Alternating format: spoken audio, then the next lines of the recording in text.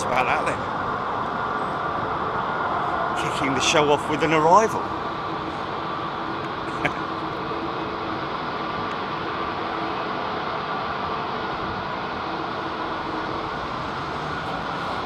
Interesting whole, not so much story, but the whole technical discussion around those new engines.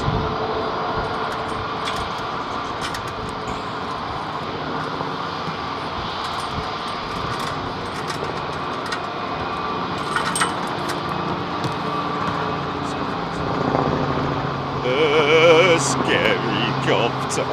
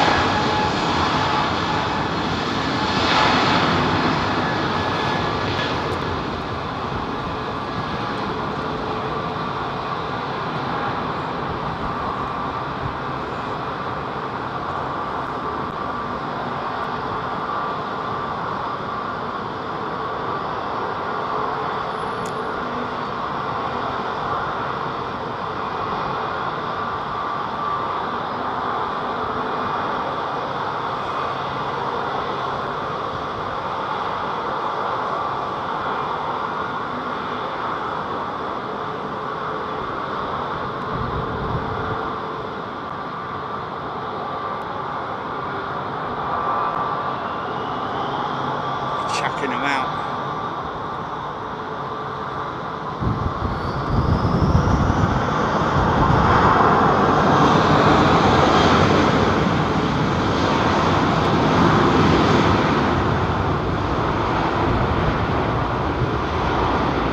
When the last planned IAE powered.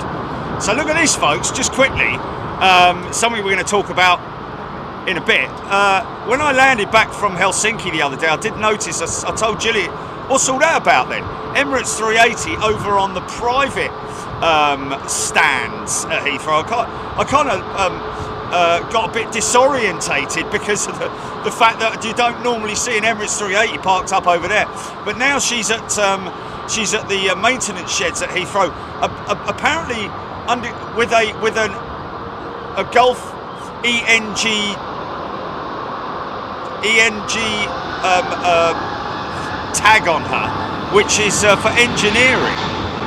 So obviously I'd imagine something based on something to do with the Rolls-Royce Trent 900 engines. Got another 777, I believe, lined up for this runway.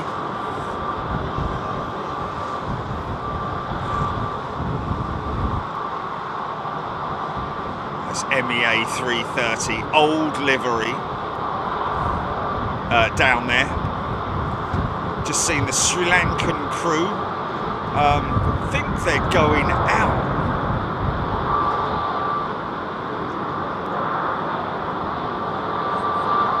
How big those engines look on the Neo is crazy, isn't it?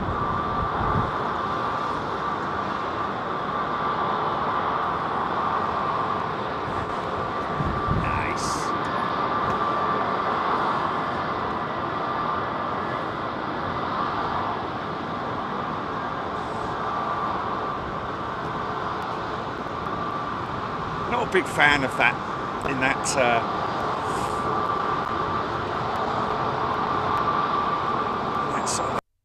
why they do it, obviously, because of the was that aircraft at one point in the new livery, or was it painted out of the workshop? It's a 767, isn't it? So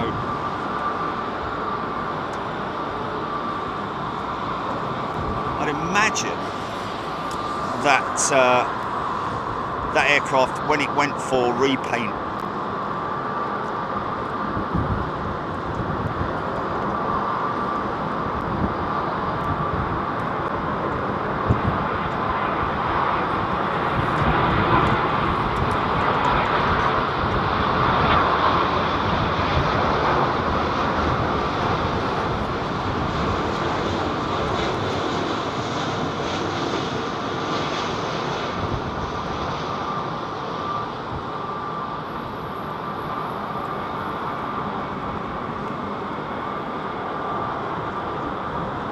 different power.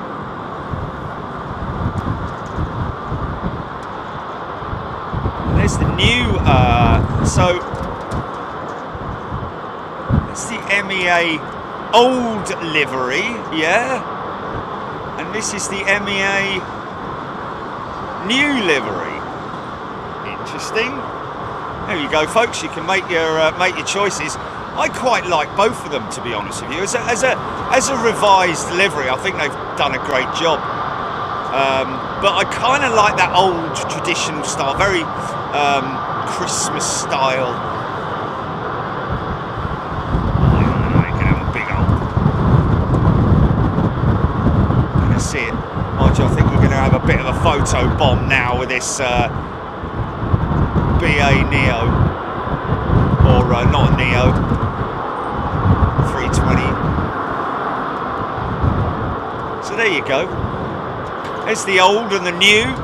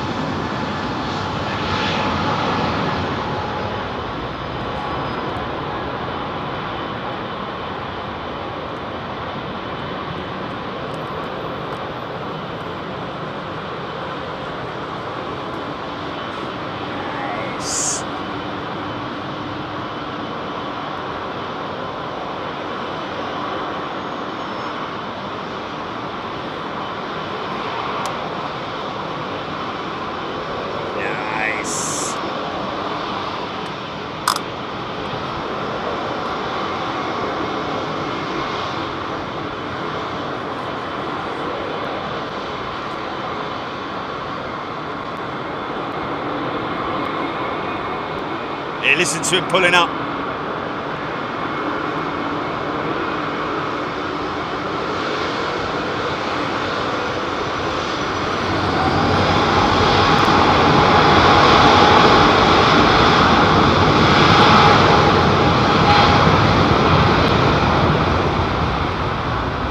It's actually the American jet, wasn't it?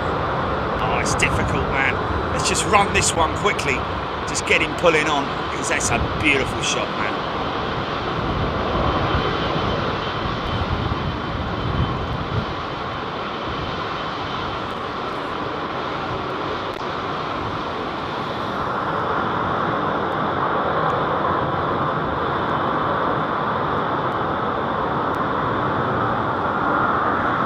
All in life, good eye. Max. Nigel Macy, Claire Bear. Oh, there we go, there we go.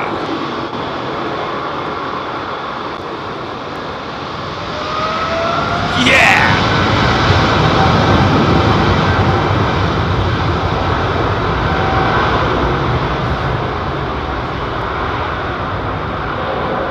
Frank from Brisbane is a new member. Welcome, Frank.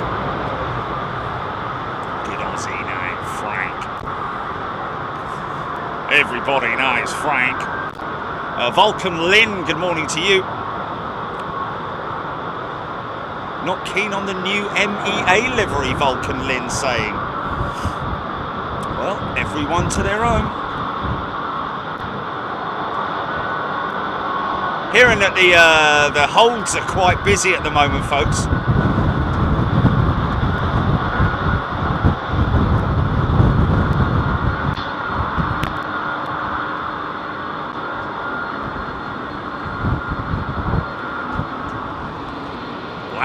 Really?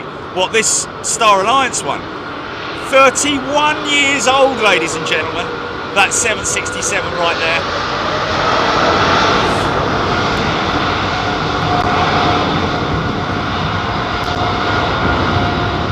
Wow, really?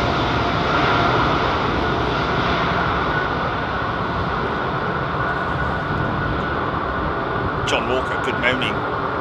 Davey, good morning to you. Peter Gourlay. When are you back in Anchorage? Leave it out.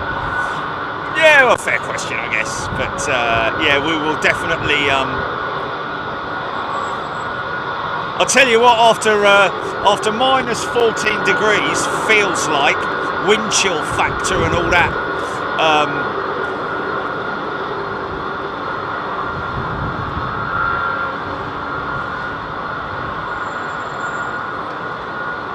I think Anchorage would be a walk in the park, wouldn't it?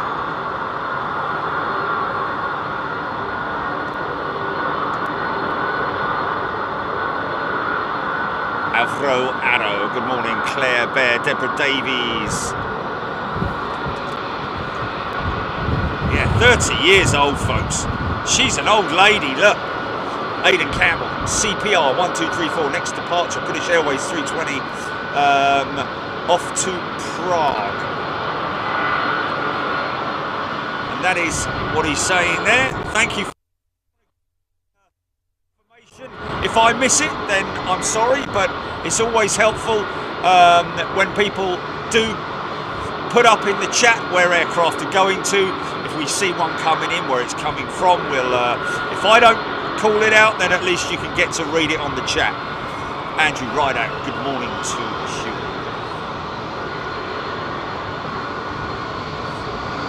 Nick Gray, Jason Pitt. Thank you, Jason.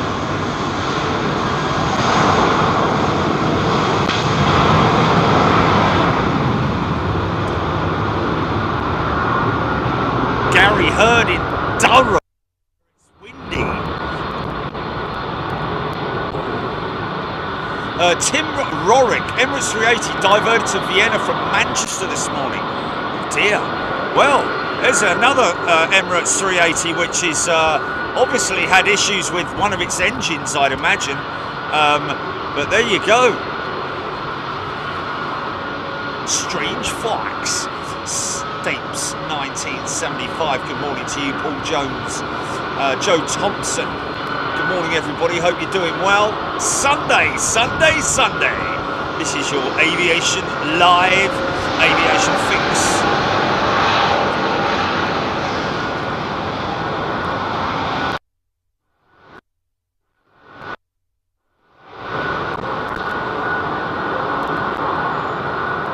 Is she going to start moving? I think she is.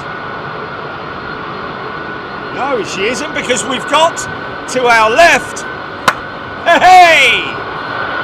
See what's coming in on the left, GP.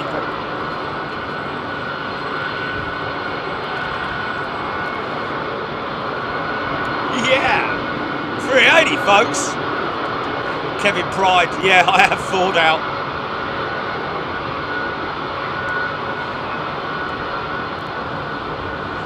Switching headset, GP, standby.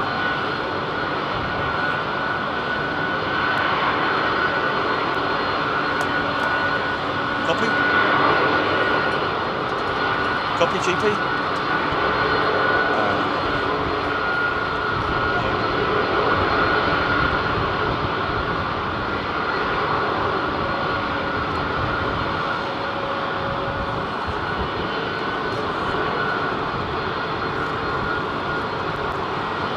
going to have to move this over here, seeing as we've got so many bleeding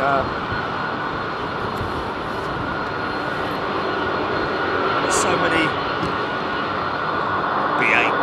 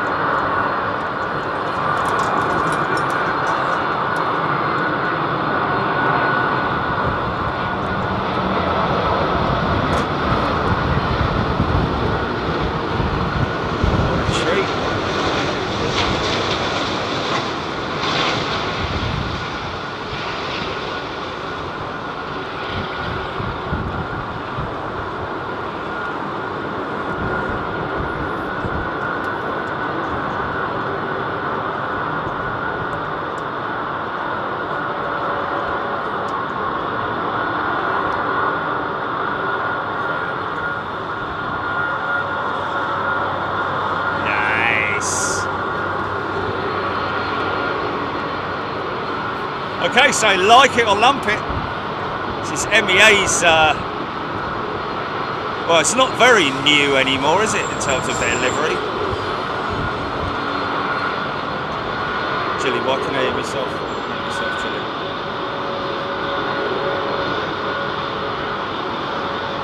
Kaiser 2000, welcome as a brand new member. Kaiser 2000, good morning. MEA 321 Neo, nice. Of course, I do have my Flight Radar 24 open, folks, but it's on the wrong airport. LHR.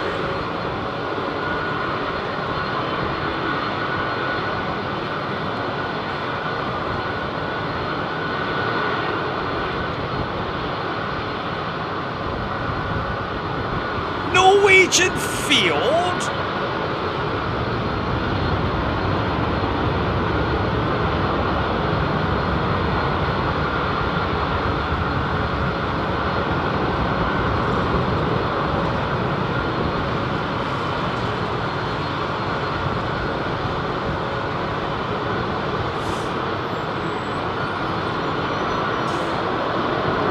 Off to Beirut.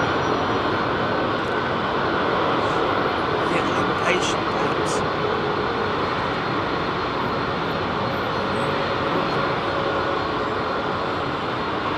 17th Mustang. Good morning, everybody. Thank you, Paul Jones.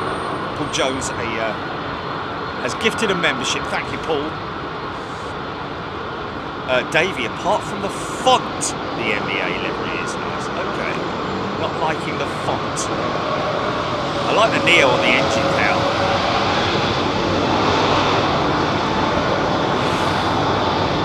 Wow. Audio continue. Okay. Peter Graham tuning in from work. Max. Off for Chusage Jackson.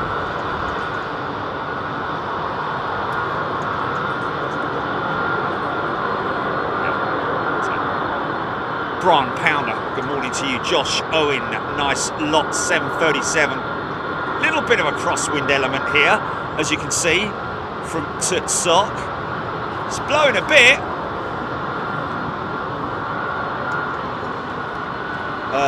Burak asking for the reg on the 380.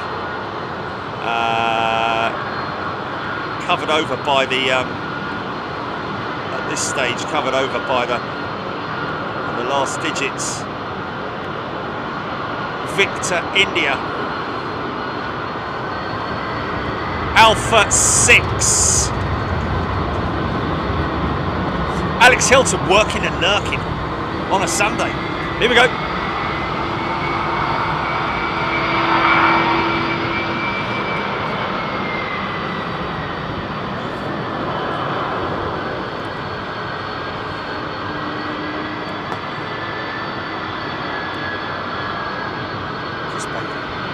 Home Airlines.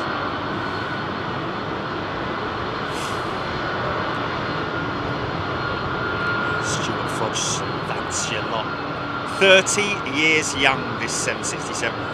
I wonder if she had, these are retrofit winglets, surely. About 30 years ago, were they?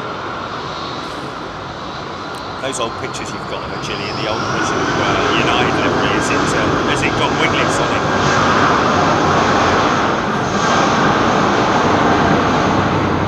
Lovely old girl, isn't she?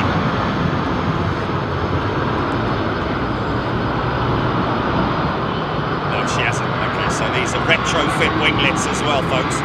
11 feet tall, these winglets. Burak, nice 767.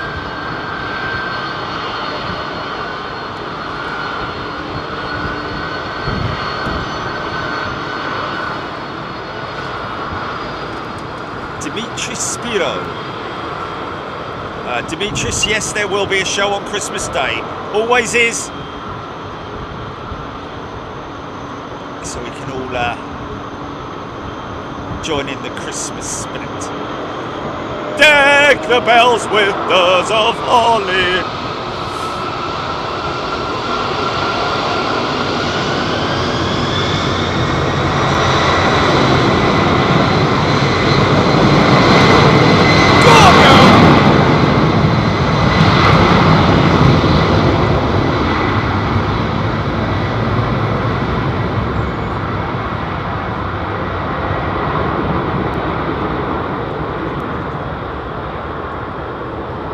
Phil T, absolutely.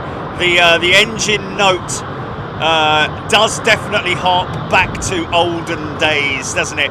707s, you know, in the low bypass era, almost, kind of. Or to be honest with you, days back in the days when almost all aircraft, you know, were either CF6 or Pratt & Whitney powered, one of the two. 747s, CF6s.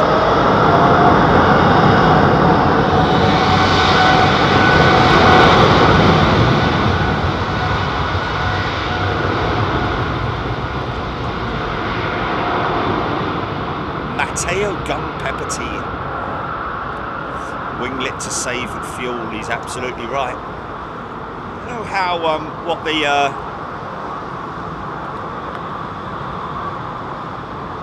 not sure what the cloud, okay, so that's quite low, that cloud then. Just seeing if we might get a bit of a blast, but beautiful big wing on the 777, man. Of course, it does have a winglet on it. A lot of people sometimes, when they look at a 777, go, well, it hasn't got a winglet. Well, it does have a winglet. It's got what's known as a raked wingtip. So instead of it flicking upwards, this is sort of like this is a blended wingtip that you got here with the Dreamliner. Sort of like between the blended and the flip-up winglet. But as you can see there, going to right up to a point. All carbon wing as well. It's a 787-10, isn't it? It's a big long thing, isn't it?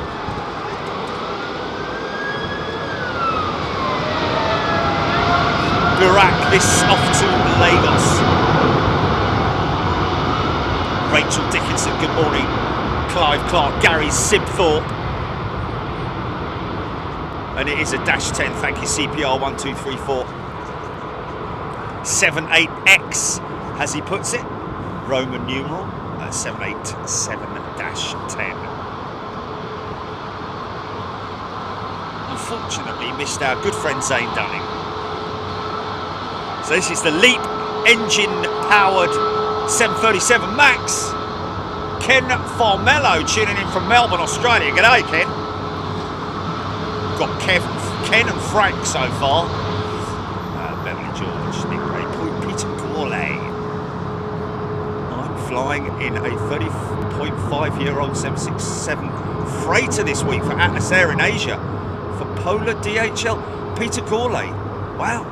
I'm flying a 30.5-year-old 767 freighter this week for Atlas Air in Asia for Polar and DHL. Peter, that's fantastic.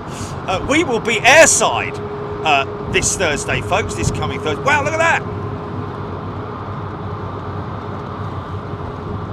That's a Pratt & Whitney powered A330 200 going out intercept.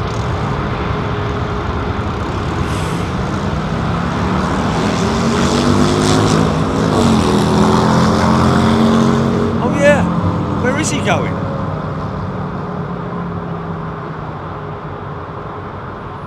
That's very interesting. That's very interesting why the Singapore Slinger is... Well, that's a... Yeah, he is turning, yeah.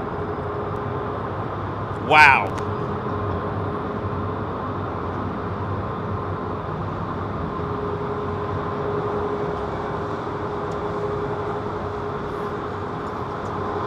Easy, son. Wow, it's going up quick. Diesel 13 Virgin 350 outbound for Atlanta, making its way out. Smallest scaffolder in Europe. Welcome back, sir. Back to Big Jet TV as a member. And he is apparently. Oh yeah, sorry, EMA, folks. Yeah, we're going to be live airside at EMA this coming Thursday evening, overseeing that very, very busy. Well, I'd say UK's busiest freight hub, wouldn't we say? I think we can quite easily say that. CPR 123 for Iberia 320 Neo also intersected the lot Boeing 737. Yes, there is the Iberia jet intersecting. Andrew Hickenbottom just watched the first 30 minutes on 2-speed to catch up. It is quite funny if you ever want to do it, folks. Oh, so now look at that. Interesting that they're putting that Emirates 380 on a remote stand again. So is that so now they've fixed it, I'd imagine. They're happy with it. Obviously, whatever engine issue it had, it's now been dealt with. Of course, Rolls-Royce engines, I'd imagine, on that jet. So, of course, British Airways obliging and helping them out here at London Heathrow with their Rolls-Royce engineers. Maybe Emirates have got their own Rolls-Royce technique. Easy, son, blooming heck. Oh, mate, that was a bit of a dodgy landing there. Wow. Let's make sure that doesn't go up again. That was insane, man.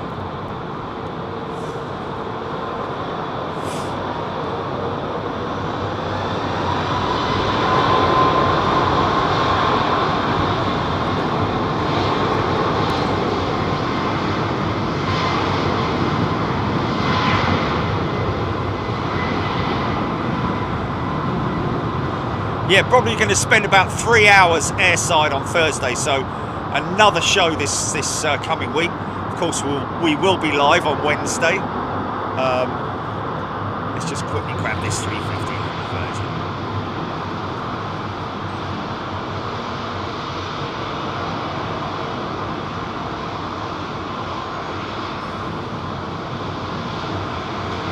Jeffrey Phillips, that Emirates 380 has been tech all week. Yeah, it's crazy, isn't it? It was parked on the private stands at the private terminal, or over at Terminal 4's remote stands.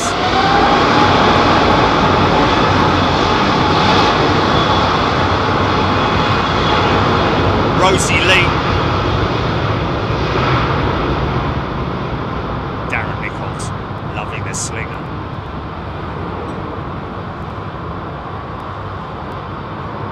Derek Cohen, good morning to you. Peter Gourlay, is that the Atlanta flight? I'm not sure, unless there's another one coming out. Thank you, everybody. Great to have you on board.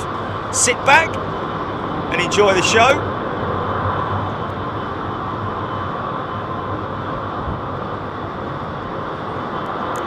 Yeah, that is the Atlanta-bound flight.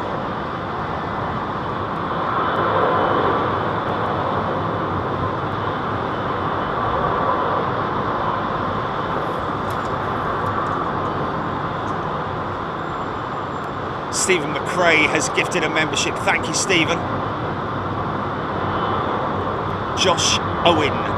Drew. Good morning, everybody. Hope you're well. Dwarfing that little 319 or 320.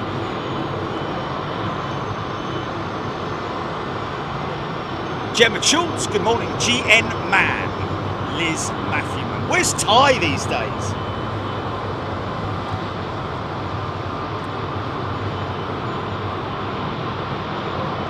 Jane Urquhart, good morning to you. Sue Cowder. Mike, do all Virgin planes now run off this alternative fuel now after that successful fuel? Mike, no.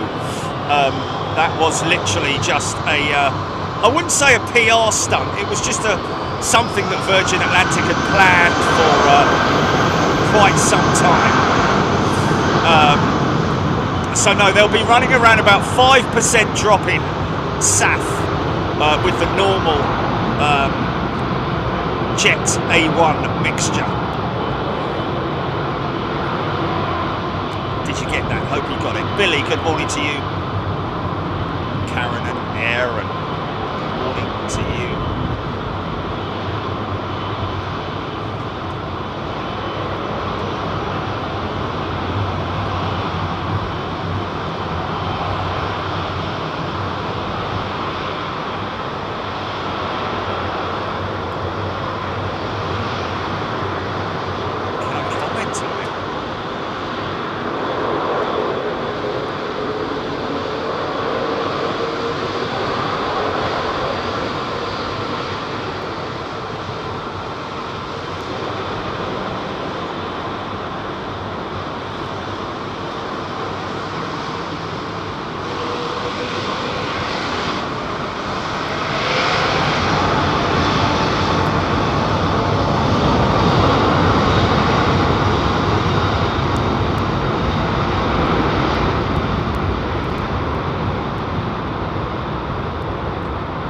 Mark Shelser, welcome back, Mark.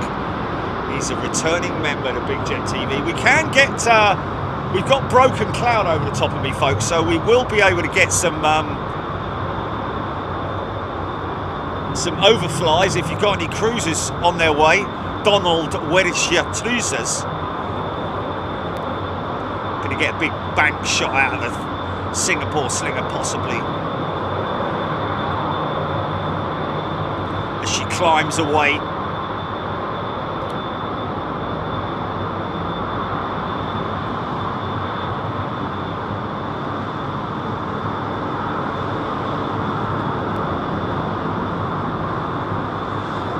Slow, lumbering departure. I say slow, it's the same speed as any other aircraft.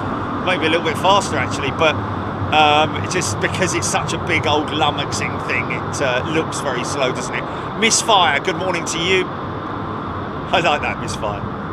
Dying. Phil T, yeah, it is the inertia, the initial inertia to get that thing moving is like, you know.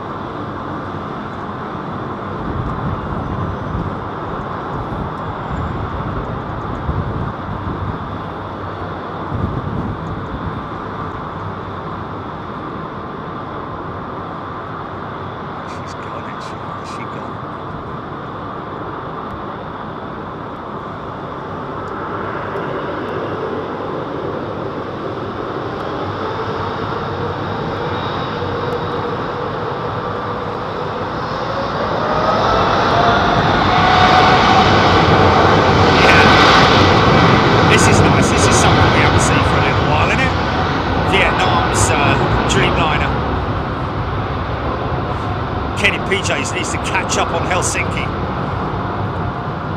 Flipping heck, I tell you, that day one, that free view that we did, I just had my spectacles on. It's like literally someone standing in front of you with a hose with ice literally in your face. Incredible. Wind chill factor was -14.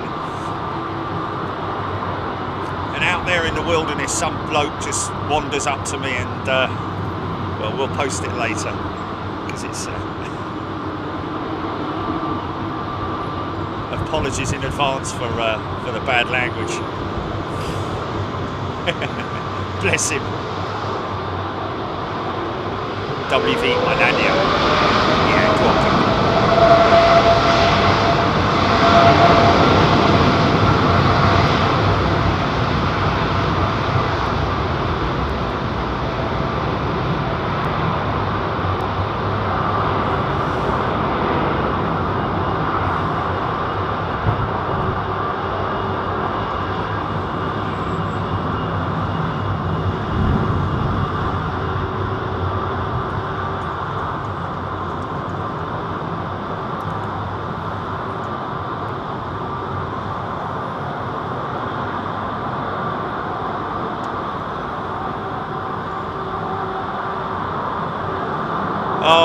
Miss Graham's salmons arriving at 7 o'clock this morning. Who else did we get?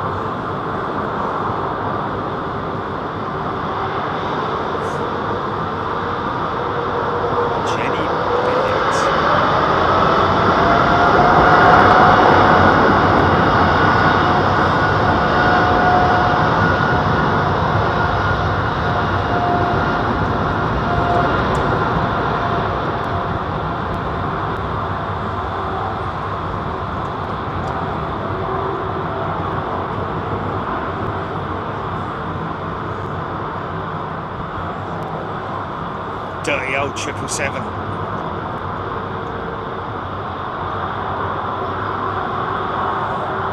I was when I was sitting on that Finnair 320, and I believe, what was it, 20 years old, Chile, that 320 that I flew on? 21 years old. One thing I did notice, which was quite interesting, was the window inserts. Okay. The window inserts were stained orange. So that shows that the interior, the cabin interior, it is able to sort of like slightly leak through past the outside panels, if you see what I mean, the glass, I don't think it is glass. It's actually a very strong perspex material, is it? But anyway, very interesting. So that's basically the only way that it showed its age was but by the window inserts. Diesel 13 Virgin 330 making its way out from Tampa. Is that the Virgin 330 there? Sorry, I'm miles behind on comments. No, I'm not. 757 Richmond Stables. Okay, where is it? How far out is it? Okay. Oh well, we'll catch that going out then.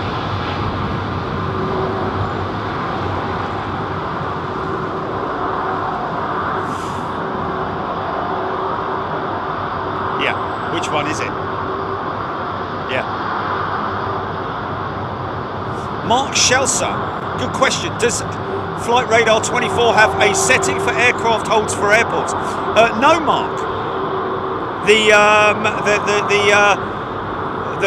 Whenever you select an airport, you will see the aircraft that are in the holds. Quite simply. Bird of prey. So.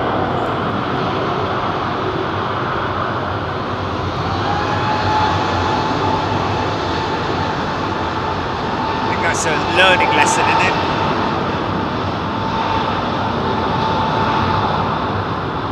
Meredith Jane has gifted 5 memberships. Thank you, Meredith. Very kind of you. Look at that. Interesting to see that Dreamliner over there, that Trent 1000. Looks to me like that's the whole engine that's been stripped out there. Certainly the, you know, when they strip the entire engine assembly out, they can leave it with the aft cowl section attached like that. But very interesting, isn't it, that that whole engine is off and obviously has some issues.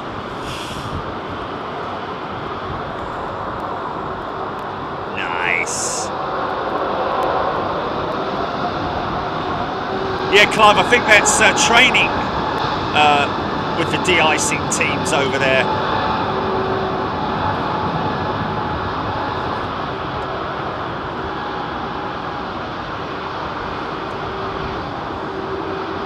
Oh, chemical tanker driver. Yes, I did film the de-icing on my aircraft. Still got to put that up, haven't I? In fact, ironically enough. Oh! Another one pitched over to the left, man.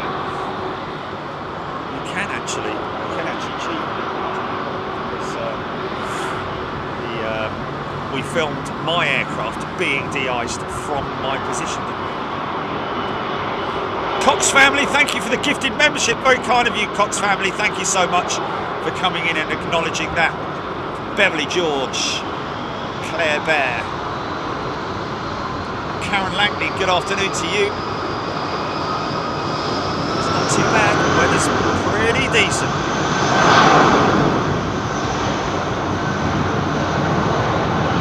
CPR 1234 giving the departure information. Thank you, CPR.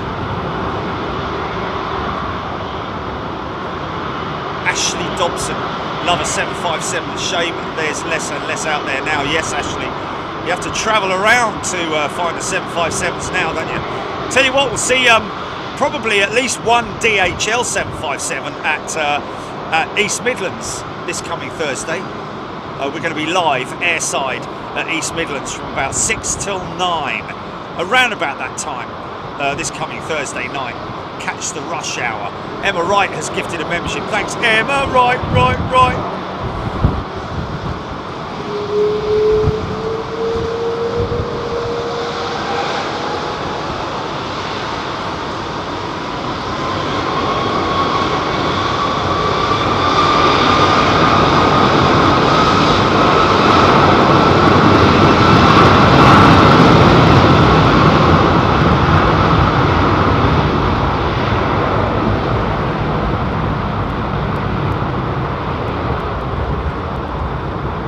Talked about it before, folks, but it's crazy because, you know, you're flying an old, well, not so much old, but a CEO variant of this A330, and then once you are in the air, you will be surprised how smooth it is in comparison to the Neo. In terms of its flight characteristics, it's exactly the same, just a different engine. You might just notice the different engine tone.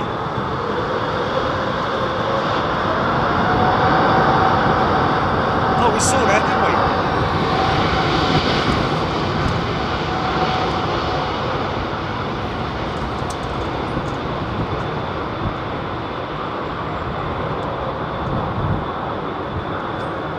Finnair, of course, operate both the 350 and the 320 and 321 into Heathrow.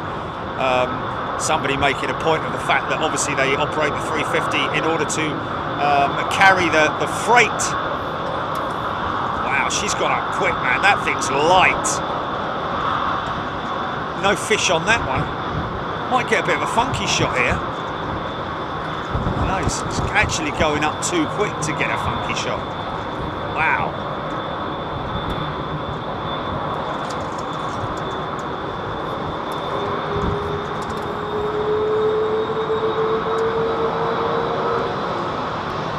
Landing in the dark if I've got my sums right, Chilly. It's 1:28 now. Yeah, that Finnair 350 is going to be landing in the dark in Helsinki, believe it or not.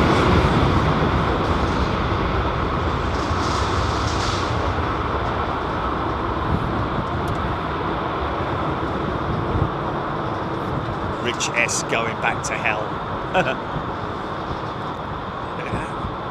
It's not a maintenance bound jet, is it?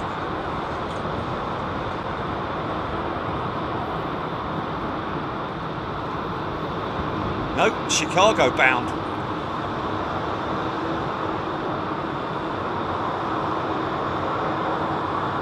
India Hotel. Not sure which one it was. Nick Gray. Jonathan Beale. I love the Moomins.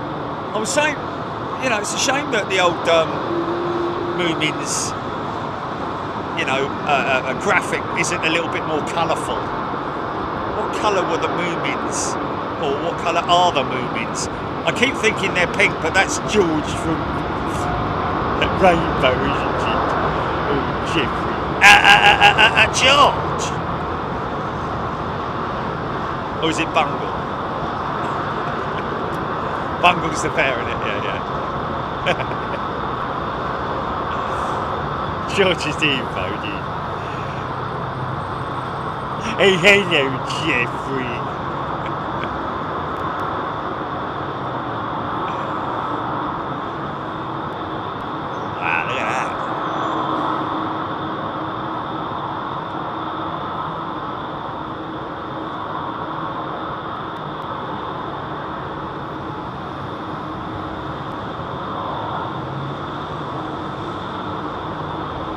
Bandit.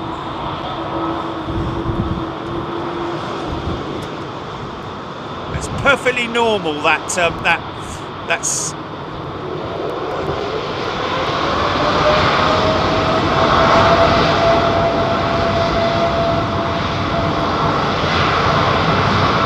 Andrew Todd.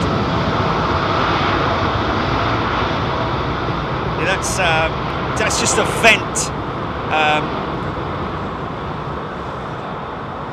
Extracting, it's a mast basically on the bottom of the engine, on the underside of the engine, which is, they have them on all engines, but it's just very sort of like noticeable on the Dreamliner and on the 350 as well, a Rolls-Royce thing. Yeah, very interesting to see that the, you know, that could be, there's a number of different fluids that are extracted, not extracted, but vented through that mast at the bottom of the engine. Phil T, LOX vent. Okay.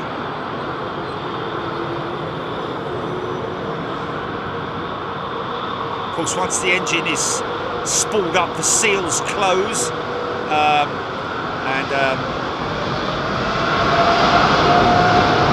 Split Scimitar. Good morning.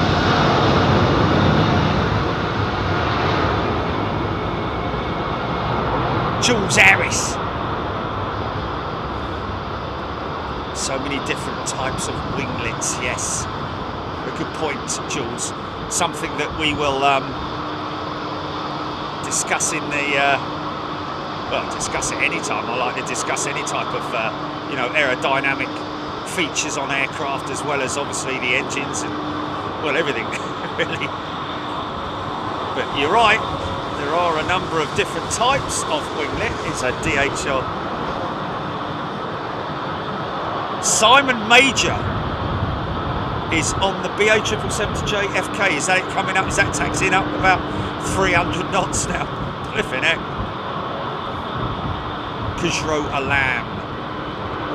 Rolls-Royce engines have the breather mast for bearing air and oil. This is different from the engine drain mast, which is different fluid leaks and identification. Ah, interesting.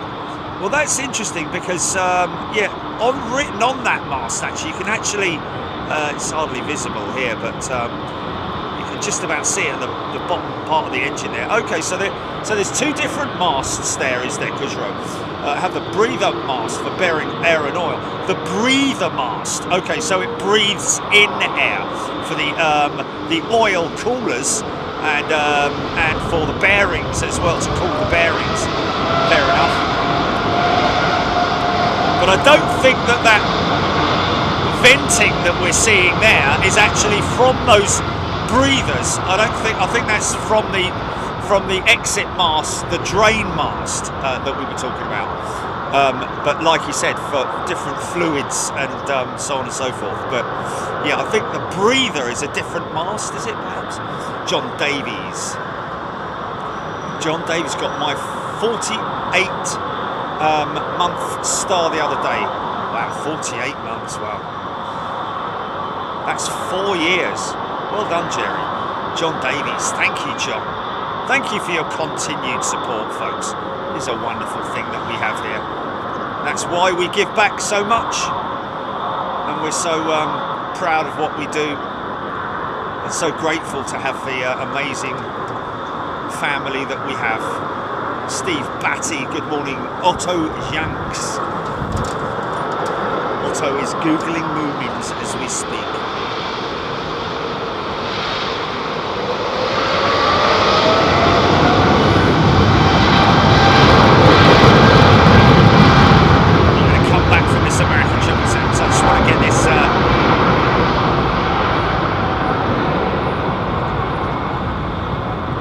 This Cathay 777 pulling on one world jet, I think.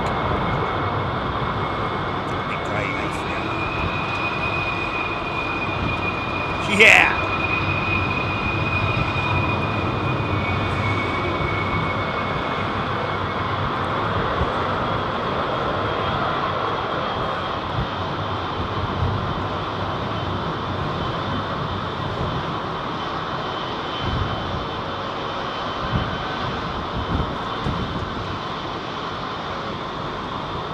David Kavanagh, you couldn't have said it better. Nobody knows everything.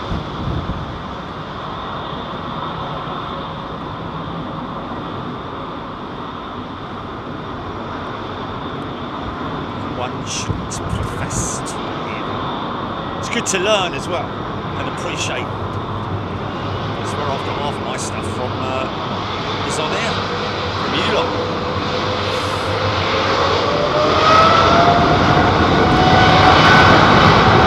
Ben Thompson.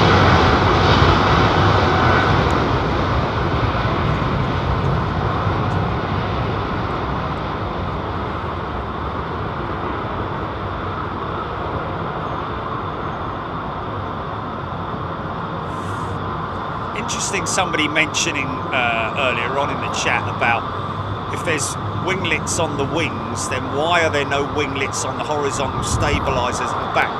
Fair comment that, but I think the reason why is because you have a stabiliser, the vertical stabiliser, which is like, it's the rudder obviously, but you know, that vertical fixed stabiliser acts as the,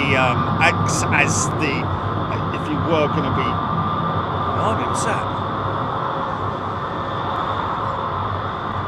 Wow. Testing an engine over there, man.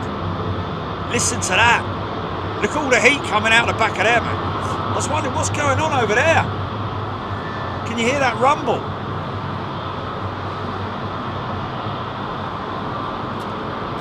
Robin Rumbelow. Wow.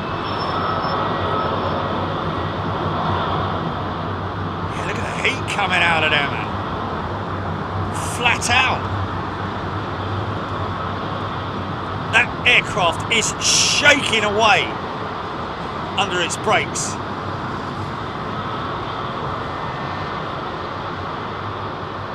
Chemical tanker driver, drain masts, excess oil that has gone past the seals. There we are, yes.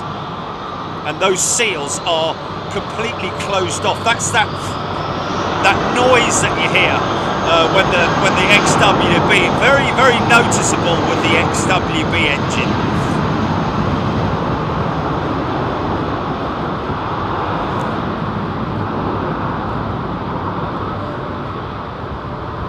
Thank you, chemical tanker driver. He obviously drives a chemical tanker.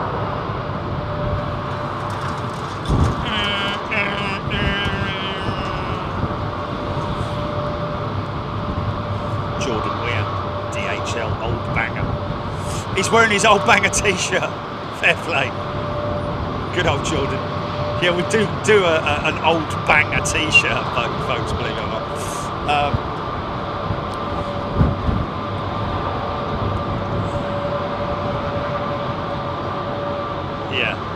Yeah.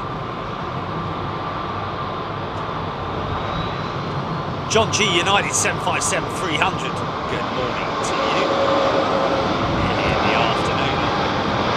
Big Daz.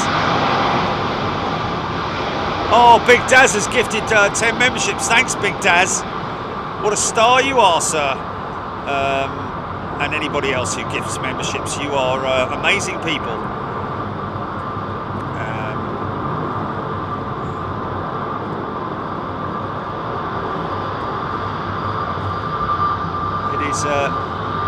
Even when I take like 1 week away where I'm off overseas in the middle of the week, I feel like I've been gone for ages. Gee, it's great to be back home.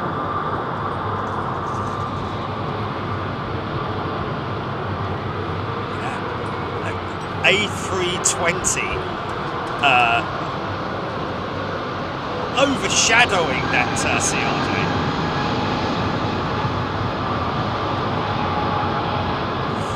Smallest scaffolder, did somebody say about that the Thai Airways 777 is on its way to the runway? Okay, I think she's still at gate, but we'll keep an eye on it. Thank you. Thank you, 1, 2, 3, 4, early birdie.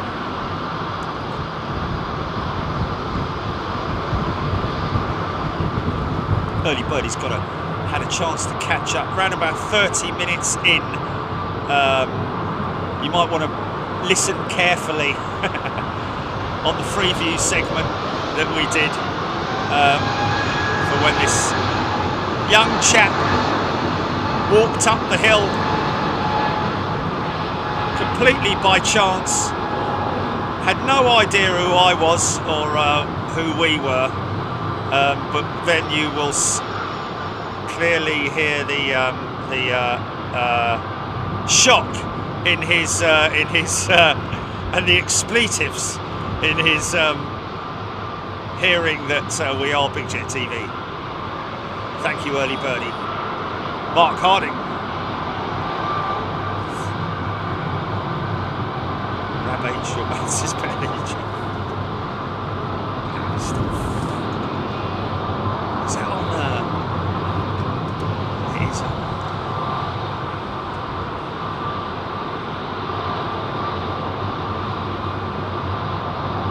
BA. Oh, I don't know, it's the first I've heard of it.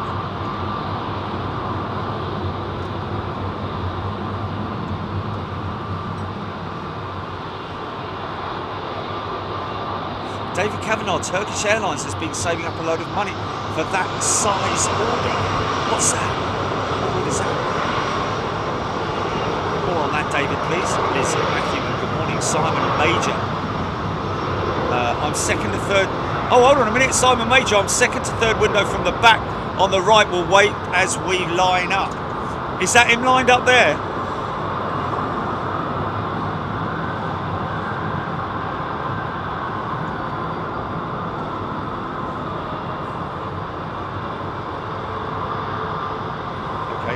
I've got him. And it's Simon Major, isn't it? Okay, we got a member on this aeroplane here, folks, a Platinum Star member. And his name is Simon Major, second to third window from the back. Okay, on the right, so he's going to wave. Oh. You want to do more than that, Simon? Put your phone up against, I nearly said the fence there. Looks quite smart, that Brussels Airlines, doesn't it? Have they changed the colours? Because that looks a little bit more colourful than previous new liveried Brussels jets.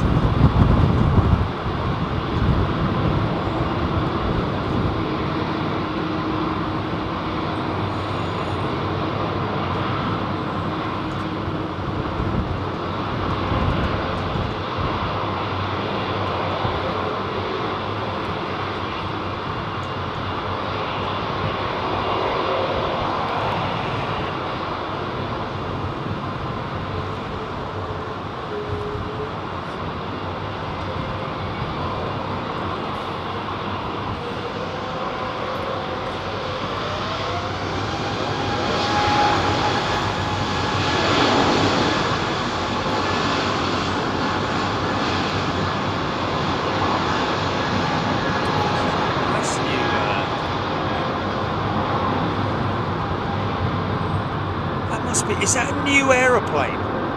Okay, here's our man here, Simon Major, ladies and gentlemen. Get ready to look. I'm going to rely on you because I've only got a little tiny monitor.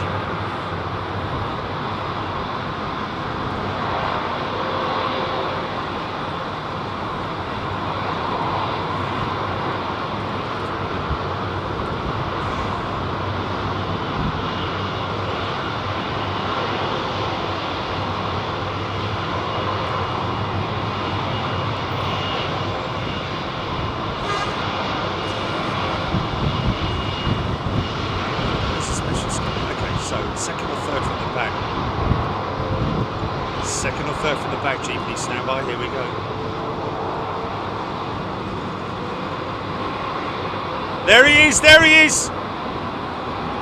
Wasn't that more than third in? That's about fifth in, wasn't it? Is that third in, fourth in? No, hold on a minute. Second from the back, Yes, we got you, mate. Simon Major, ladies and gentlemen. How about that? Giving the royal wave. How lovely. Thank you very much indeed. Kathy Williams, EK1 just passing on my home in Greenwich. Mitesh Palmer, Beverly George, CPR 1234, Andrew Hickinbottom. Yeah, Simon Major. Now look here. Fire it up. It's got GEs.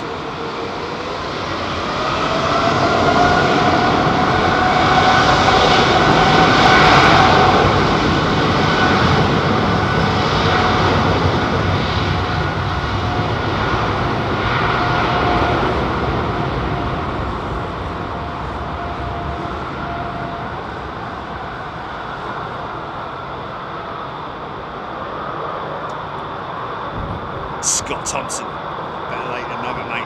Good morning, everybody. Hope you're well. 4,700 people tuned in. Well, that's on my phone anyway. 4,700 amazing aviation fans from around the world. I hope you're doing well.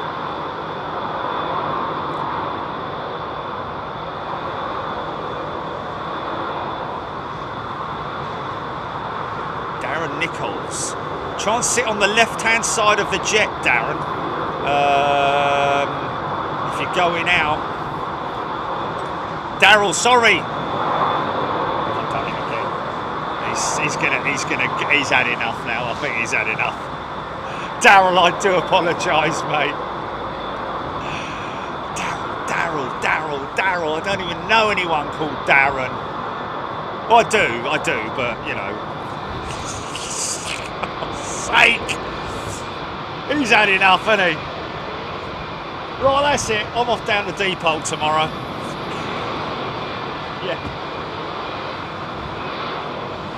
Yeah, but Digital Dave runs off your tongue a lot easier, doesn't it? But Digital David is like, you know, but he doesn't like being called Dave, yeah.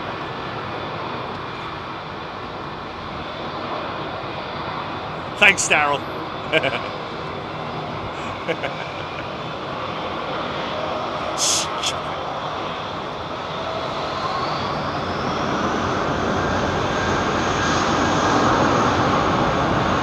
139787 headed for Denver.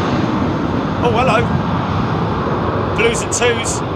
We've got blues and twos.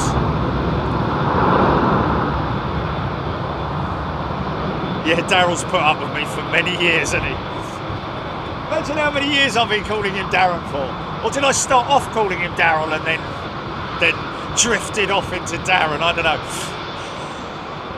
I do have a mate I play golf with who's called Darren, but you know, that's no excuses anyway.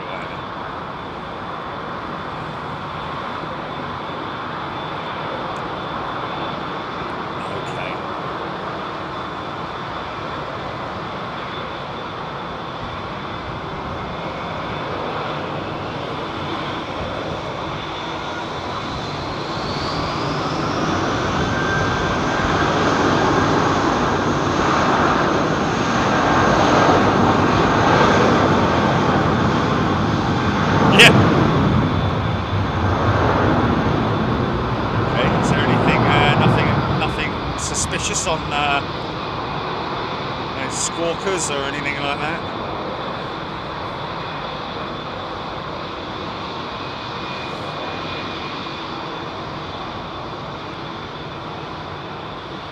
Colin Dussin, good afternoon to you. Hayabusa Nata. It could be something as simple as a you know, just whoa.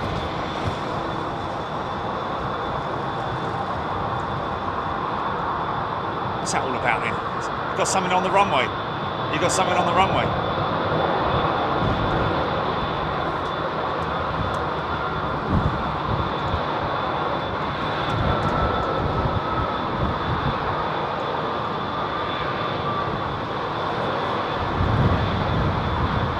That might come past you, Jilly. He's levelled out quite low actually. I think that's banking coming towards you, mate.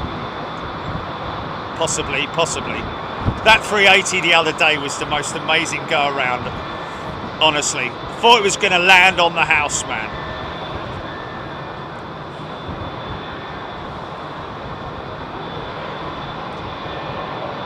I'd say so. It's in the clouds. It's in the clouds. Yeah. That's all right. You'll hear it. You'll hear it. Yeah.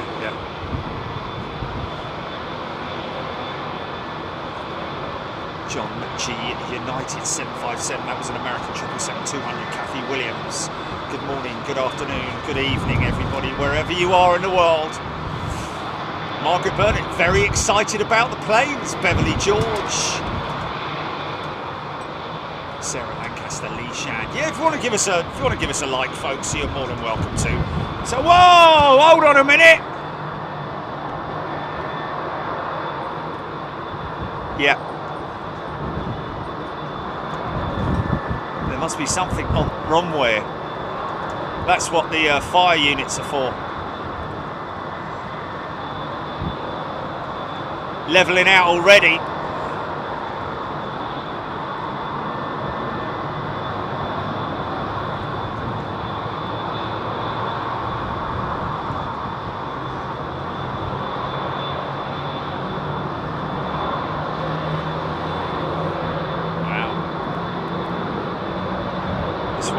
Follow a slightly different path, but then again it is turning early. No, she's turning early, mate. Yeah.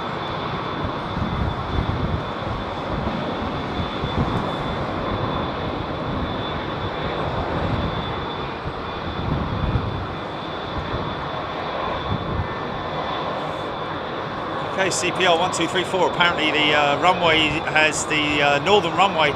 Well, the southern runway has been closed for arrivals temporarily.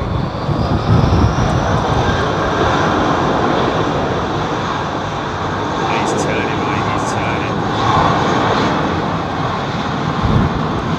Yeah! Wow! Here we go then. Ben Thompson likes watching a fly past. Jimmy G61, safety first. Andrew Hickinbottom, so called E. Murtagh.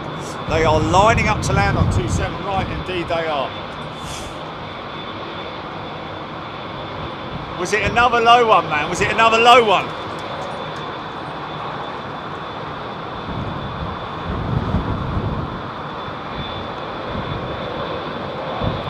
Wow.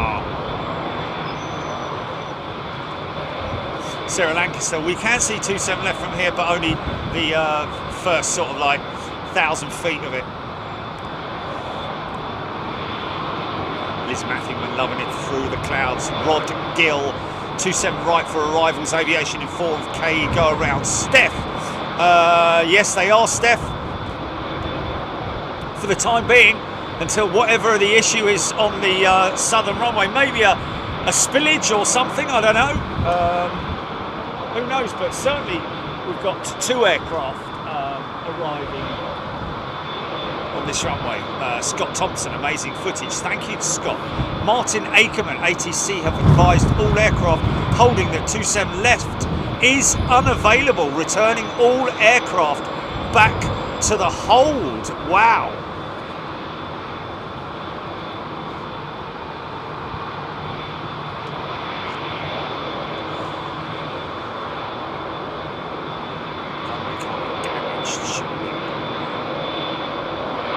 I did see smoke in the background somewhere.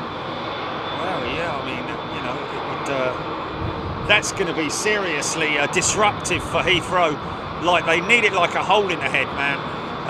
These guys at ATC, of course, now will be scrambling to reorganise all the aircraft that are in the holding patterns for 27 left arrivals. It's not a major thing in terms of, like, you know, changing it, but it's just about capacity more than anything else. You know, if a pilot is told, right, you're going to be landing on 27 right instead of 27 left, that's not a big problem. But it's when you've got a huge number of aircraft that are, as you can see,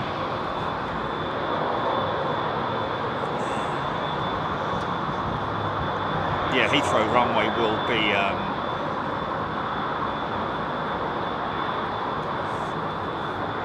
yeah, there's another one.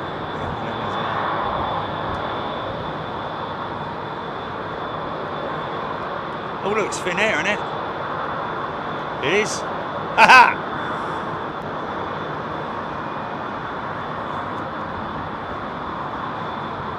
Oh, it's from Charles de Gaulle with with BA. Ooh, easy, son, easy. Okay, southern runway's back open again, folks. So it looks like that Emirates.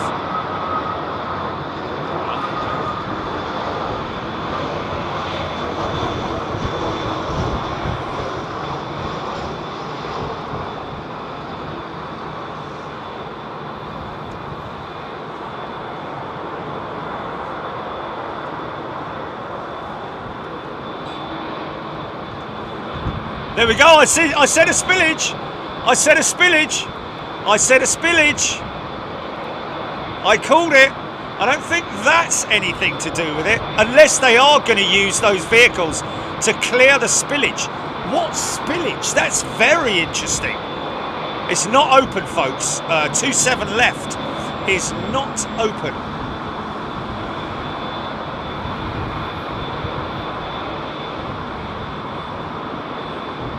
Split scimitar, fan man.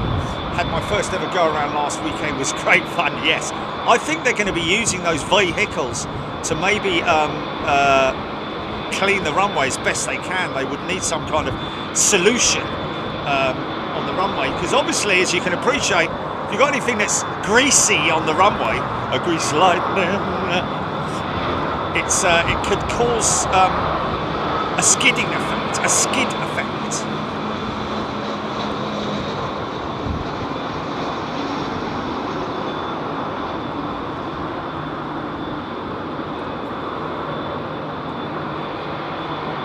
So now it's going to get very busy at the departure point, as you can see already. Number of aeroplanes as more make their way up to join.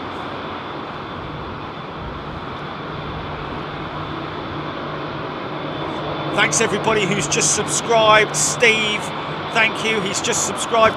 Hit the subscribe button if you want to, folks. It's absolutely up to you. Don't feel in any way obliged, but it is just a way of making sure that you don't miss any future shows. We do have an app which a lot of people rely on, but it's always good to have double notifications. We also have a Twitter account which people also get our show notifications from. I'm starting to upload it onto LinkedIn now as well, and oh yeah, it is open. Look, we've got dual arrivals, mate. We've got dual arrivals. In fact, that one that's on the right there has just switched. Look at the lineup of that. Look at the line of that, the approach line, because that one that's in the background there was actually.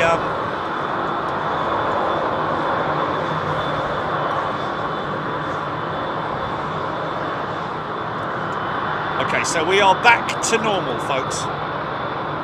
HGC. Yeah, Big Jet TV. Yes, you're right. I should do that, shouldn't I? Yeah.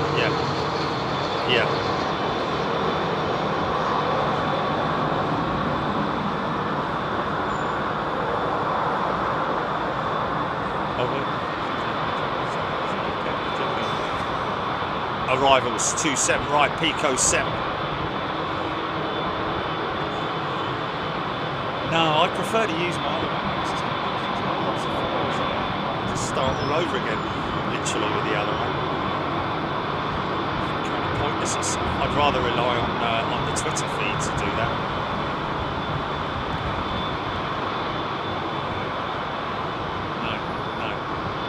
Anthony Allen is a returning member. He's got a red star. Anthony, a very warm welcome to you. Welcome back, should I say. Thank you for your support, Anthony. Ian Austin, Rich S.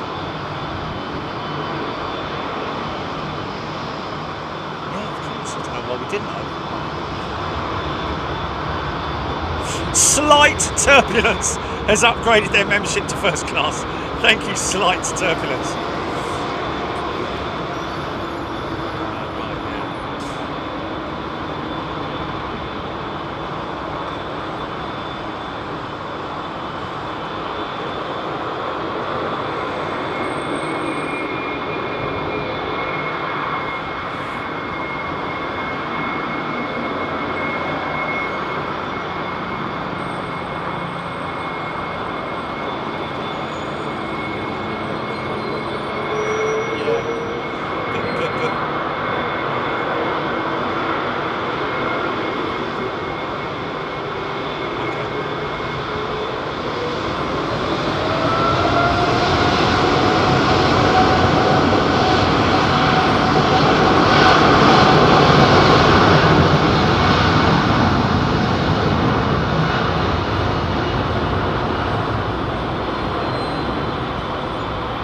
Full length.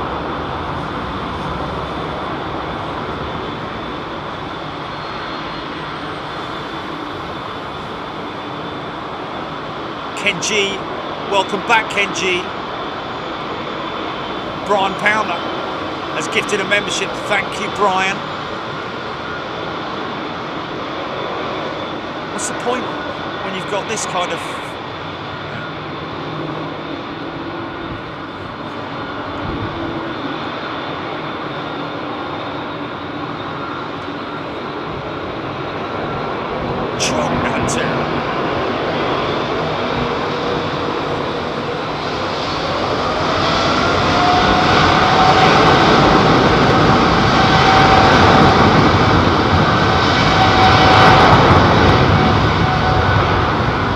Toyota Tim, was that smoke coming out the side of the Virgin engines?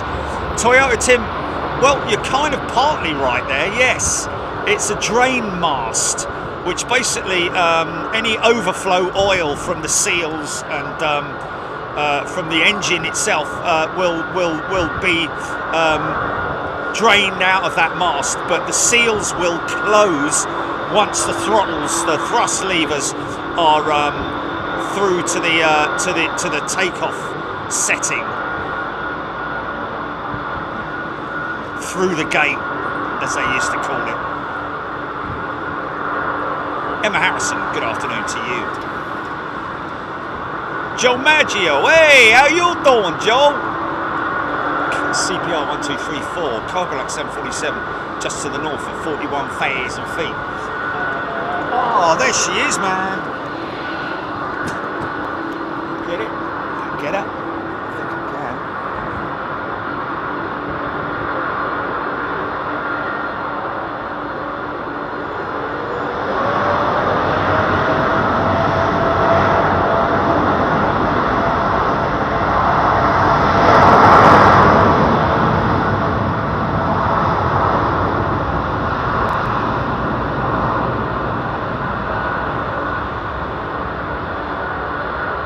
Four engines singing beautifully, man.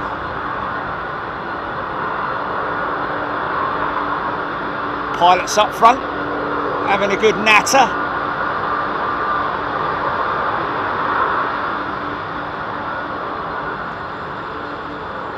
Yeah, beautiful, man.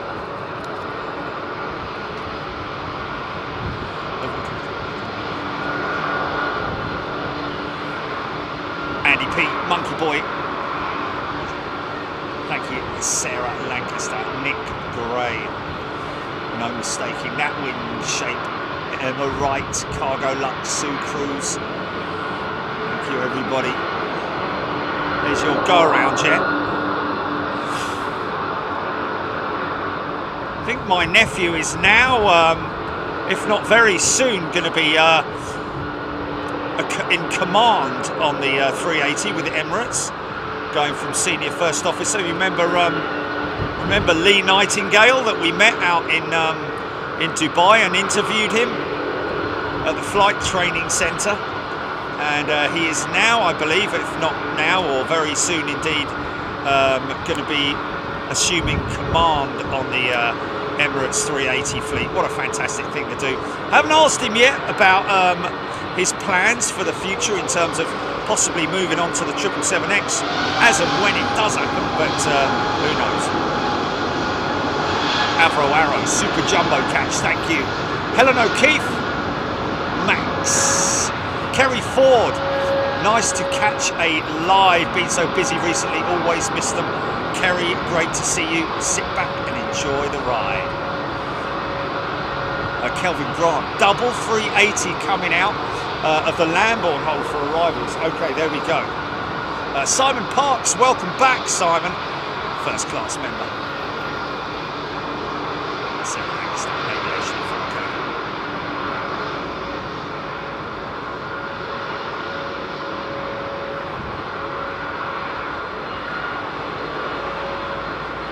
hear the singing of those engines on that 767, and hear the humming of those Trent 8s. You can hear the hum at idle. Tom 81. Two A380s now on their way in, Etihad and Qatar. Tom's just flown straight over. Tom.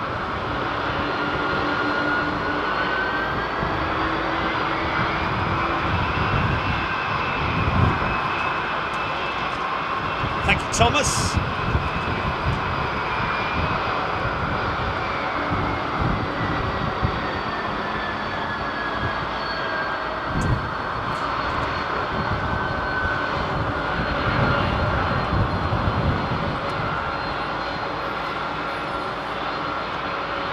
Pilot's going, come on mate, hurry up, I'm rolling on here, I don't want to put my brakes on.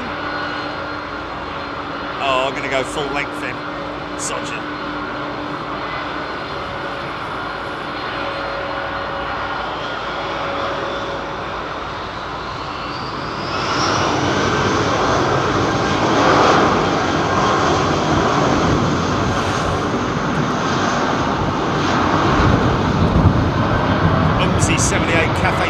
Due in at 14:55. Yeah, you want a 5-minute delay on that, don't you? Literally. Yeah, go on the 76. Oh, she will, mate. Based on the current delays, I'd imagine she's going to be a problem. She's going to be delays. Pids 1994 shifts left until Christmas. Jan Kachko has gifted a membership. Thank you, Jan. Go on, girl!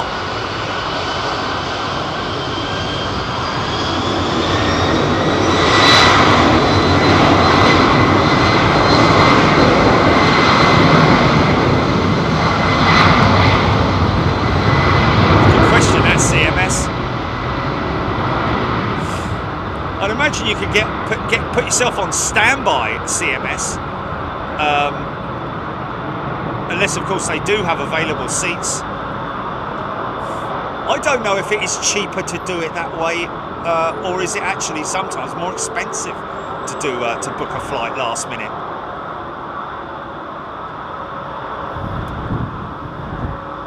Sony Nut, is that Sony Nut asking for the Virgin departure? Which one have I missed? One Sony Nut.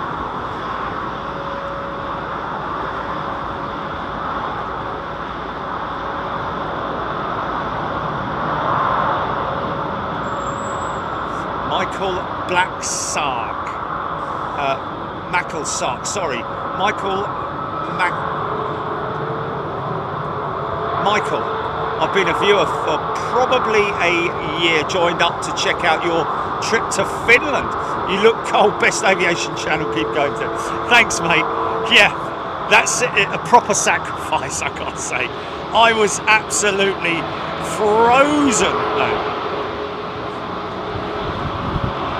Is it an L or that's an L? Is it? Oh, Michael McIsaac, I think it is. Sorry, Michael. Thank you.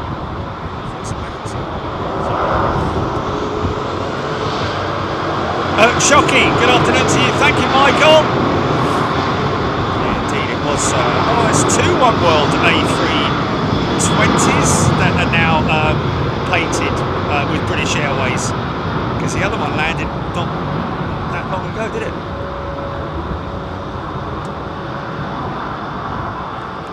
Told me wider than a smile.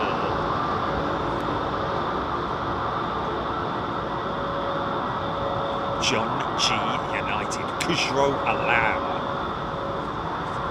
Kujro remembers the Facebook days. It was good, and then it all got messed up before Facebook became Fakebook, as I now call it. See right through those edges there, look at that. Go on the Trents!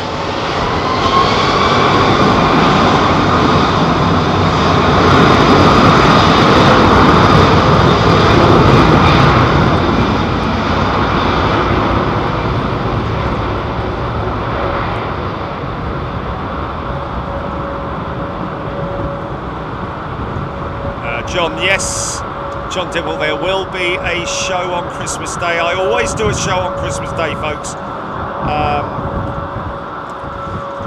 You know, because there's a lot of people out there who are on their own. And sort of like, I don't know what day Christmas Day falls on this year. Oh, it's on a Monday, is it? Right, okay. And the people skilling. Grab H. Transport in Kent. Nick Gray. When I was at Seattle last time, there was a 777, a Qatar 777 that was. Oh, what was it? Livery. Oh no, it's just Egypt Air, is it?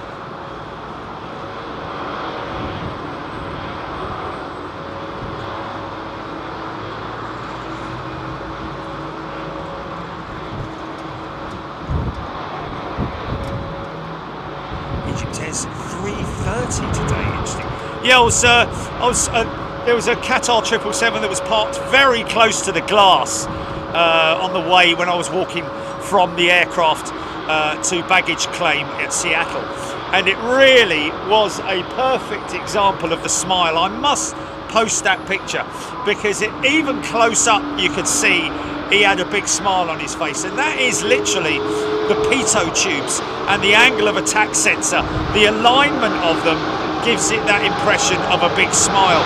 Can't really see it. There you go, look, you did a big smile on his face. Very happy.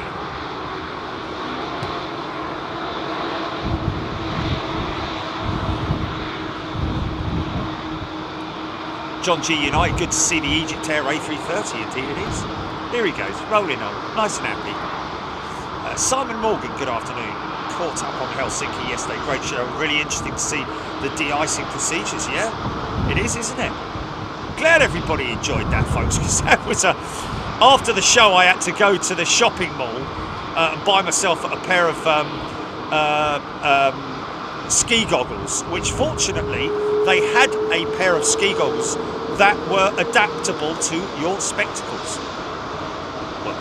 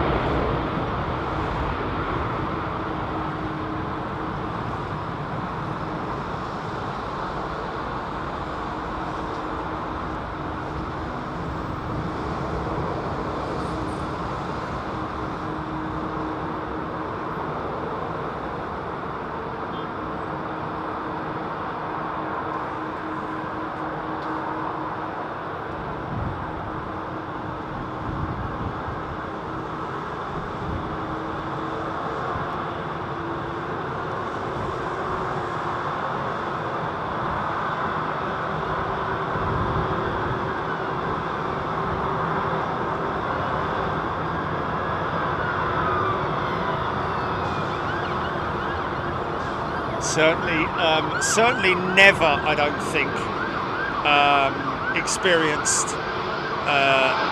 the cold like it. Believe it or not, even in Anchorage, folks. I think it's purely down to the just down to the wind chill anyway.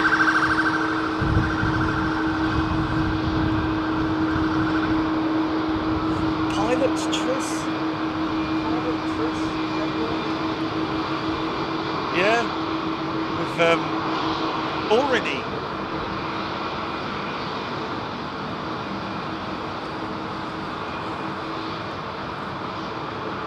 Dimitri Spirou, back-to-back 380 landings. Qatar, I see.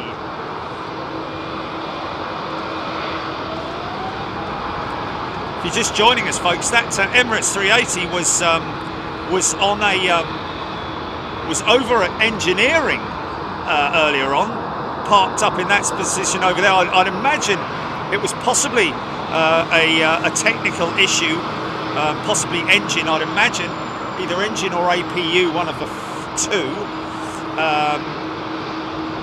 Well, one would imagine it being that.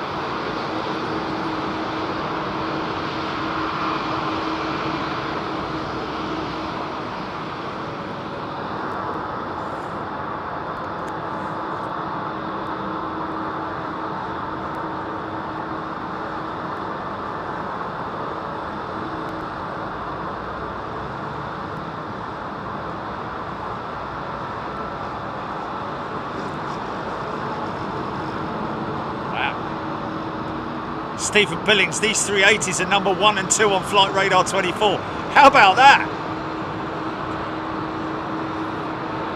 Isn't that crazy?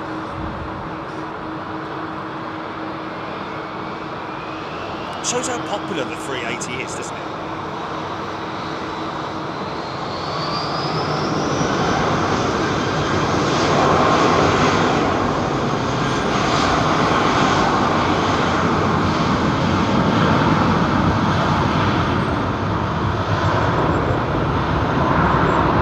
Skilling, yeah. The Emirates 380, that aircraft has actually been out of service best part of a week now, I believe. That was sitting over at Terminal 4 remote stands when I returned from Helsinki, and when I walked out here this morning, and it was sitting over there at the engineering sheds. So not sure what that's related to, and apparently we do hear that one has also diverted to Vienna, is it? From Manchester. Darren Nichols, Qatar 380. I see I'll be flying on one coming back from Dubai and Doha on the 28th. Robert Fleming, that EK380 has been in Heathrow a few days. I think had an engine issue a few days ago. There we go. Kind of confirming what we were talking about. Graham Blacknell. It is a comfortable plane to fly on, isn't it? The 380.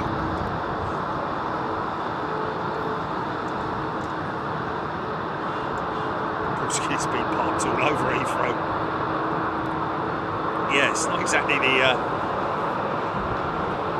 easiest thing to assign a position, is it? Is it?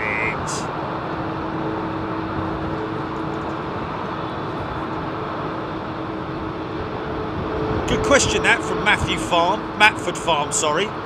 How do you see the rating on Flight Radar 24 in terms of, like, what is the most tracked aircraft? Jilly, maybe you can update on that one, please.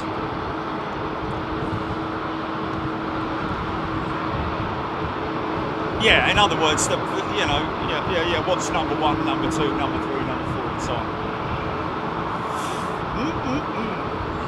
Here comes the little Joey. It's one for all our Aussie fans out there. This crazy plane spotter seems to think that they can just walk through the airport. But our security teams have another thing to say. What are you doing in Australia, mate? Planes. Come to film the plane. What are you talking about? Just, you know, love your beautiful country. We have so many amazing members from Australia, and we've been planning to come here and play. Where else are you going? Nowhere. Maybe Starbucks, McDonald's, I don't know. You know, what, you're not going to go and look at anything else while you're out here? No, not really. Crikey, you big gala.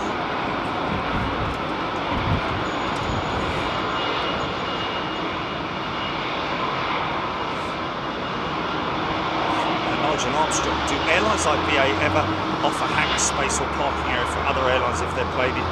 Well, Nigel, that's a pure example of what we had with the Emirates 380. I'd imagine that, you know, that they maybe British Airways offered that space up to them, or they maybe leased a spot, I don't know, for the Rolls-Royce engineers and technicians to come and have a look at it.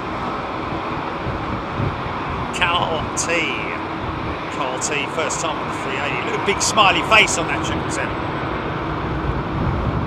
Mad Margaret, I'll be on that flight direct to Perth next week. Wow.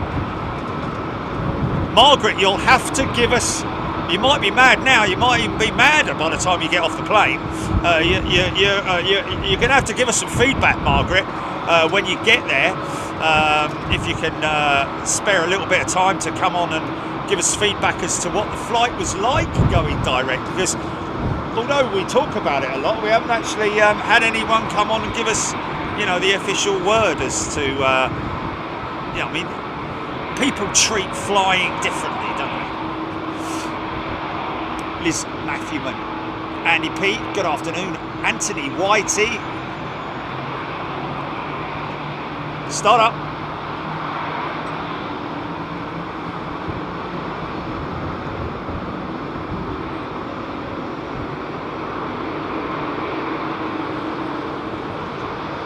Stephen Smith has upgraded to first class. Thank you, Stephen.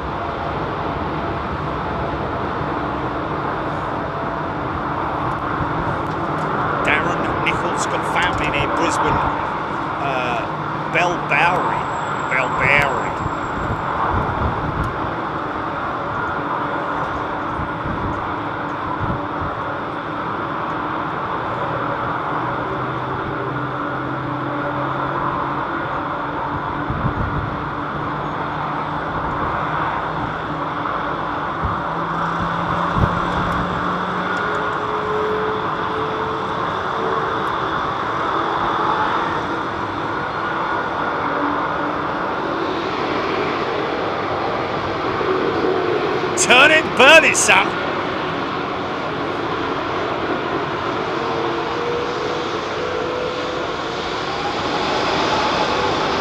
Tina Benfield, good afternoon.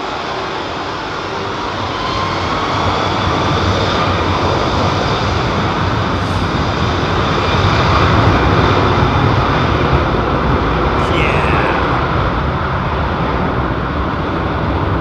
Jill Blakeney, good question. You mentioned the smiley face. What do the tubes do? Well, Jill, they are pitot tubes, which have a number of different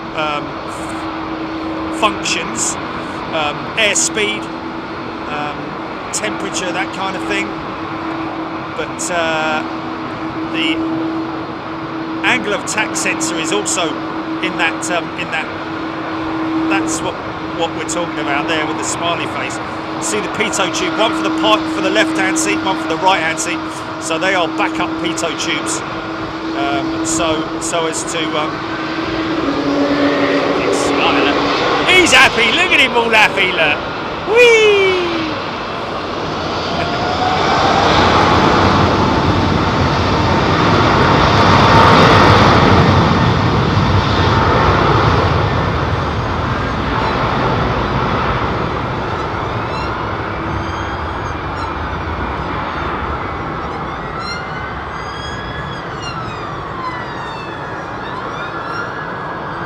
Yes, I am. At some point. Yeah, I'm very rapidly running out of pages in my passport.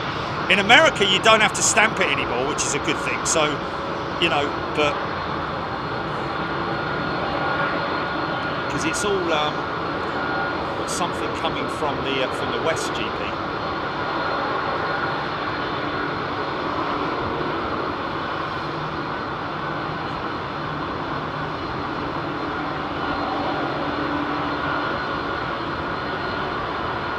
Dion the Avgeek, good afternoon to you.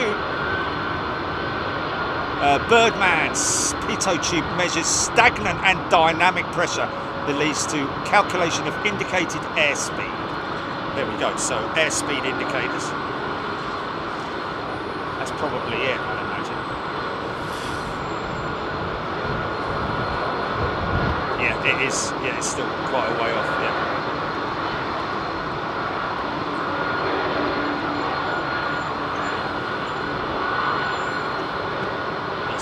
Loving the Eater livery.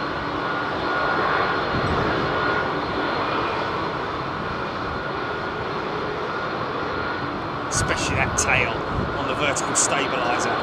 Nigel Armstrong has gifted 5 memberships. Thanks, Nigel.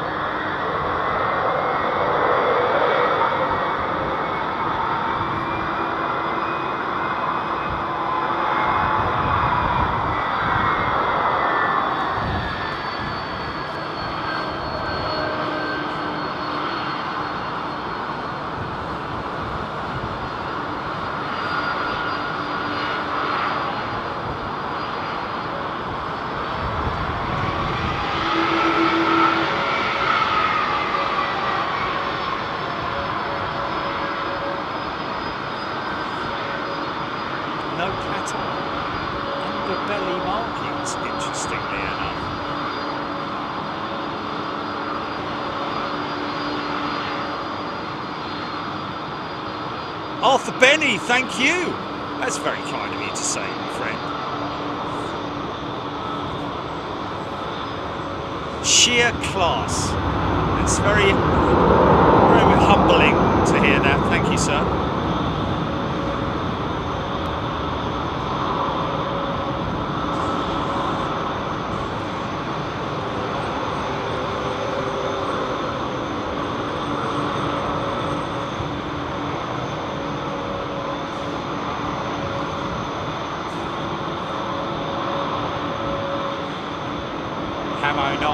Eater livery is almost as good as the Condor plane. Peter Gurr.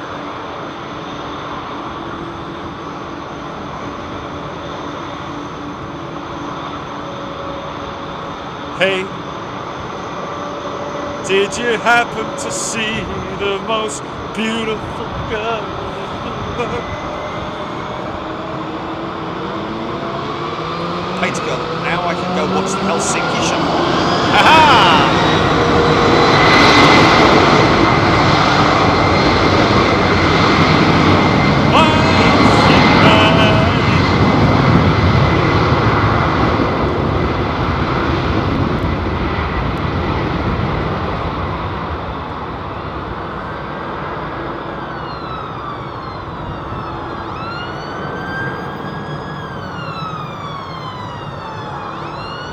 Nigel Armstrong, nice to see the gifts going to people who are active on the chat. It's great, isn't it? We always like to, something that we did discuss with our good friend at YouTube last week. We're honoured. I tell you what, if there's one thing in life you need to be honoured with is having a direct face-to-face contact at somewhere like Google. You don't get that very often. You have to be quite well established and respected to have that. So we're very lucky. Gary, does the A380 side make it slower to respond to the controls? Like when you go around it's needed? No, well, not really, Gary, to be honest with you. No. Because the flight surfaces are obviously, flight controls, should I say, are much bigger, and therefore it's all relative to the there's always a little bit of a lag when you're flying an aeroplane. You know, when you turn left, there's always a little bit of a lag, and then when you're almost counteracting it before it even starts to turn. In some cases, depends on how severe the conditions are, etc.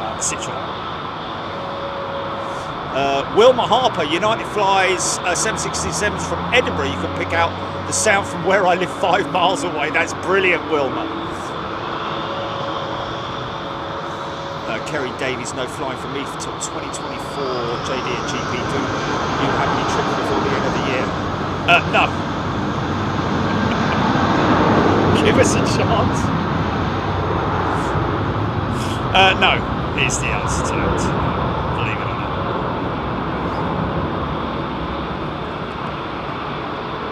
Roddy Jenkins, thank you very much indeed.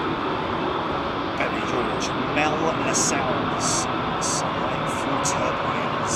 Yes, you can see sunlight through turbines. Well, have to be honest with you. Oh no, I didn't. No, I haven't read anything. Any. Oh, okay.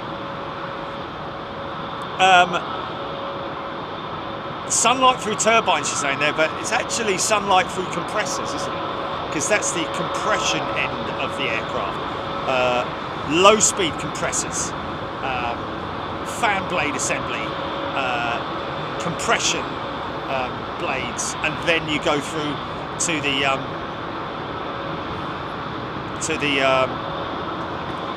core, and then the turbines at the back, which actually turn the fan blade at the front, which is sort of like it's a continual process.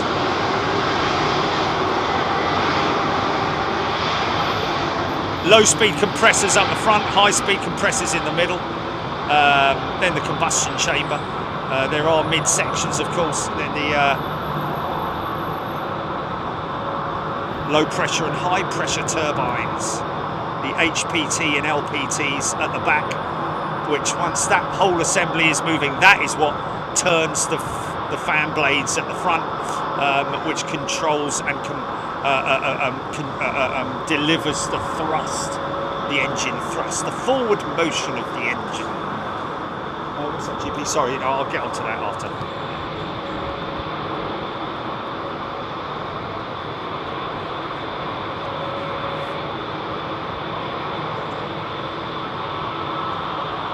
Oh, Khaled, thank you, my friend. Been a little bit busy over the last couple of days since we saw you, but Khaled, thank you very much indeed for meeting up with us. It's, and for taking time off. Well, not taking time off, but it was his work from home day on Friday. But he came into the offices at Google to meet up with us. Quite short notice, but thank you, sir.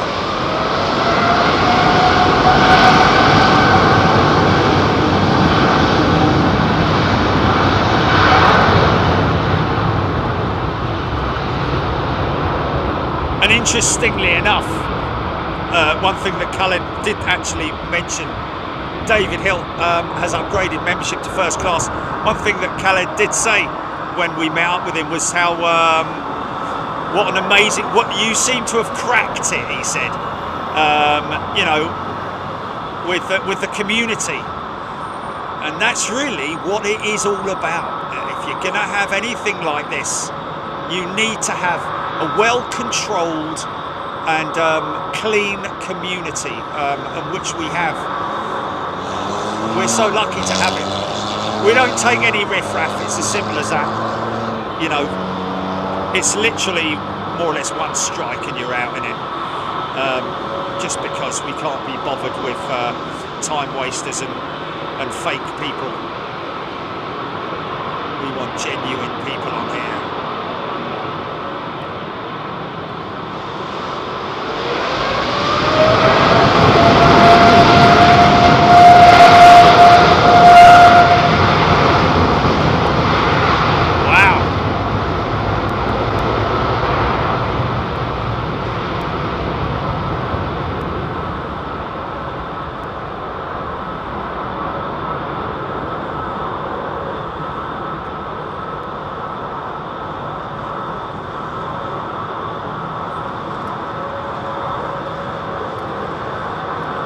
Franklin Nyes has gifted 5 memberships. Thanks, Franklin.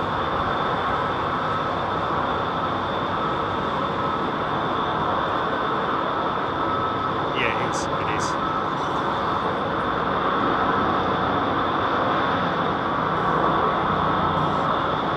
I've given it. I've shouted it. Franklin Rose. Nyes, sorry. Or not Nyes. Franklin NZE. Thank you, Franklin. Gifting a membership.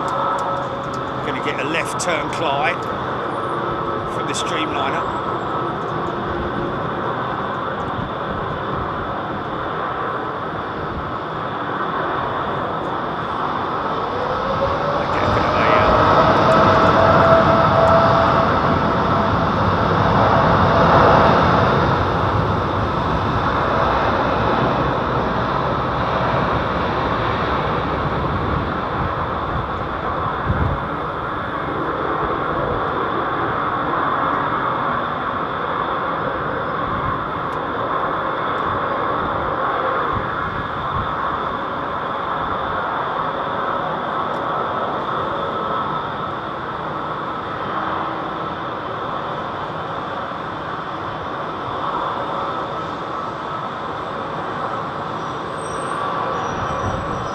Well, so they got a ton of meals on that plane, haven't they? It's not like your average sort of like 8-hour flight, is it? They got to do at least 2 meals for everyone, haven't they? Plus all your tea and your breakfast. So they're going to be serving lunch now, and then afternoon tea, and then dinner, and then tomorrow morning they'll be doing breakfast, and then lunch, and then possibly afternoon tea before they arrive.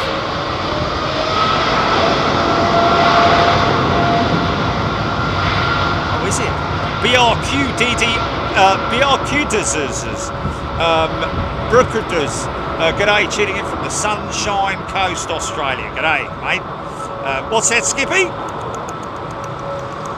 17 hours on a plane, you don't fancy it? Well, there you go.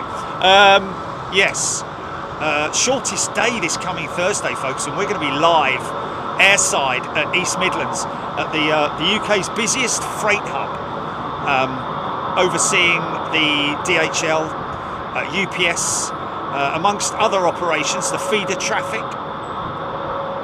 Capo Ron's in the house. Muzz Mason. You can see the original taxiway that goes over the perimeter to what was the original north side terminal in the Nissan type buildings, possibly 80 years old. Muzz Mason, you're right. This is the one he's talking about here, I think, maybe. Although this is the southern end, isn't it?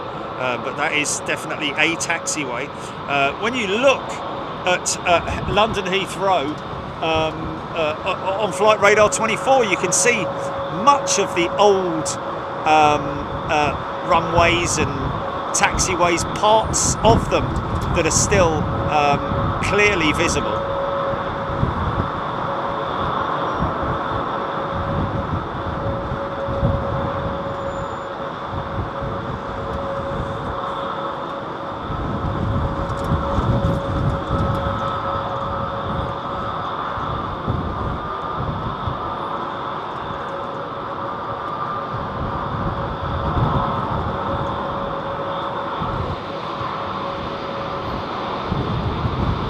Swiss 321 Neo, nice new set of engines on Well, clean anyway.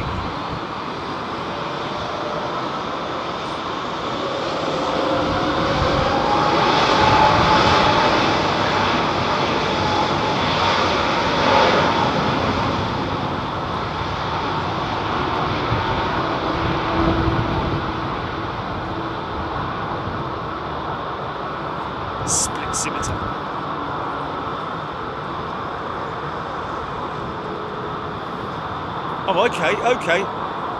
Well, we'll do that. Yeah, let's do it on Christmas Day, mate. Do it on Christmas Day. Yeah. And probably we can do some more, can't we? We're not, you know.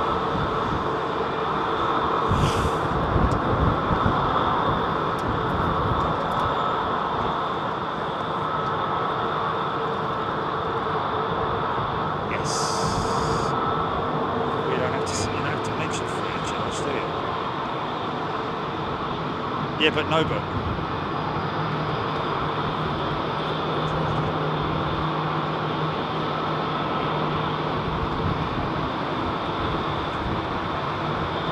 him, he, me.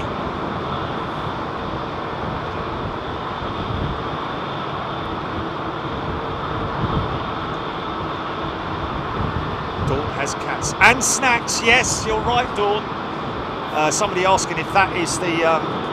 Shane D, that QF10 is up to number 3 on flight radar 24. Somebody asking, is that the longest flight out of London Heathrow? I think it is, isn't it?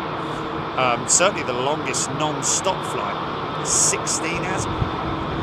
16 hours, people. Paul Skilling, Ian Morrison, Andrew Hickingbottom, Trev Lyon, Helen Clapp. Do they not run out of food? How do you manage that without running out? Well, Helen, that's just it. That's how you manage your food for the week, isn't it?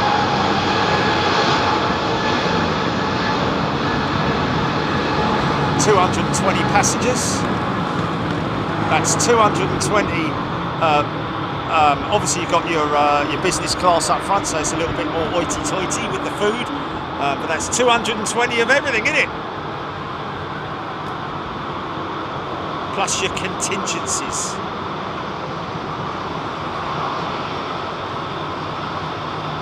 TCC, that Google HQ does look $1 billion from outside. Well, ironically enough, they are spending £1 billion on their new building, which is very similar to, I believe, the one in San Francisco. They've got a cycle track on the roof of it, believe it or not, the new Google building. Seem to be some very happy people there that work there, I've got to be honest with you. Josh Owie. Armoured Otters. Jill Blakeney. 16 hours, we believe, Jill, depending on which route you take, which service you take, should I say. Is an interesting flight that we haven't seen for a while. JetBlue 321 to, is it New York? That's heading across the Atlantic, that JetBlue jet there, folks. I'd imagine that the seating profile and the cabin layout is a lot more, there's a lot more space, a lot more spacious compared to your average 321 short-haul jet.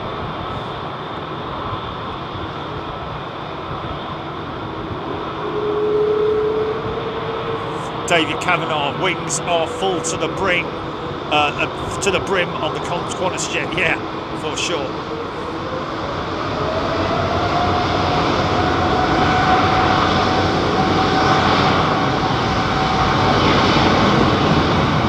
Mustang.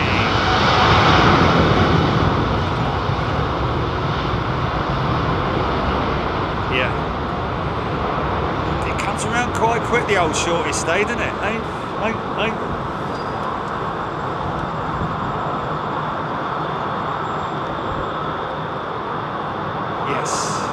Yes, I do, yeah.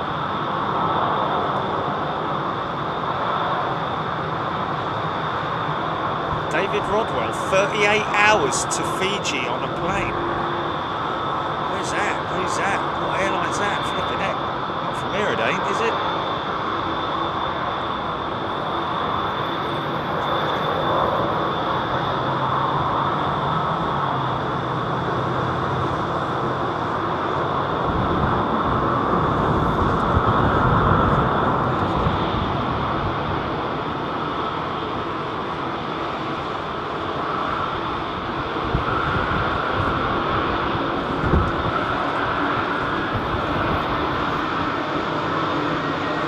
Tavon. Thanks, Tavon.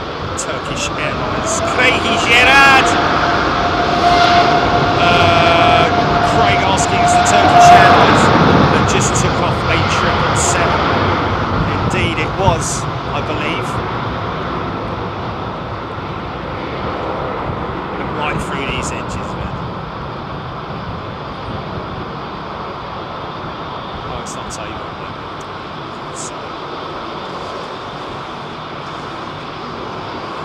Chocky, how are gifted memberships allocated or chosen? Well, both are the same, Chocky, and it is a random.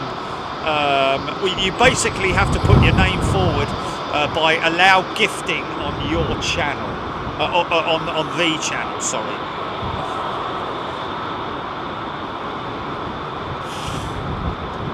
But we are just very fortunate, and very blessed to have so many amazing people on this channel, who are just amazing people. It has to be said. Do get some odd ones from time to time, but they soon get sniffed out by our sniffer dogs and end up somewhere else, moaning on some other channel. But there's no control.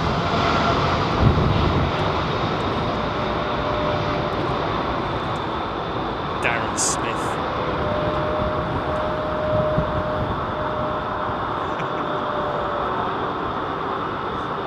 Must lead a very, very lonely life, does Darren, obviously, you know.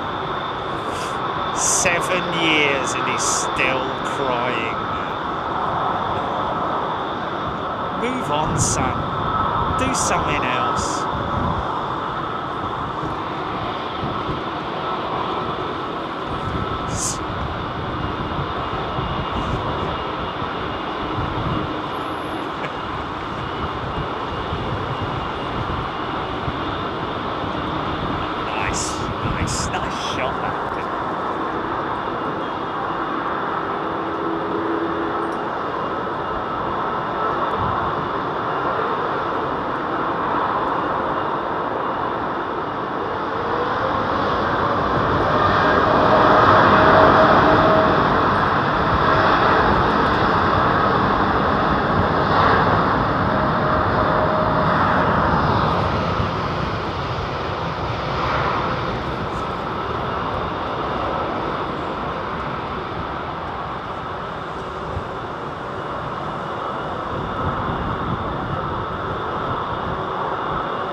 Beverly George has gifted a membership. Thank you, Beverly.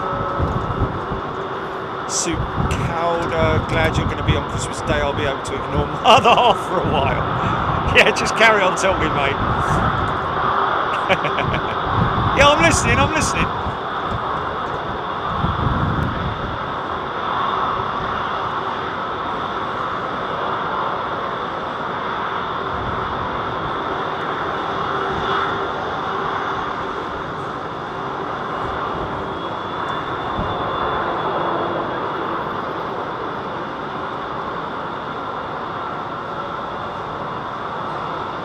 David Rodwell, what did I miss, David?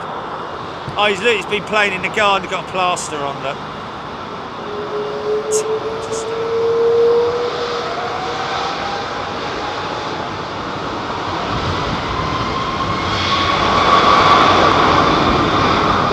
Oh, the longest flight, Blimey, yeah, that is a long flight. Down here, 707, wow. I've had my stepmum on board that aircraft, cabin crew. Do the regular London Heathrow holds have names? Yes, they do, Robert. Ockham, Biggin, Bovingdon and Lambourne. Doing the Lambourne walk. Hey!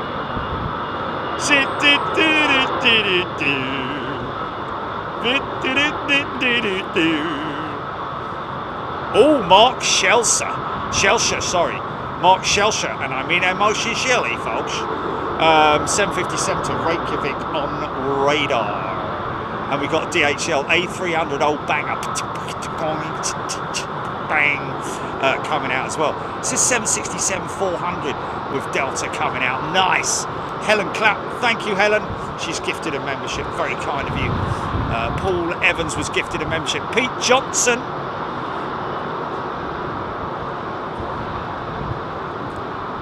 Bovingdon, Lambourne, Biggin, Ockham are the clockwise.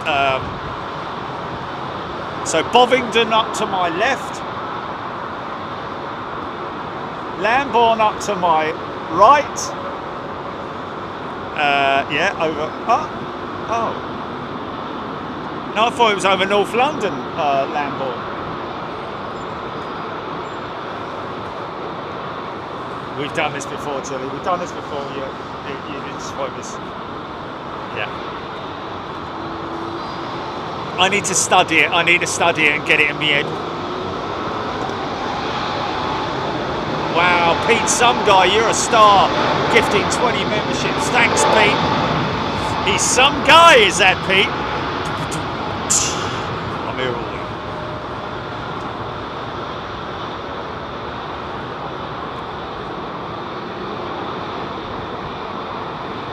Gaviscon, oh Gaviscon. Oh, it's Galveston, isn't it? So.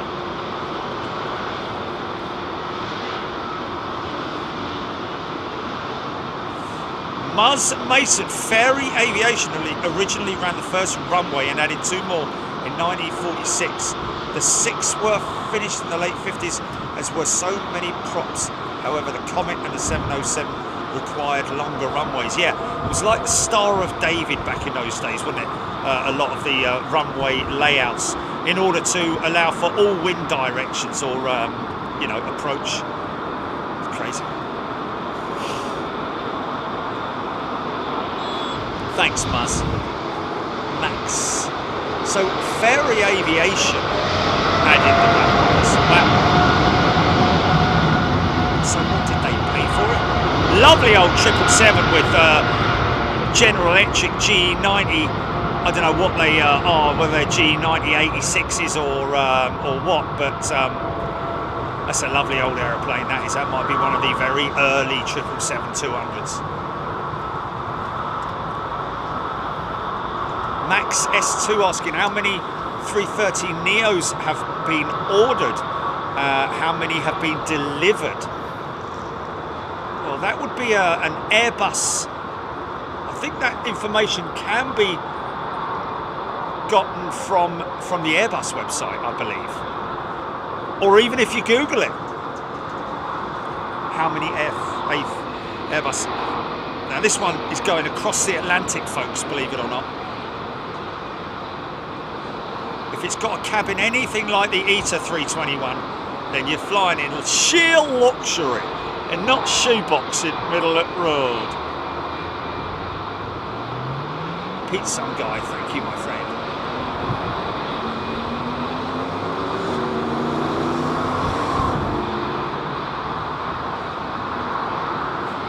Lenny Passaglia, 757. It is a 757. Much like the old 250, as I used to have. My motocross bike was a 250.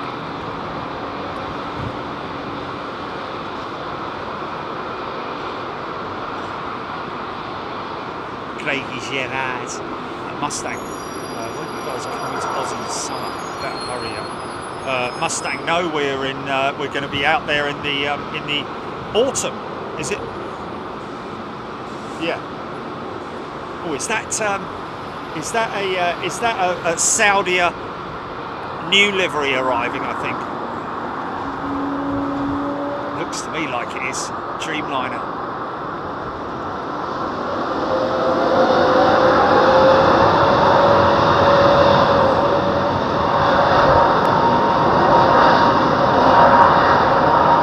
Wow, Carl T, 120 years ago, was the first flight with the Wright brothers today.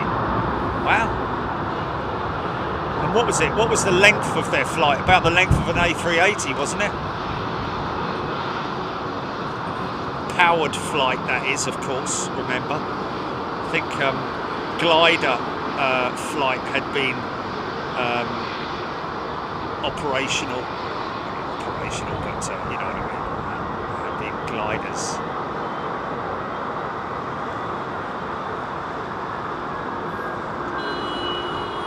Thanks, Carl, for the update.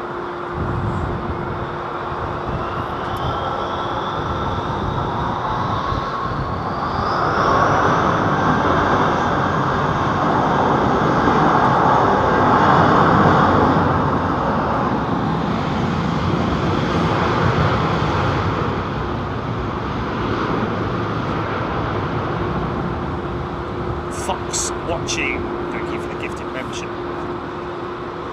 J-Mank, yeah, 757, 300 with Iceland there.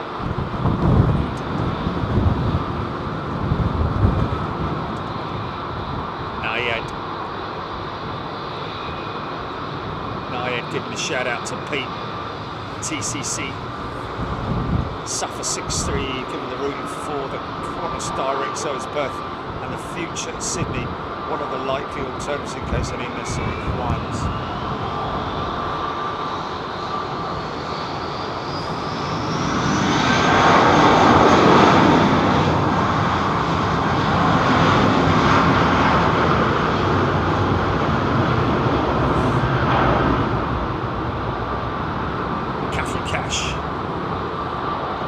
Rich Torb's in the house. G'day, Rich. Hope you're doing well, mate.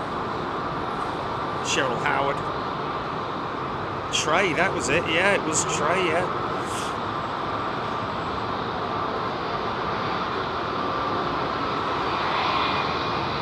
Kelvin Grant, no, that JetBlue 321 Neo, sorry, does indeed go direct to New York. Like I say, hopefully, and I'd imagine that the cabin layout is has got enough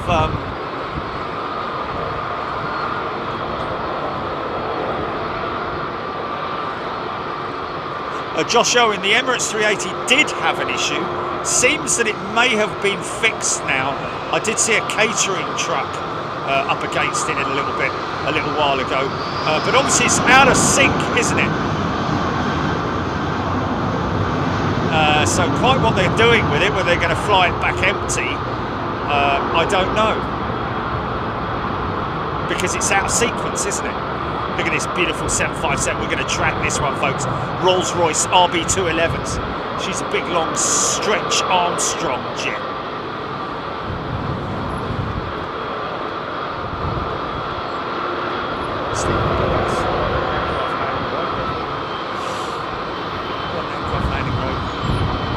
Hear those RBs, man. She looks like a little 321 compared to that 777, doesn't she?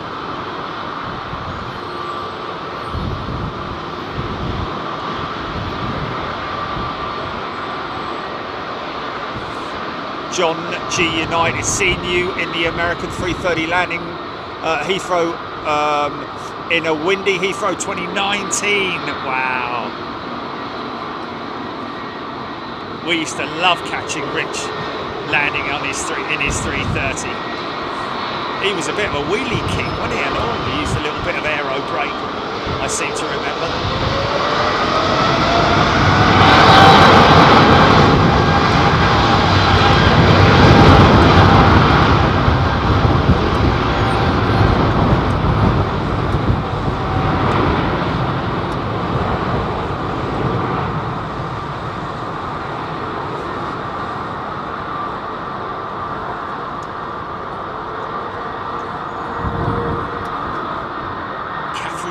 Welcome back, Catherine.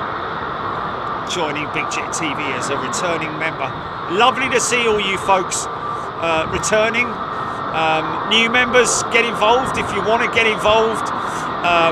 Come talk to me. Come talk to the members on chat. We don't bite. Everybody's very friendly and welcoming, and always welcome any information that you want to throw at us about news or about aircraft that are on approach, aircraft that are taxiing out, anything that's on radar around the airfield.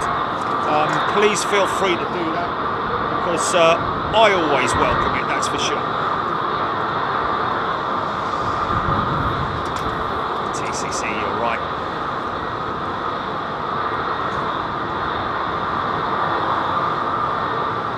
Martha Reed, thank you Martha. Ian Morrison, Ashley Dobson.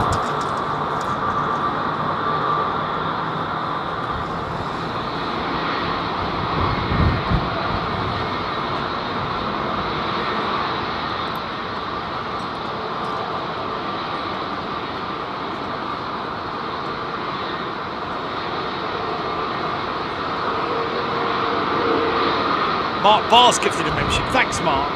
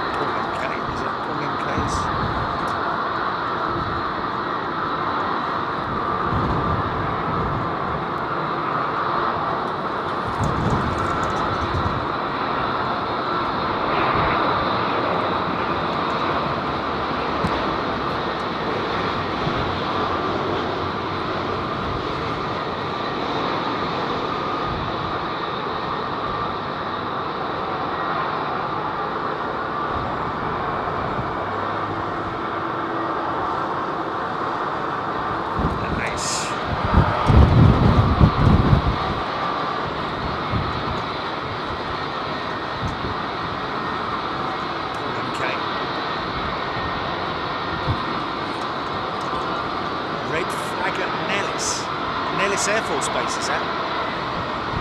Barack, that in from Mexico City, that BA Dreamliner. Nice A330-200, I think this is, with Delta. So.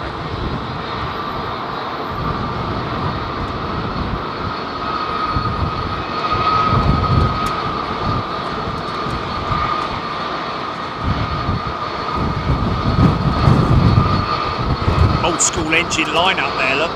767-400, 757, Pratt & Whitney powered A330-200 with Delta.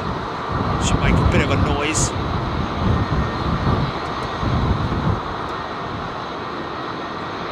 Emma, right, yes, I did film the de-icing on departure.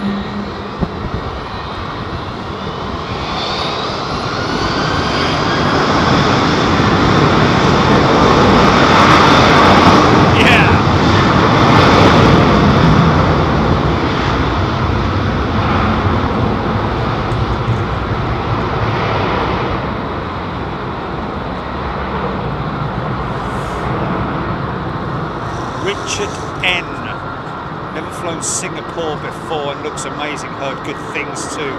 Yeah, one thing in particular is obviously the airport. I think that's the Sri Lankan crew that I saw going out from the hotel earlier on that we're just about to see. This beautiful Sri Lankan 330 always makes me think of Miniature Wonderland as the Sri Lankan 330.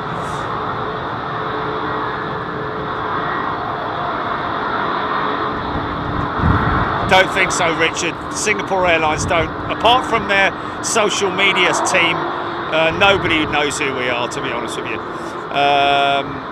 Mark Schelscher, bandy-legged 757, yeah. Sitting up on stilts, isn't she? Yeah. VR experienced 14 hours of turbulence in clear skies from LA to Hawaii, yeah. Clear air turbulence, otherwise known as CAT. Meow. Stephen Callahan, Singapore Slinger due in 1 hour 45 minutes. Listen to this 757 RB211s, folks. It's creeping up on us.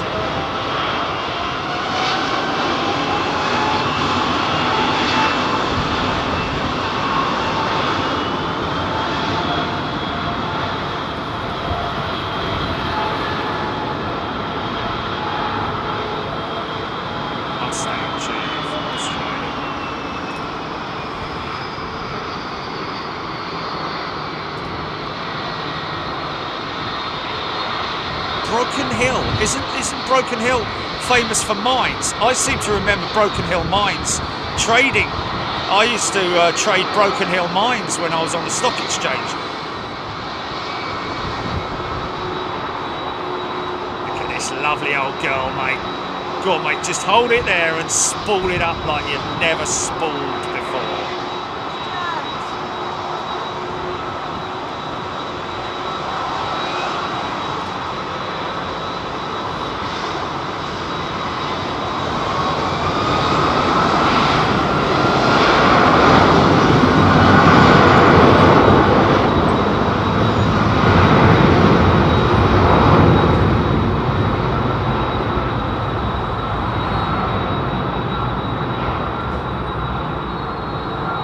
Michael asking, what do I have a seat preference when I fly? Depends on the aircraft and the airline as well, because of the cabin layout. They always differ, as you can appreciate. So yeah, I'll always want to try and sit in an exit row if I'm flying in economy or premium even. I'll have a go at flying in a window seat. Mate, listen to those engines on that 767. I think they're CF6s.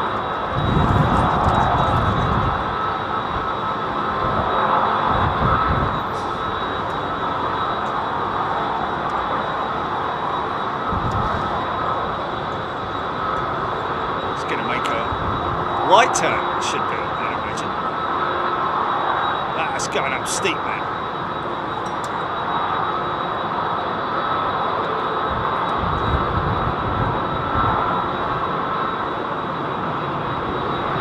Hello. See that?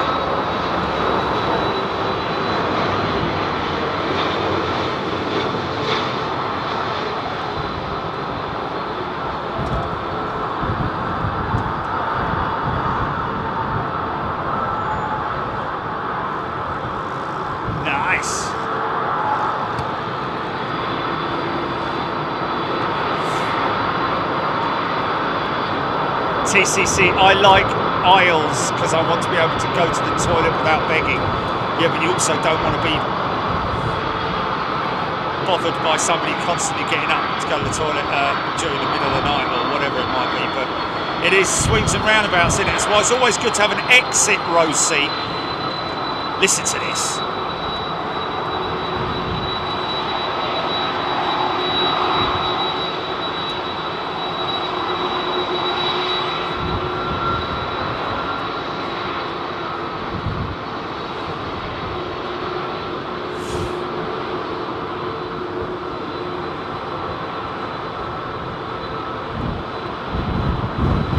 Magnus 747 over the Thames estuary heading west for Atlanta, Kelvin Grant. Okay, yeah. Something over there heading east. Here we go.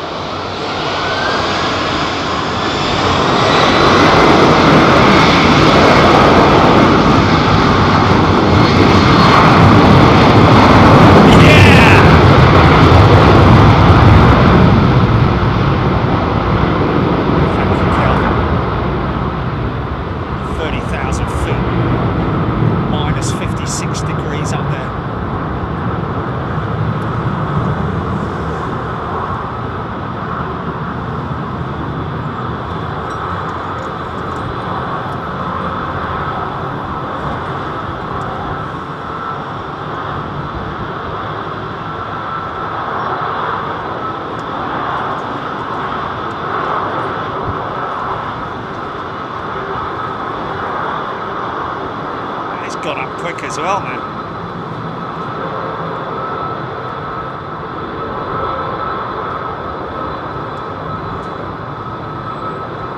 Nice old MEA 330-200 with Rolls-Royce Trent 7s. Go on, girl. You can do it.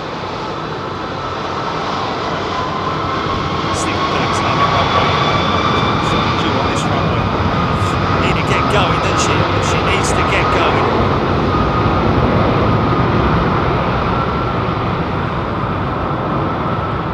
BAC 111.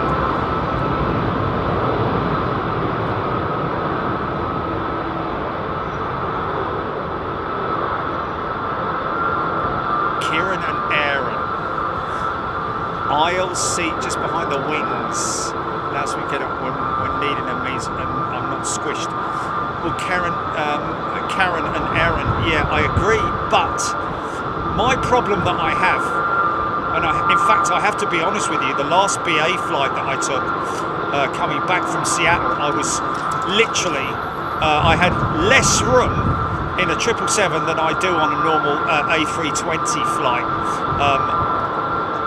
And not only that, but and I know I'm sure that they would disagree with me that it's not the case, but felt very, you know, cabin crew just coming past you, not bothering to sort of like carefully move past you without smacking you in the shoulder and walloping you with this and hitting you with that. It's like, blimey, really.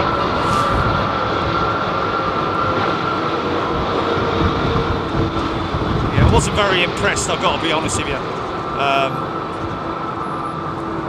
I was amazed how flying out there I got a very reasonable, under £500 I paid for the lay down seat on the 777 going out there. Was in completely the opposite class. Wow, look at this lot coming out, mate. Look at this lot coming out. I was in completely the opposite class coming back. Treated like a king, literally, on my way out there. And I've got to be honest with you, treated more like a very substandard passenger on the way back. Not very impressed, I have to be honest with you.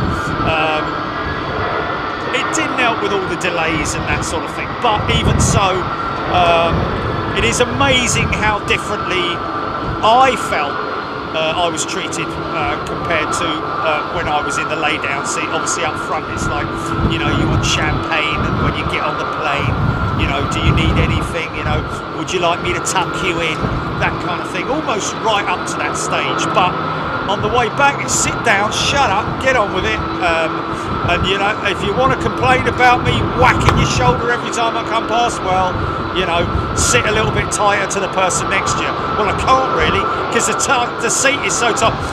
And not only that, and I've got to say, and this is nothing to do with BA, this is more Boeing, or is it BA, or is it whatever, but you know, how can you possibly be comfortable on a flight when the footwell in front of you, half of it's full of a computer PC tower, which it is.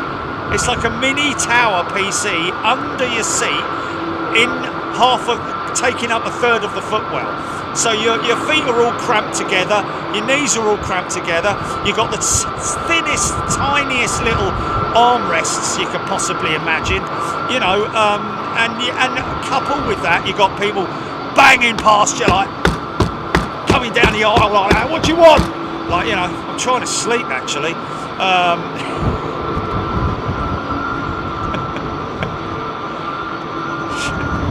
Okay, watch this one go up.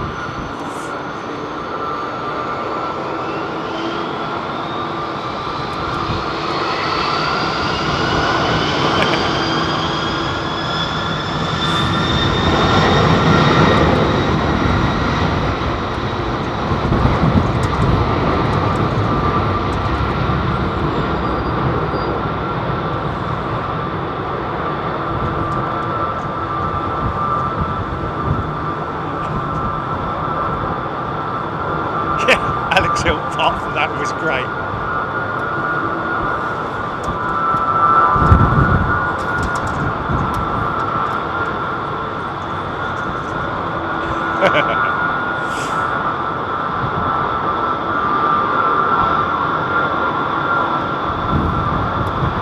Suffer 63, most disappointing seats with the 767s with BA.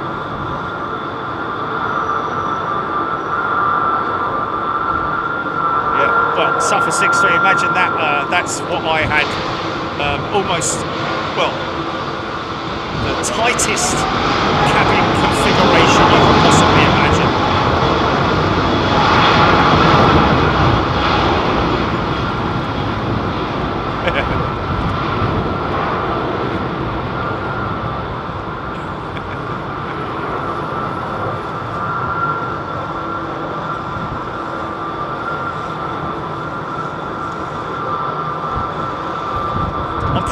before that those 760s, those old 767s, when they were the cabins were reconfigured. Of course, bear in mind when those 767s were built some 20 odd years ago, they certainly didn't have a cabin configuration or layout like they do nowadays.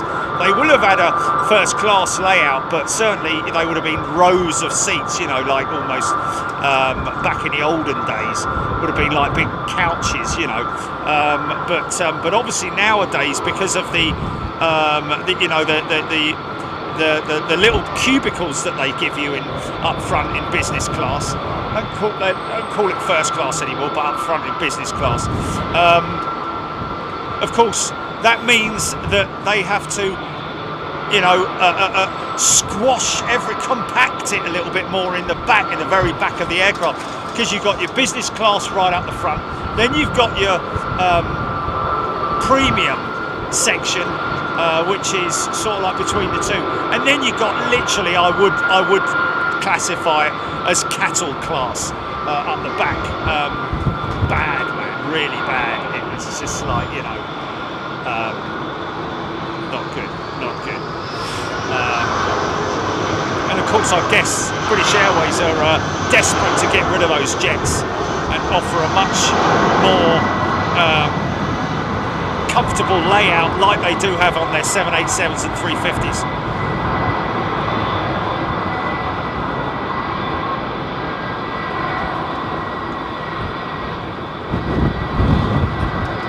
Ronald with Wings has gifted a membership during rants.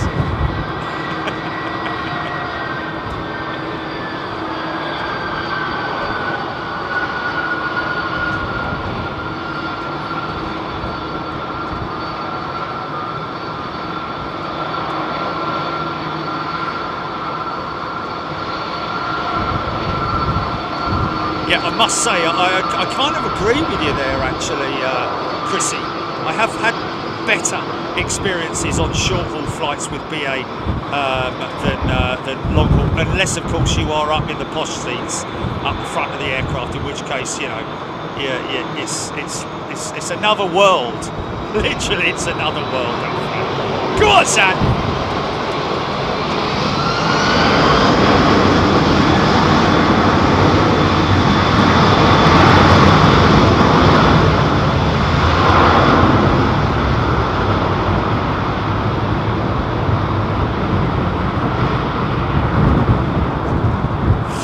Bob Legier, good question. Why are we seeing takeoffs and landings on this runway? Bob, that is because because of the volume of traffic at the moment. They're trying to ease the disruption, reduce the amount of time that these aircraft have to sit in the holds. You might see on Flight Radar 24, if you select some aircraft, they will have a look at their flight path. They may have been in a couple of holds, the aircraft that are landing at the moment, and you'll be able to see there what's happening. But that is basically the reason, is to free up the disruption, free up the backlog.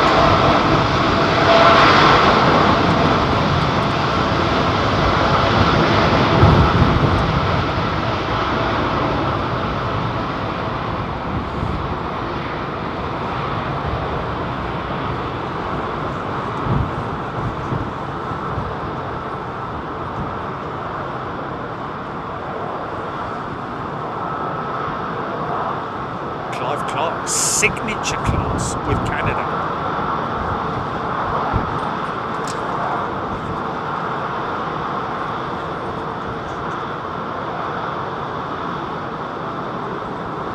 Which lounge was it, Gilly? Was it Chicago? The BA lounge in Chicago was like going to Pontins. Seattle, that was it, yeah, that's Seattle. Terrible. Might as well not have gone. I mean, great food.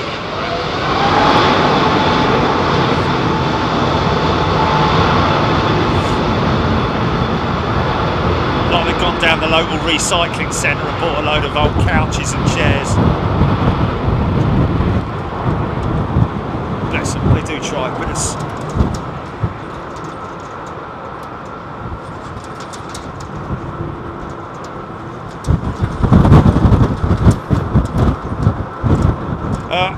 Haley, you're absolutely right. It can be attributed to a generation issue.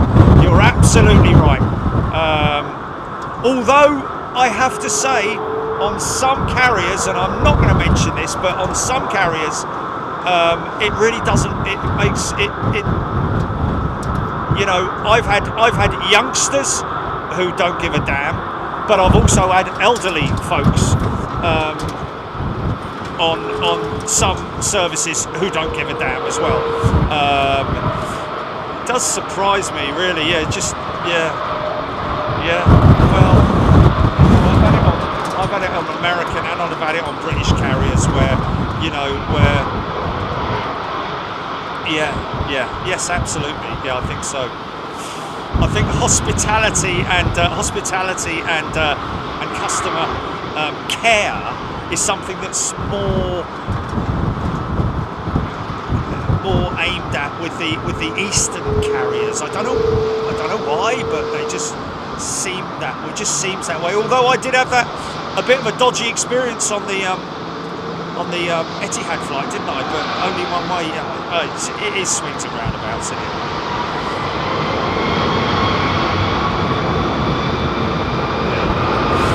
I'm talking about their carriers from the east, like these guys with Sri Lankan, Sri Lankan, Singapore, Vietnam, Malaysian, all that lot, Cathay Pacific.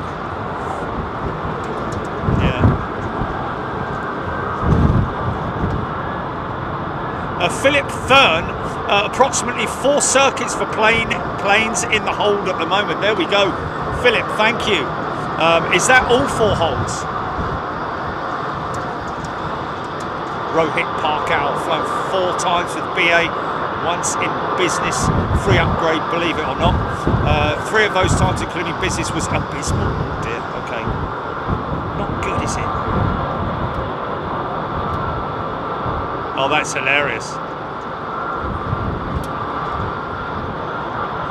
Oh, I can totally, I can see that. I can see that. Yeah, so you have to use your card to open the door. You have to use your card to open the door. Brilliant. Absolutely fantastic. Oi!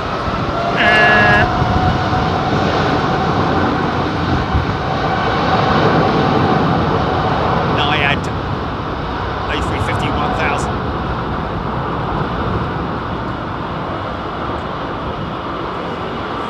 Gray's gifted 5 memberships. Thanks, Nick. Steve Batty, news today about BA spending a fortune to bring their standards up. Well, you know what? Spending a fortune. Why don't you just spend a lot of money on your management and making sure that the people that work for you are fully aware that they are in an industry where feedback from the customer is really important. You're not going to win any awards if you if you have bad customer service. Not so much customer service on the ground, but more importantly in the air. Why would you spend billions? I mean, I don't know what you're spending billions on. Training.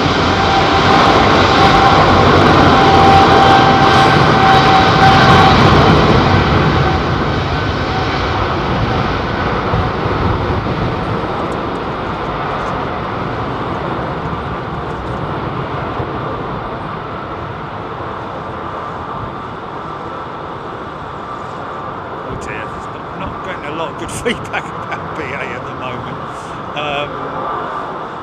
It's a shame. It's a shame because we've got so many great people, both pilots and cabin crew, who follow us. So, and of course, we must not, tar everyone with the same brush. You know, is that the right word to use? There are thousands of very genuine, nice people out there who really enjoy their job. They really have passion flying for their national carrier or whoever it may be. But I do find it surprising when I do see sometimes some cabin crew who, mainly men, I have to be honest with you, not so much the ladies, but mainly men who look a little bit scruffy, you know. And when you've been given this new funky uniform and they're spending millions and millions of pounds on developing a brand new uniform, getting designers involved like Armani or whoever the hell it is, have some pride in what you're wearing, man. Have some pride. Get your hair straight. Maybe tuck your shirt in and don't have your belly hanging out with all your hair and all that. You know. Sorry if I've put anyone off their Sunday lunch. But also, I would say, if I was running an airline, the one thing I would definitely do, I would do a deal with Skechers, and I would have everybody wearing Skechers shoes. And trust me, folks, that's not trainers. Skechers do a wide variety of footwear, including office shoes, and they are unbelievably comfortable. Some of the shoes I see cabin crew wearing, it makes them look really uncomfortable. And if you've got a bad back or if you're feeling a little bit uncomfortable, it doesn't make your mood very good, does it?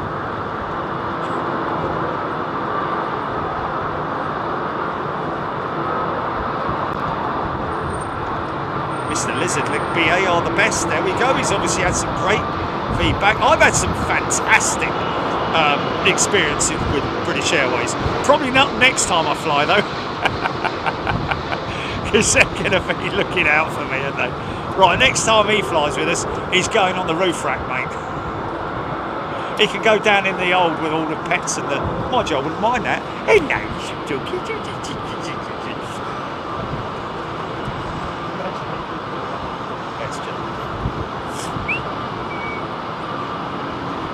Dave Vickers, daft question. No, it's not a daft question, Dave, but apparently I believe that aircraft do have a horn, you know, like a thing to alert ground workers if something's alive or whatever it might be, as just an indicator. Birdman, my high heels are killing me.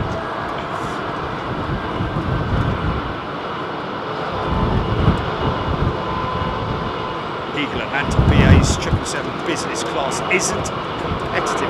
Well, I have to say, I've got to say, the lay-down seat mechanism, the actual activation of the lay-down seat on the BA jet is the best one I've experienced in terms of its digital touch screen technology. Although the only problem when you're dealing with something like that is you've got more likelihood of things going wrong, haven't you, with a touch screen.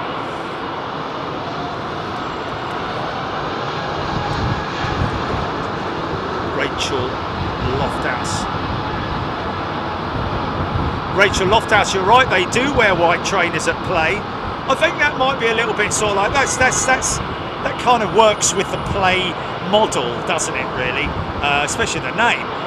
Even the pilots wear the white trainers, don't they? They're very laid back. But what I'm saying is, you know, the old leather shoes. I could never wear a pair of leather shoes, not with my back.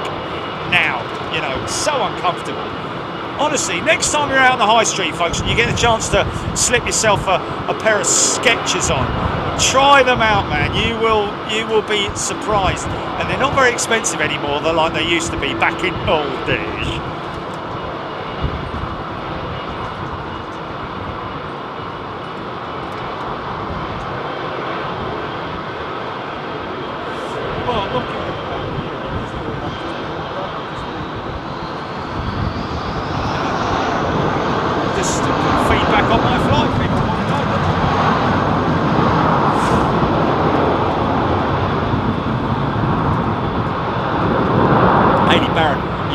Get a bad rep on their customer service, but I had a fantastic flight with them. There we go, Ailey. And it's like I've said all along, you know, some people, you know, I've had many really good experiences with BA. I'd say 95% of the times I've flown with BA, they've been brilliant. Just wrong place, wrong time on that flight back from Seattle. Like I say, their short haul service is fantastic. And the up front, but you know, I've also had my times flying with United, Delta, American, you know, can't really record the bad one with Virgin. That's not because, you know, there's no preference. Certainly no preference at all with any airline, folks, I've got to be honest with you. But, you know, we all have our bad experiences, don't we? We all get out of the bed the wrong side of the... get outside the wrong side of bed. Get up the wrong side of the bed. Get out. Whatever.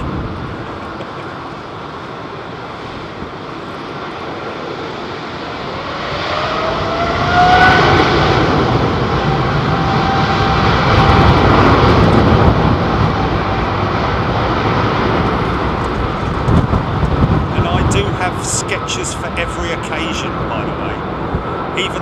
Even the steel toe cap boots that I'm wearing right now are Skechers, believe it or not.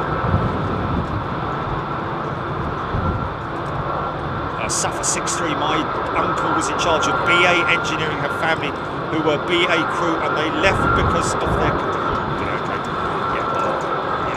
It's, Andy Fishlock has gifted a membership. Thank you, Andy.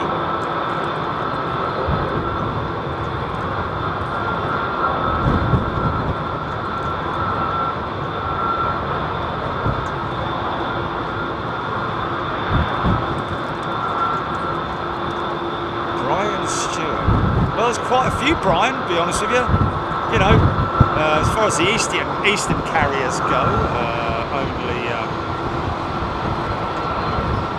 I'm gonna focus in on this lovely old A300.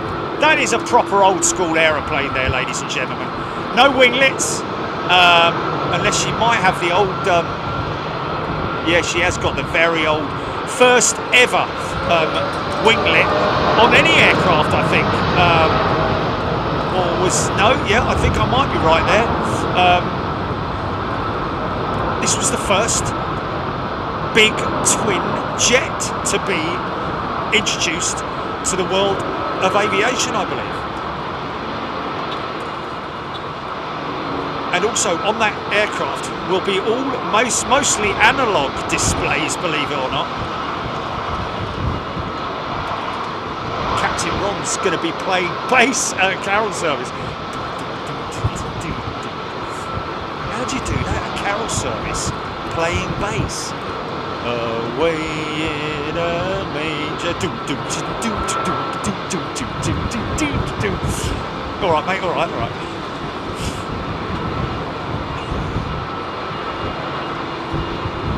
We wish you a Merry Christmas. We wish you a Merry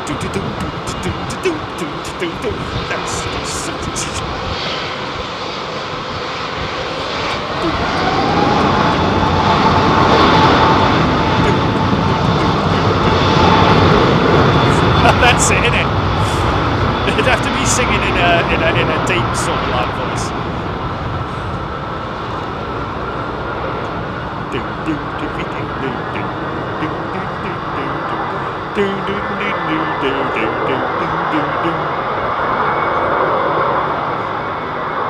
Yeah.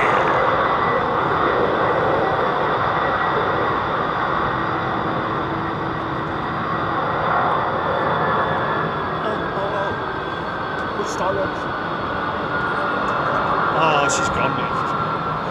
Yeah, she's gone, mate. She's gone. I'll never catch that, not in a million years, unless I literally am lucky enough to. No, she's gone, mate.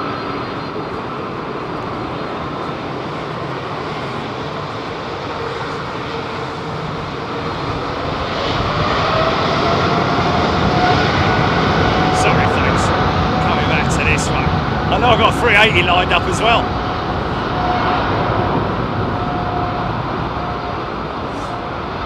Very true. Wingtip fence style wingtip. There are a number of different wingtip designs, and this is the fence style.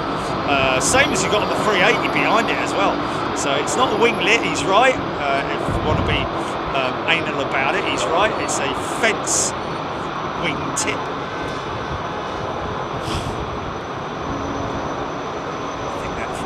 Moving into position as well. Again, you see the little tiny fence style wingtip. Rohit Parkal flew on the old Indian Airlines 300s a dozen times as a kid. Oh, here we go.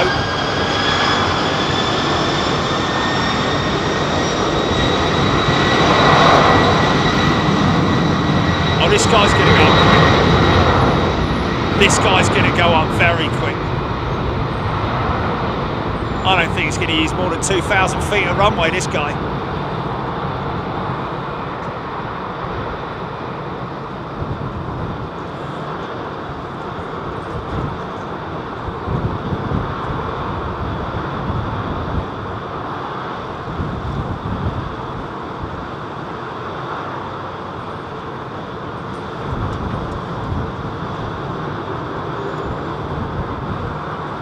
Yeah, but what... Wow, this is a dirty jet. 1K, he's on seat.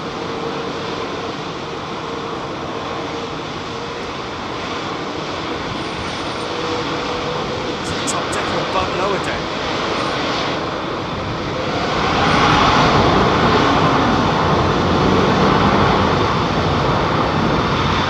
Well, I don't know if you saw anyone waving there at all.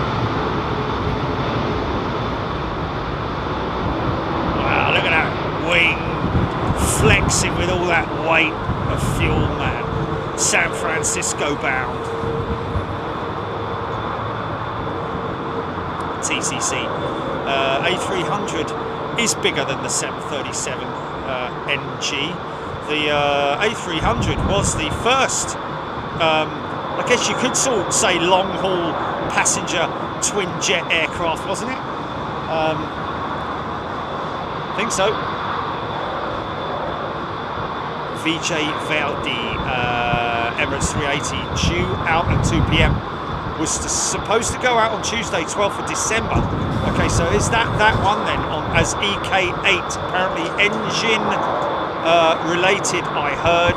So was in maintenance for the last 5 days. Vijay, yes, we caught that jet being towed back from the engineering sheds at British Airways, and there she is parked up over there. Now, is she going to go out empty is the question. And they will have had to, of course, flown a relief crew in.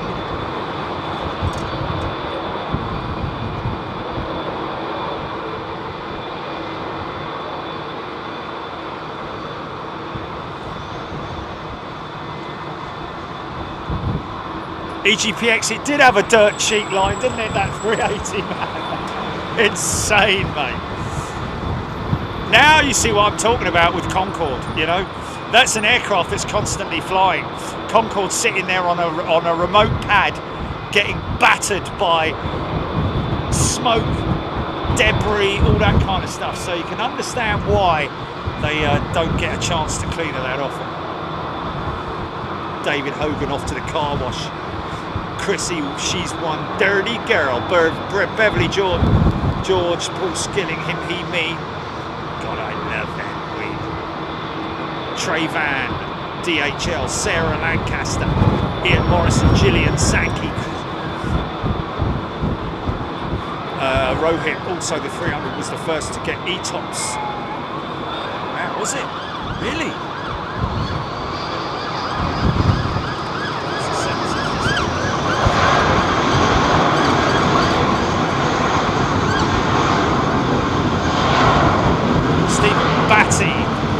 Used the A300.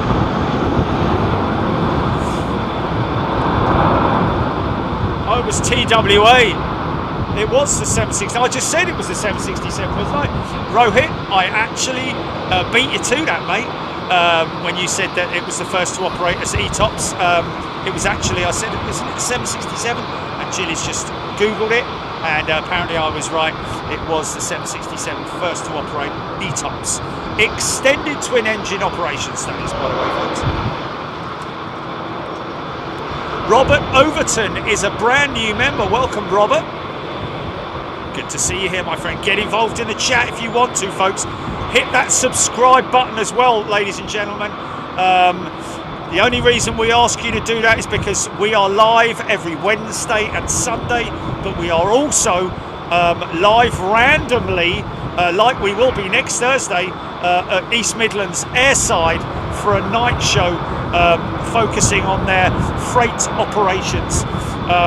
But if you hit that subscribe button, it just basically means that you don't miss any notifications. Follow us on Twitter as well. You'll find us very easily. You can also get your notifications from there, and also on our app as well, which is completely free.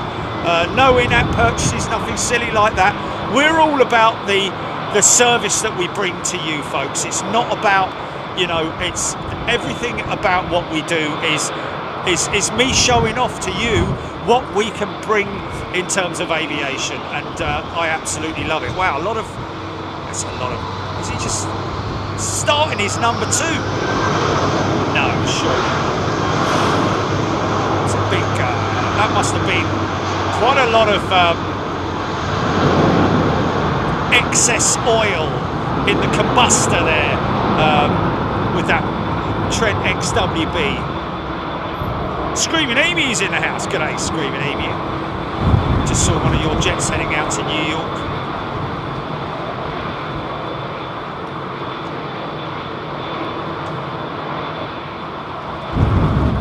Gordon Freeman, loving how we learn aviation acronyms. Yes, I have learned so much from you lot, trust me. Oh, hello. You can see this one, GP. Delta 330 Neo.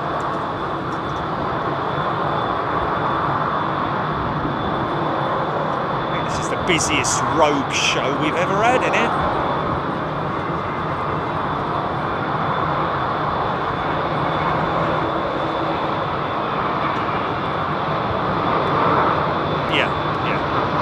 Yeah, but in dual operations, dual operations.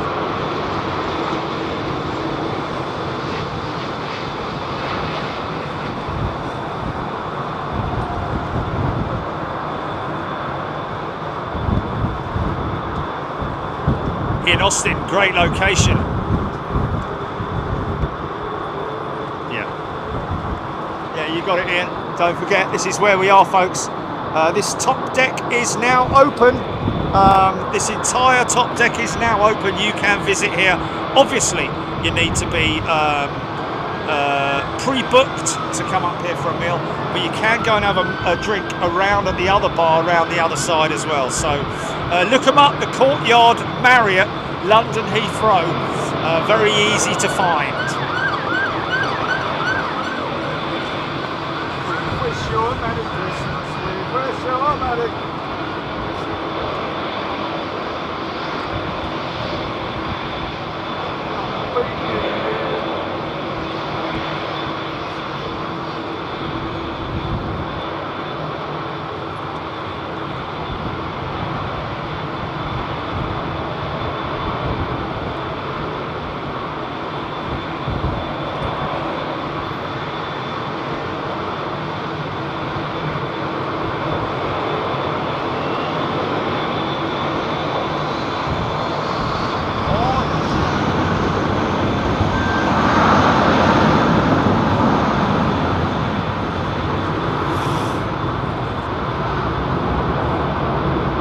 Right now, listen what I'm talking about. Oh, look at him landing! Look,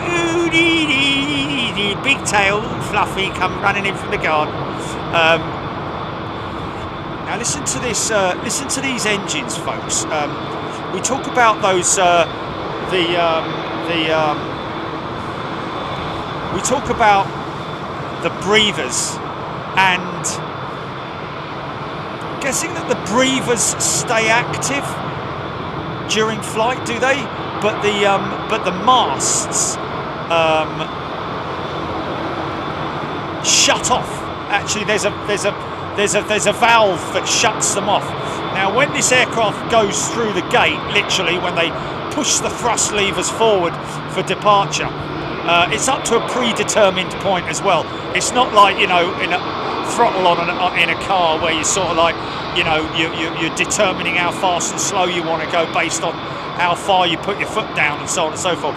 This is a predetermined movement on the thrust levers, and when they are applied, they shut the systems, will shut the valves off on the engines.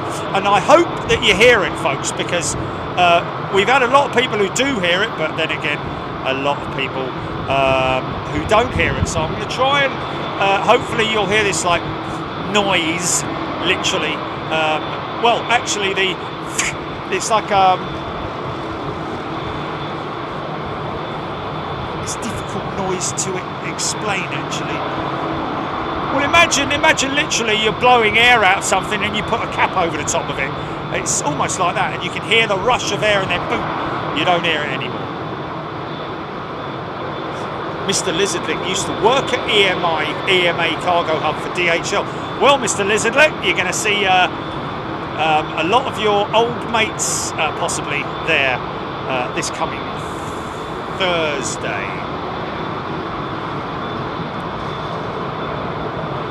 Ian Stone, can you explain to us how you tell what model an aircraft is, as they mostly all look so similar? Well, yeah, the bigger ones I can understand, you know, but to be honest with you, Ian, it is something that you just learn over time. You know, the more you look, the more you know and understand. You know, the front end of an A350 is very distinctive with the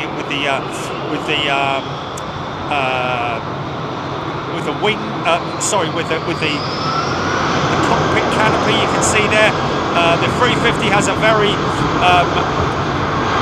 unique shark clip, as you can see there. Now you see see that 350's engine behind there. You see that. In fact, it's happening on this one as well. You can see the drain mast, which is excess oil or whatever it might be that's being expelled from the engine via that drain mast. But yeah, the 350 has a very unique. Well, you look at a 350, it's just very slim tail. 787 obviously has the raked wingtip, which is, you know, unique to itself. Which is much like the 747-8, but of course this is not. The 787 has a very distinctive front end to it as well, almost comet-like. Listen, there.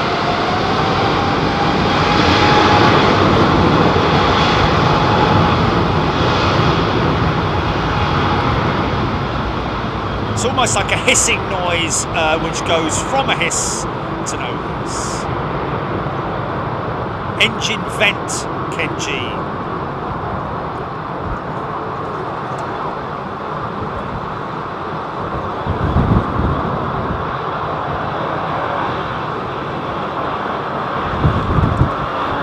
Wow, look at this guy going straight.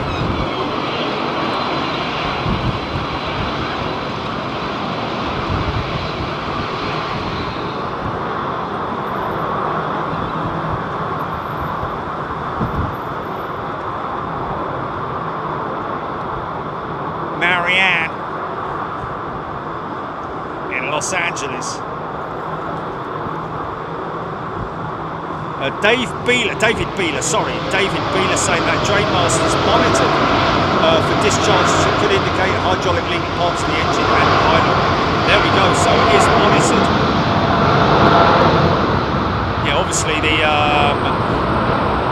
FMC. Oh, look at that, nice. Sorry folks, just grab that. 757. So you can see the drain mast or the engine vent, whatever you want to call it. But so that's excess oil in the combustor, and mainly all stuff coming from the combustor. Maybe a little bit of that's about it really. But now listen for the hiss and the when it stops. Happens at low speeds. There's the mast. You can see the mast there hanging from the bottom of the engine. I think he's rolling and going straight out, this guy.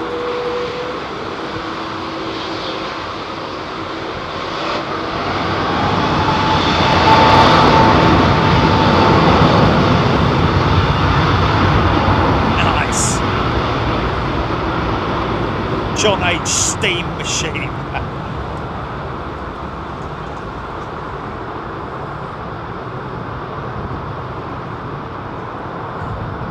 Dave Beeler, there are indeed about 5 different masts. In fact, they're all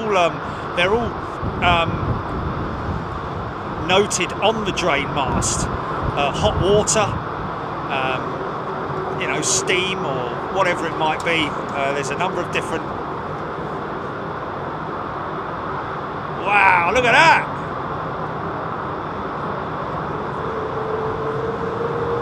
Nice 339.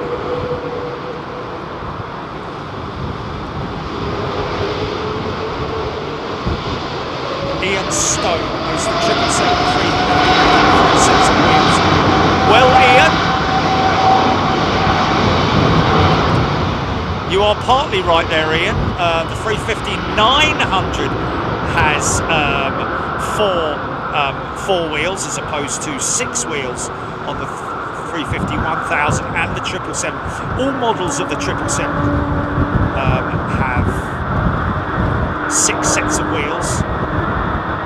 350 has a very different makeup of main undercarriage, though. Much wider track on the undercarriage than the 777. 777's wheels are quite tightly compacted. The axles are very narrow compared to the 350.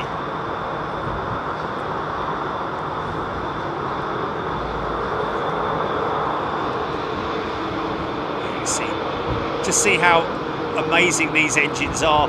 It's all about the fan blade. You can see right the way through that engine there.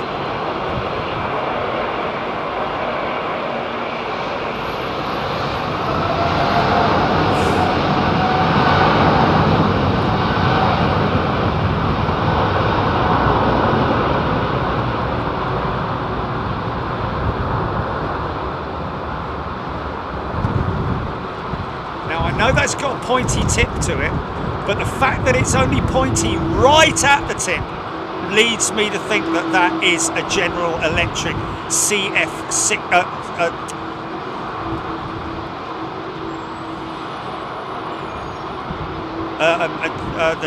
The General Electric variant of that engine, GE NX, not the Rolls-Royce Trent 1000, although they look very similar because of the makeup of the nose.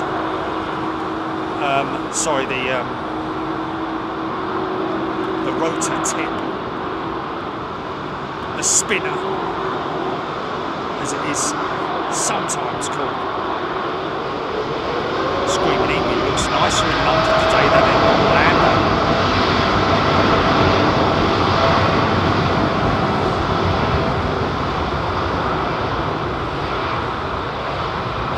John H, it is a GENX, thank you, John. Or is he just confirming? Eagle Atlanta. 6481. Okay, there we go. So this is most up-to-date livery with Air Canada, the Bandit, or the Trash Panda, as some of the cabin and air crew call them. Clark, this one heading to Montreal, thank you.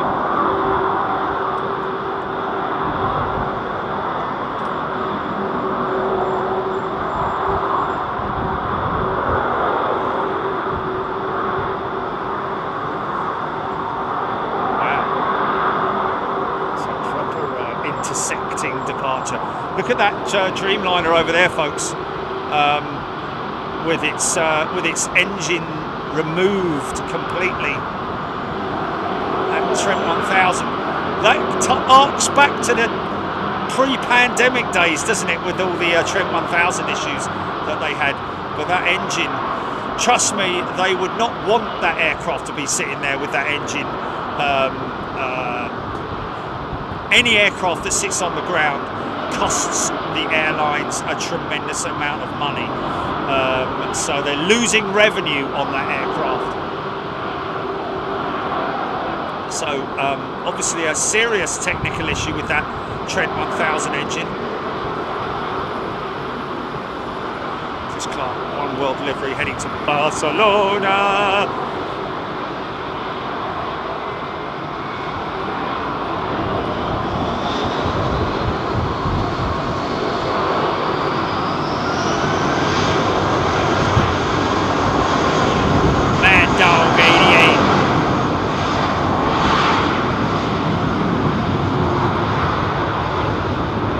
Turner, we're getting on that plane in Montreal and heading over to London.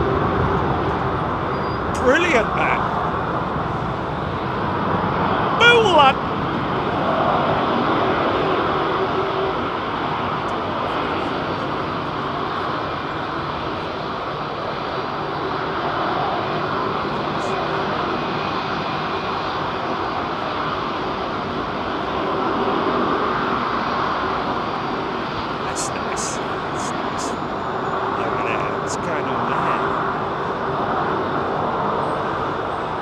Sky Team 767-400, obviously coming off remote.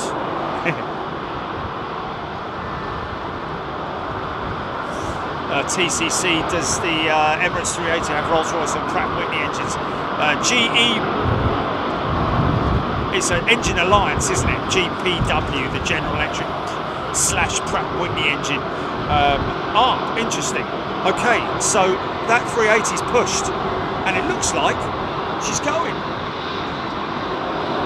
empty. She's going to Dubai empty. So the food catering vehicle that was up against her earlier on was obviously just for the crew. Just for the crew. There we go.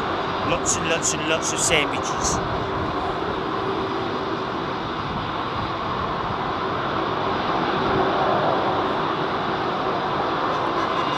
Ian Stone just flew on the 351,000. It reached 661 mile an hour, San Francisco to London Heathrow. So there we go then. Emirates taking their 380 back, because obviously they can't put passengers on it, folks, because it's out of sync. And maybe they've just sort of like, you know, say made a temporary fix to that to the engine.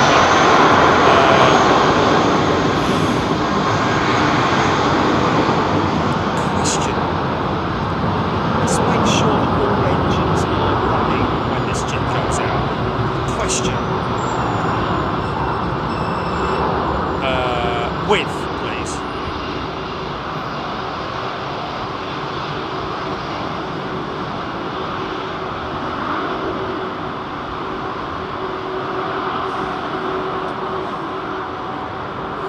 Loco, yes indeed, they use both Rolls-Royce and GEPWs, or GPW, GP720s, isn't it? Is it GP7200s? Skilling EK2504, that Emirates 380, got no passengers on it. No crew either, I wouldn't have thought. I'd imagine that the crew went back deadhead on another aircraft. Because don't forget, the aircraft's out of sync, but the crew are out of sync as well. So the crew that are flying that Emirates 380 today will have been brought in. Look at this Egypt Air cargo. Haven't seen that for a long, long while, have we?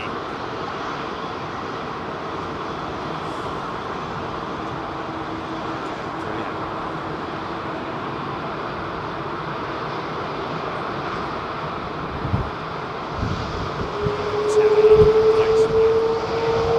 This could go up like a skyrocket as well, folks. Watch out. Hold on tight. Long, fast ride.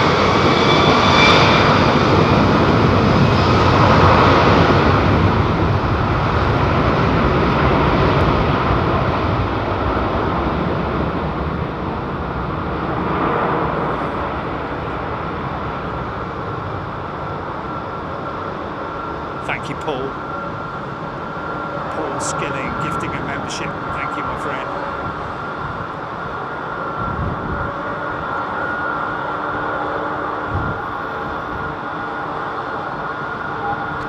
Of course, you can track all of these aircraft on Flight Radar 24, folks. From time to time, their transponder may go off, or they may just there may just be a glitch. But generally, you can track any aircraft around the world and watch it in 3D as well. You can watch. There's a number of fantastic options on Flight Radar 24 app, and it's free of charge if you want to just use it in its basic format.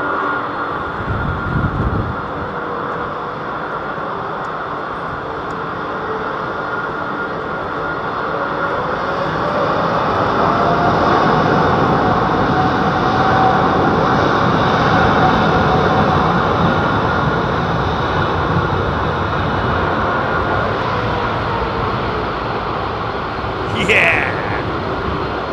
3,904 feet per minute, Jez White. Thank you, Jez.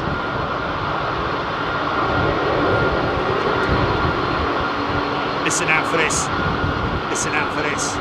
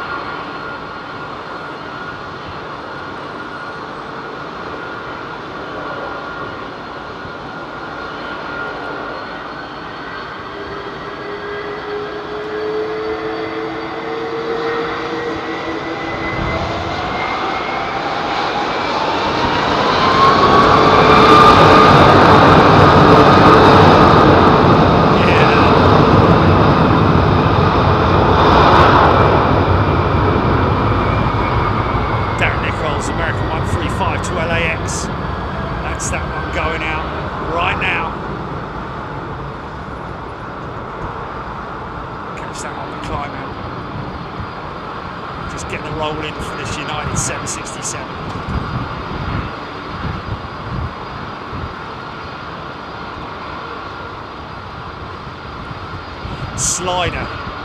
See, that's the slider panel on the cowlings. 3 different cowling segments. Mid-section, which is the core cowl. Forward section, which is the nacelle. And back section, which is the slider cowl. Oh, look at this, man. RD UK has gifted a membership. Thanks, RD.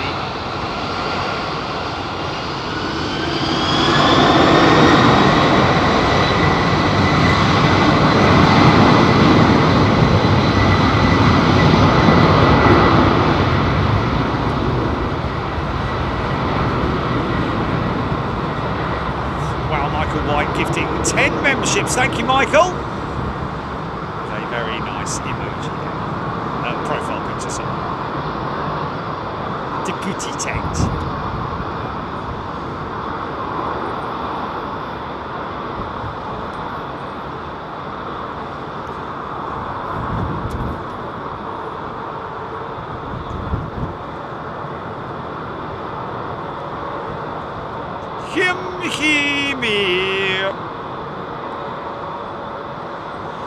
So this could be the quickest rotate we've ever seen from an A380, maybe a air show style departure. Obviously it won't be, because they're very strict with their SOPs at Emirates. Look at the quality of the paintwork of that 350 compared to that old 777, man. Wow, she is grubby, man. That's nuts. EGPX, yes they do. The super fans, literally that, because of the huge fan assemblies. They've obviously had to make quite significant changes to the core of the engine core to handle those big blades, because if you can imagine, you know, having little blades, it's very easy to turn them. Big blades is a lot more motion going on there, isn't there?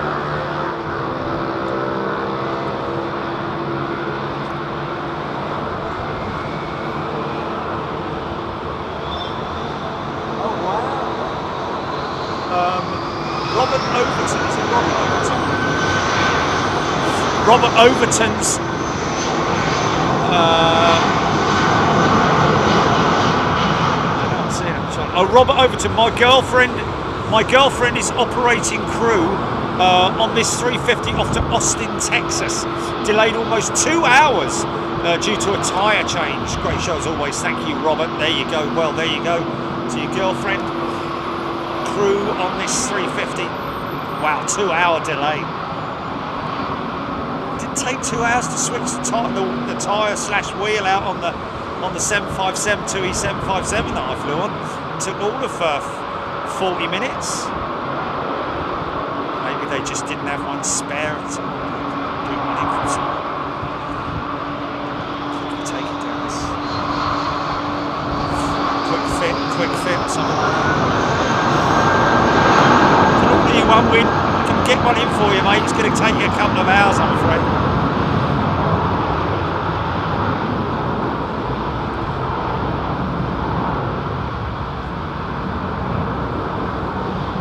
Yeah, they've obviously changed the wheel really quick, but they've missed their slot, haven't they? So yeah, there we go. That's the reason behind the delay. Very good point there, Gillian. Pressed word.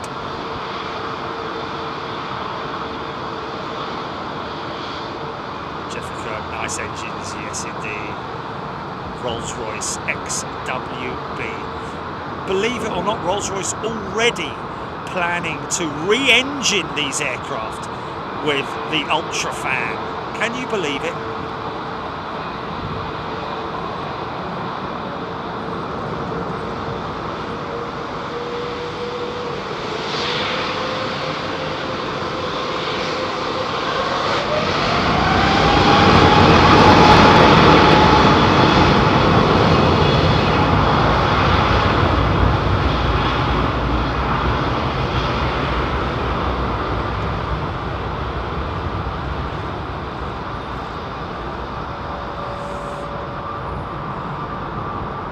Yeah, I don't think they shouted out to the crew, box, box, box.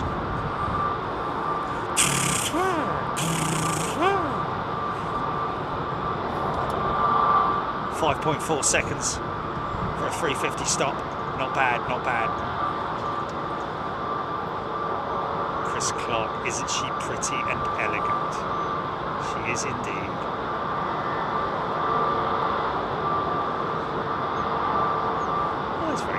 Skating Banana, the most knowledgeable streamer. Don't often hear that. Thank you.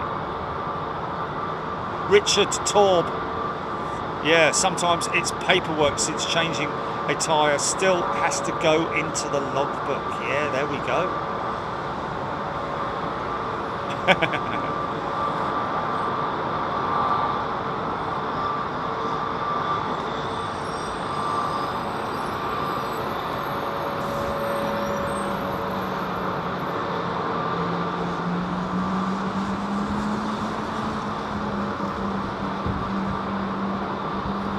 Shamrock 105. Yes, we can see you, Shamrock.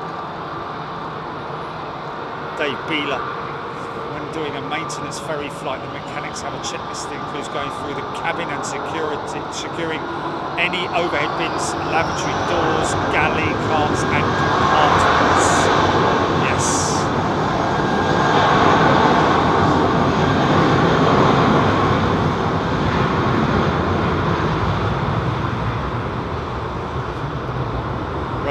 I want to start an online petition to bring back black-nosed aircraft. Well, it would be just a dot, isn't it? It's not the whole nose. It was more or less, unless some of the Braniff aircraft did actually have, like the 707s. Some of the Braniff 707s did have the whole radome in black, didn't they?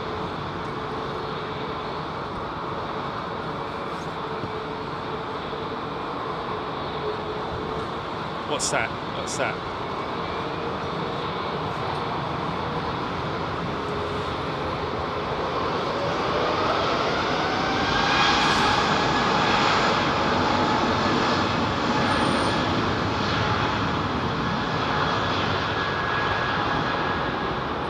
Still got him. Good to see you, Shamrock. 105. I'm guessing he's from Ireland, isn't he? Must be. Fan of Aer Lingus. Liam Bide, is it me or just does the 350 climb a lot steeper than other aircraft? Well, Liam, to be honest with you, all aircraft have the capability of a steep climb.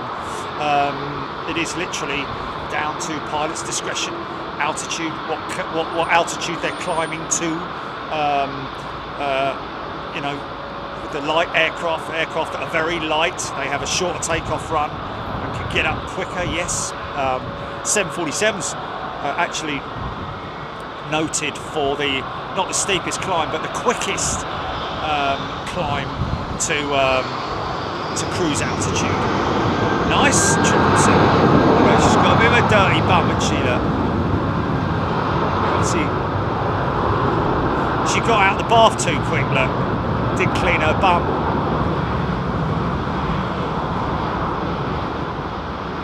Craig O'Brien, Big Cathay Pacific. Big Cathay Pacific. How much weight and fuel does it hold? Big Cathay Pacific. Not sure. 100 tons maybe for a long haul flight like that, maybe a little bit more. Depends on flight duration, aircraft type, twin engine. 747 across the Atlantic, about 90 tons maybe. Again, depends on the weight of the aircraft. The winds are always a factor as well. Listen to those Trents humming away.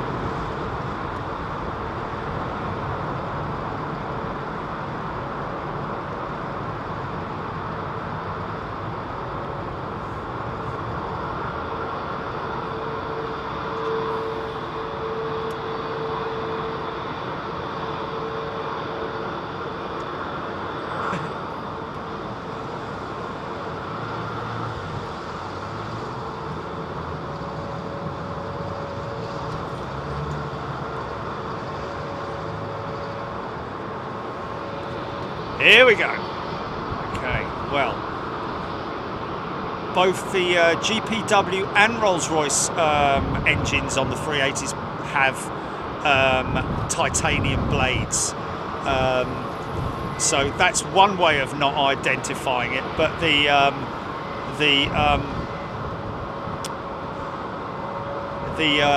spinners on the engines are what would be the way to identify the engine type. Both the Rolls-Royce and the GPWs do actually have a point, unlike the stubby sort of like rounded tip that you have on the General Electric engines. These GPWs do have a point to them, but it's not like a cone. The Rolls-Royce is like a cone, whereas the GPW is more like a tip, right at the tip of the end of the spinner. So these are Rolls-Royce engines, I'm pretty sure. But let's have a look and see if we can ident the spinners. There you go. You see, they are the cone, the very cone-shaped spinners. Of course, General Electric and Rolls-Royce do have different paint on the spinners. Rolls-Royce have that sort of like constant paint work, whereas the General Electrics generally tend to have just the single or double paint on them.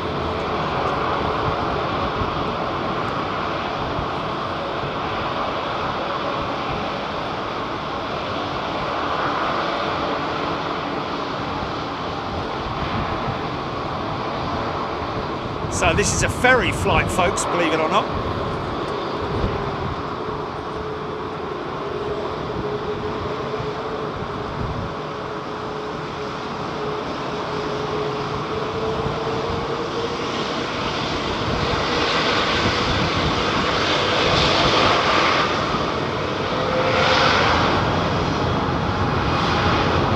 Let's see how much runway this guy uses.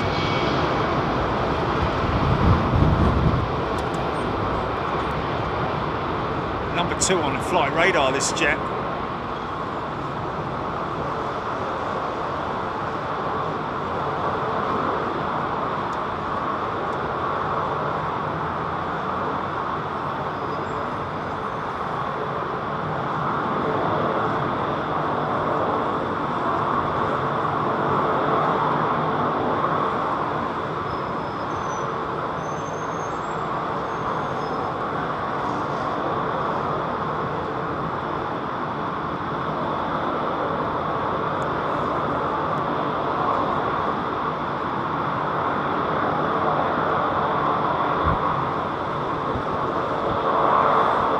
Yeah, very good point.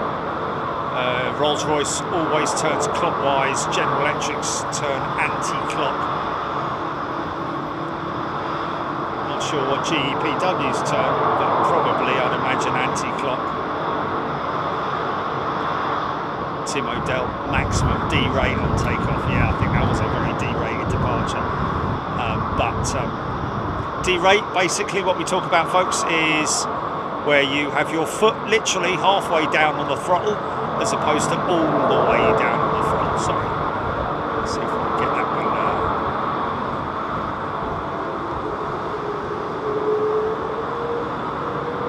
She's going to disappear before she turns. I think, yeah, she's gone. She has gone, ladies and gentlemen. There we go.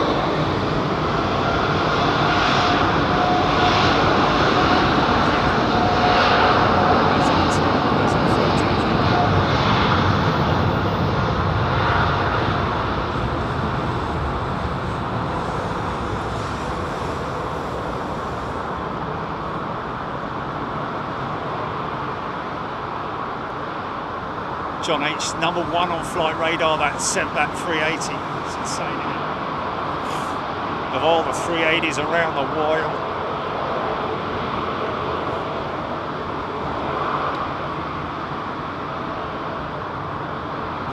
Yeah, no G90s on the 350, all exclusively the Rolls-Royce XWB. Trent XWB, that is.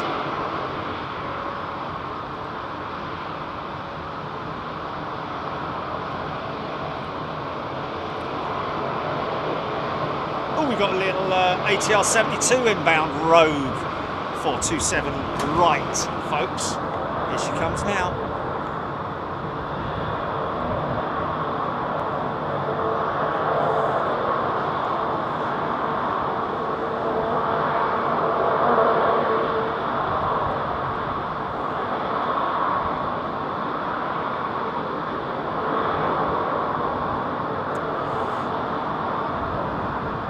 Yeah, good question that, Jeffrey. To be honest with you, that it's only real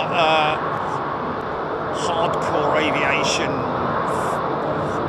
plane spotters who kind of know that knowledge. Obviously, you know, 842, 800 is the type, you know, 787, 10, whatever.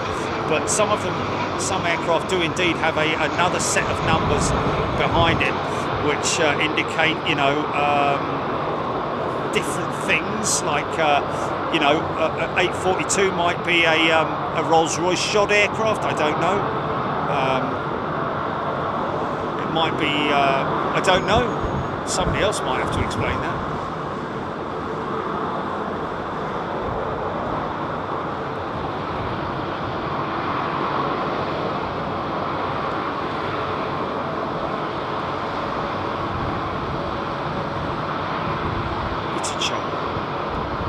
What's the point in the decision by Emirates to not invest in the 351 as a primary aircraft? Interesting.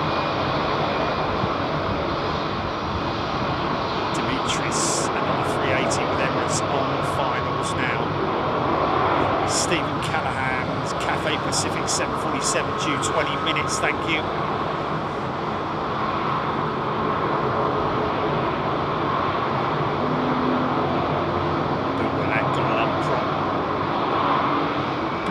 Dragon 4.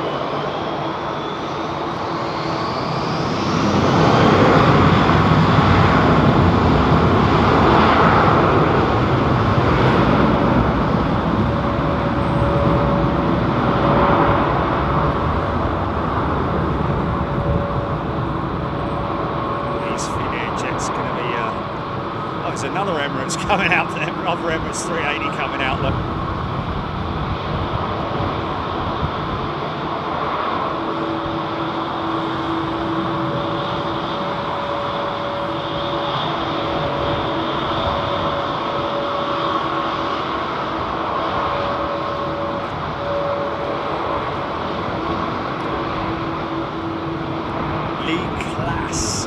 Boeing abandoned the customer number around 2016. Became 737-800, not 737-832. Oh, okay. Oh, it's the customer number, is it? 842 is the customer number. So 42 is Emirates. Is that right? So the Singapore 380 will be a different A380, 8, whatever.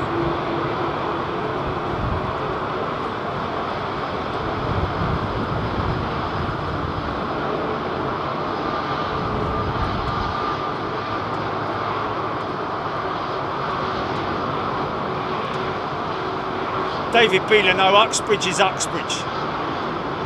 You can't say Uxbridge without, whether it's an S or an X, it's Uxbridge. Uxbridge. Yeah, Uxbridge is Uxbridge.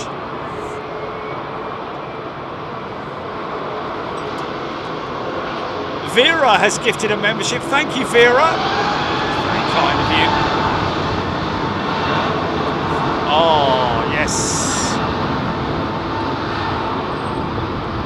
Oh, okay, so that's what I said. Is it for engines? Okay, so 842 would indicate Rolls-Royce shod. And, hello, where's he going? What's he doing? What's he doing? He's going back the gate. What's going on now? He's done a complete... He's going round and round and roundabout, isn't he?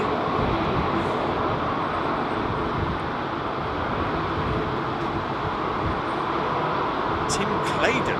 Has anyone else heard that Air Malta is apparently ceasing operations in March? Interesting. What's going on with that 380?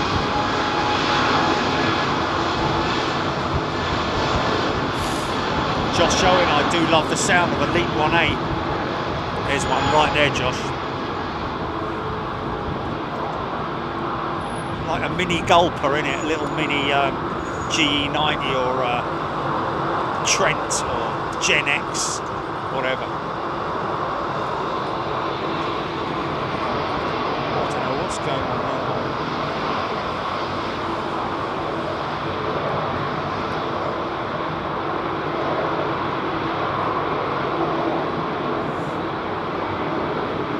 Rohit Parkal, an Indian Air Force helicopter pilot, told me flying a helicopter is like balancing one ball on top of another. Yeah, I heard that.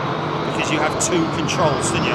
Pitch of the blades and also the movement. It's like you've got one controller to your right, like a handbrake controller with all different sort of like, yeah, so it is I think flying a helicopter, learning to fly a helicopter is harder, a lot harder than learning to fly an aeroplane, I believe.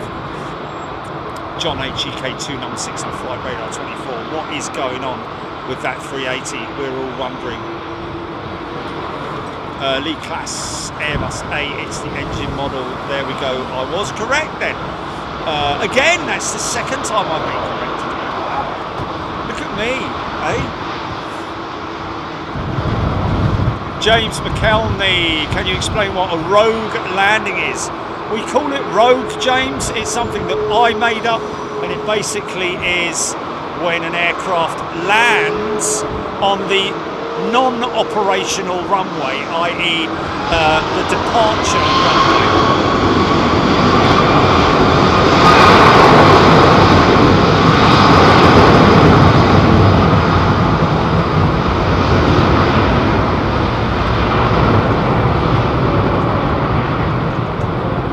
Yeah, that's funny, yeah.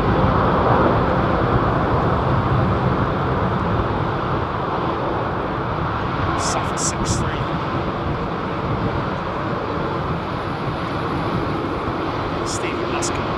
Johnson.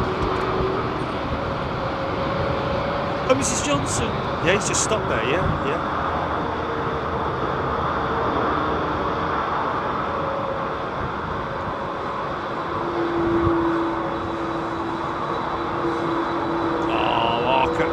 the old, I think they're CF6s, aren't they, on that, much more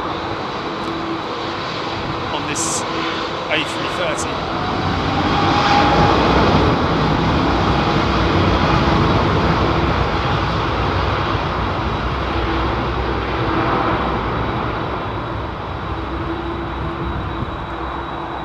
Okay, have we got a road?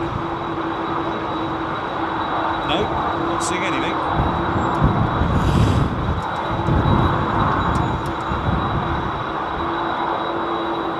Gloria Garrison tuning in from Cincinnati. Loved the Helsinki show so much, touching base with ancestry.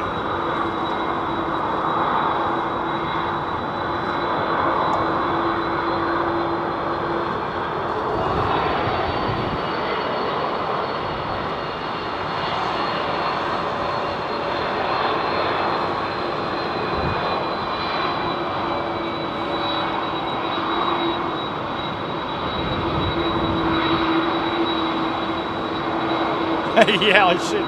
That's actually a good question. A good shirt design. That, yeah. Put down a post-it note, Jay, so I won't forget to do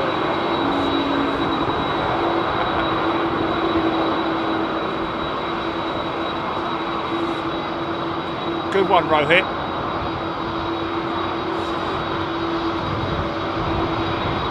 DHL on strike in Cincinnati.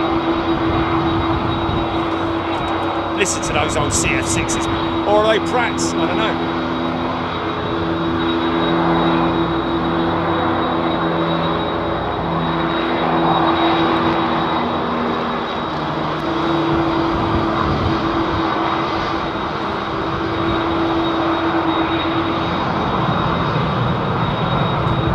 Sue Cruise 747, 13 minutes out. She was going to be, was due in at 55, wasn't it? The Cathay freighter. Obviously she's made up a lot of time.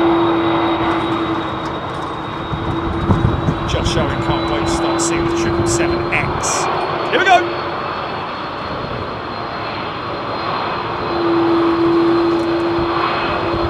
EK2 number 1 on flight radar 24. What is that? 380 doing number 1 medium?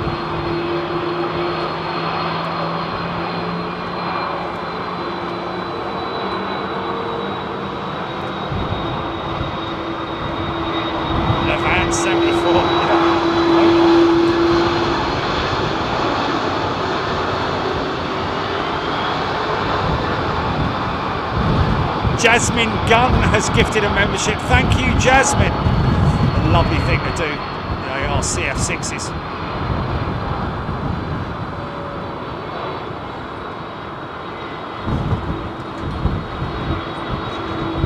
Anti-collision's already up and running, look.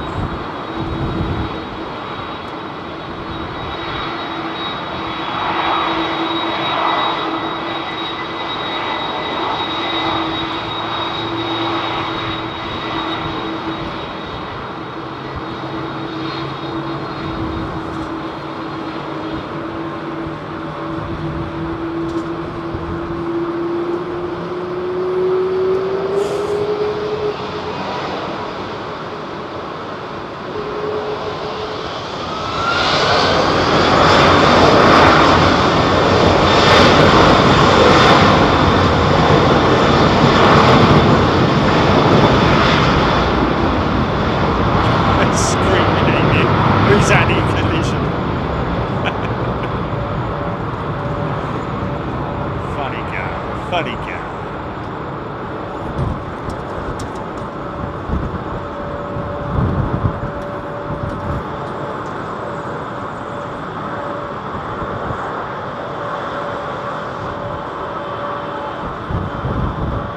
Oh, okay. What we're going to do is leave it and lock out. Okay, folks, just running down to grab some grub. I'm going to leave it locked there so you can see what happens with that 380. Julie, stay with me. I'm going to take you down with me.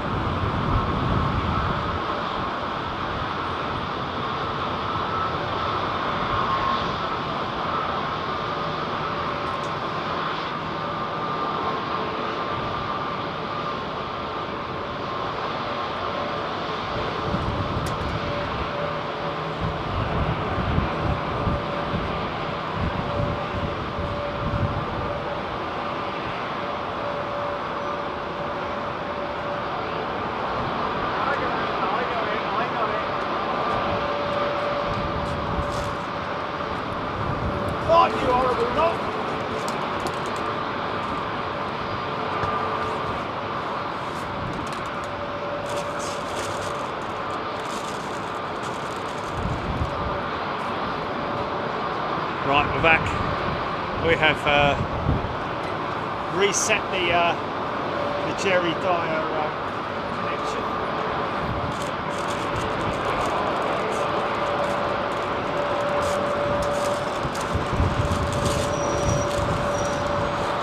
La la la la la la la.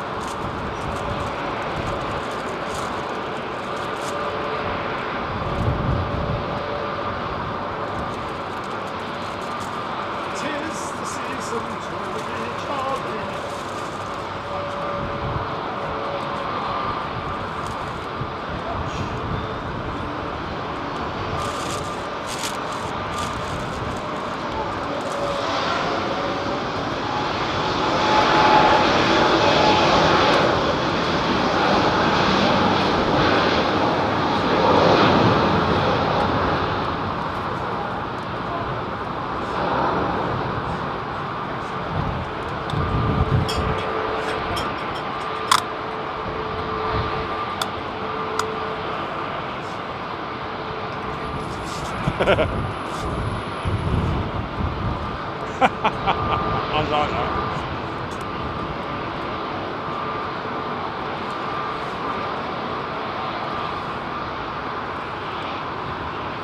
Like I said earlier, folks, my Finnair jet that I flew on had stained window inserts from orange Type 2 fluid, I think it is. Etihad 380 also coming out for departure.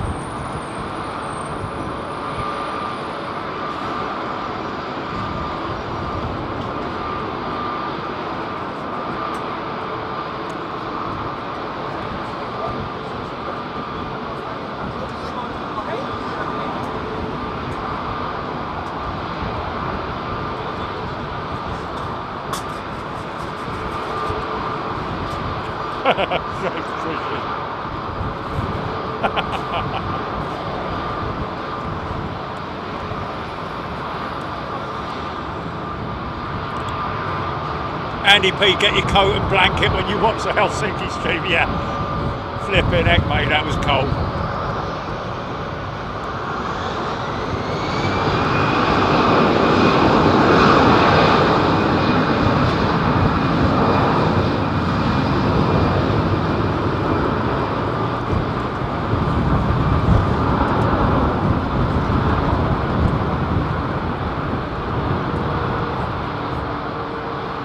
Josh O in the Etihad 380 is my favourite livery. There we go.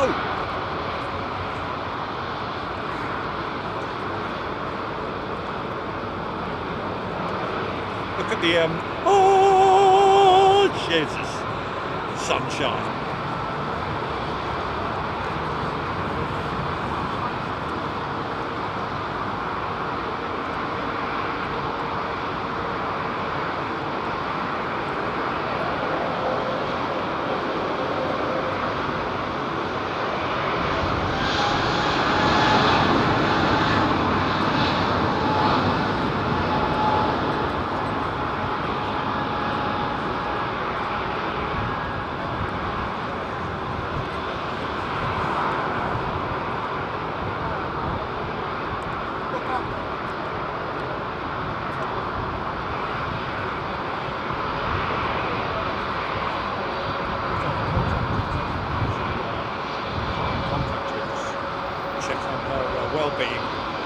Get out of the way!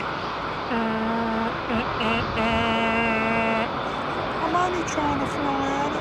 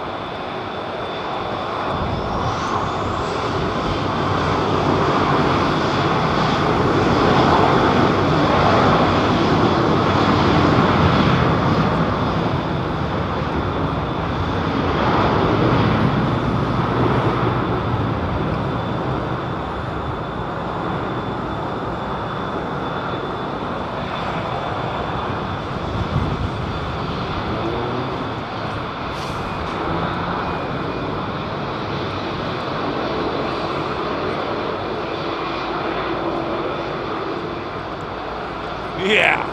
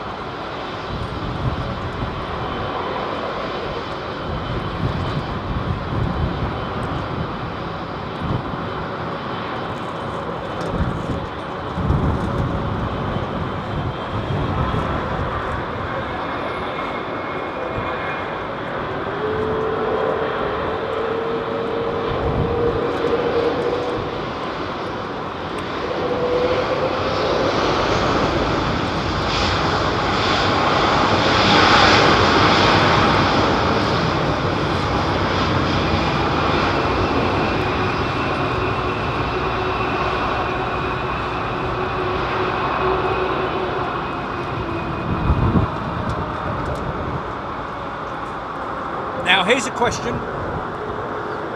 Was that aircraft powered, is that aircraft powered by General Electric GP 7200s? Here's my question. Or non-Rolls Royce?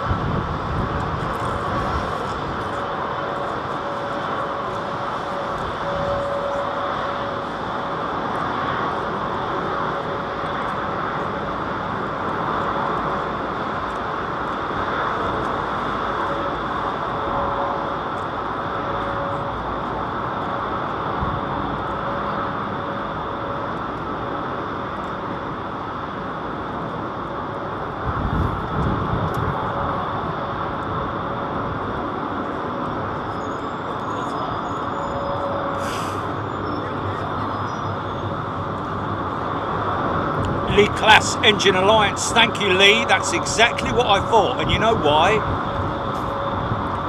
Because on the Rolls-Royce powered 380s you will hear the distinctive valve shut-off noise. So now I think I'm able to distinguish a General Electric Pratt & Whitney GPW engine shod jet compared to a Rolls-Royce shod jet, purely down to the engine spool up noise. Wow, look at that, going right. That's interesting. Don't often see that.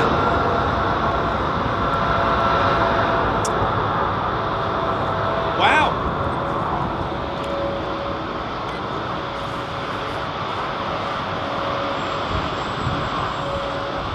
Wish you a Merry Christmas, we wish you a Merry Christmas, we wish you a Merry Christmas and a Happy New Year. Good tidings we bring to you and your king.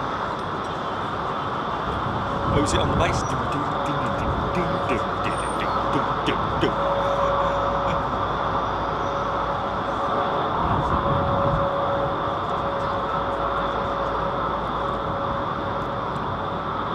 A little donkey, little donkey, little...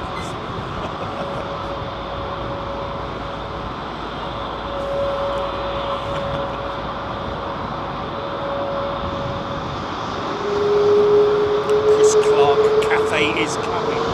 Oh, it'd be great if they came out on this runway, wouldn't it? They came in on this runway.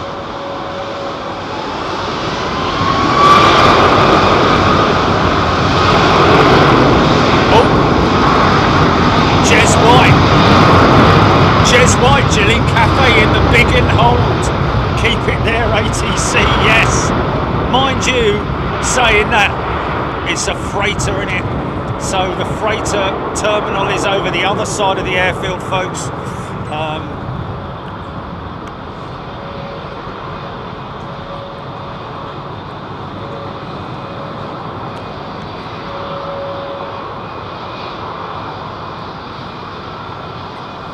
Will W, can't wait until the Rolls-Royce Ultra fan comes online. Quite a long way off, Will, unfortunately. Well, that's coming back, isn't it? Coming back from Helsinki then.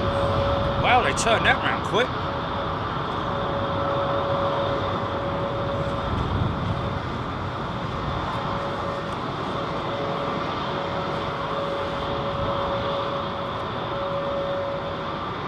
Lad, does pilot know which is left? Oh, yeah, right. He's talking about the Emirates, yeah.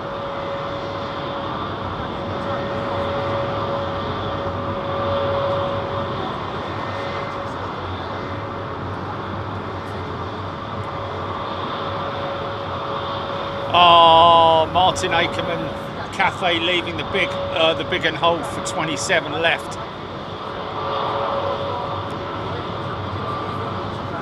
Chris Clark, this is one of my favourite tell. Oh, they're testing that engine again, look.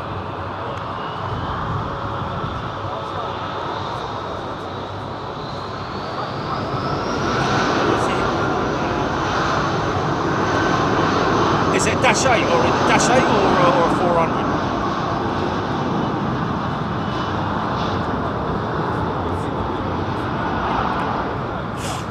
Likely, yeah. Yeah, we did, yeah. Folks, don't forget this. Now look at the sleeve insert. That shows that it's a Pratt & Whitney engine. The green sleeve at the midpoint aft of the. It's actually at the point of the fan casing. It's inside the fan casing. It's a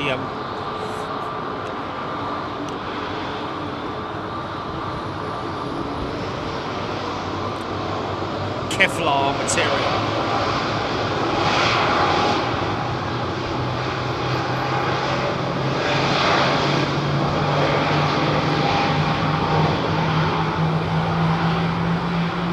Start up.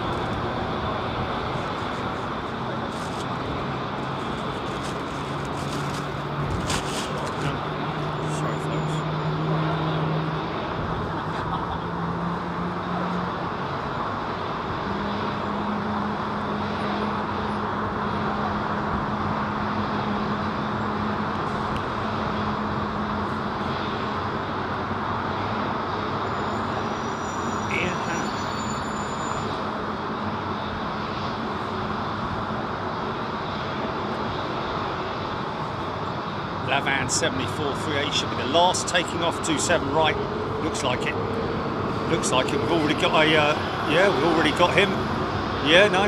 Looks like we've got an engine inspection, runway inspection going on already. Yeah, that's early, man.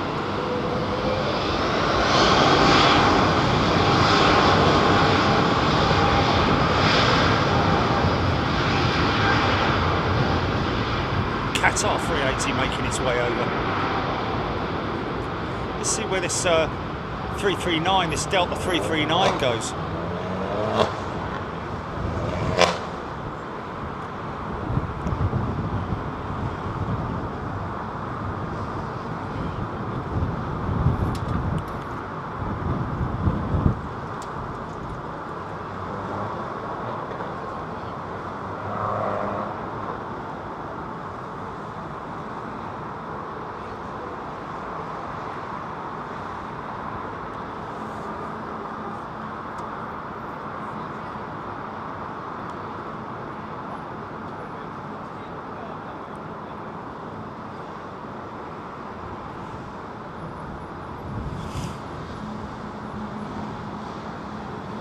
Yeah, he's very right there, Andy Law, making a point of the fact that there is a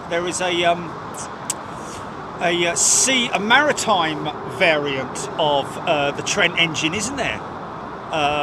Powering some of the naval vessels.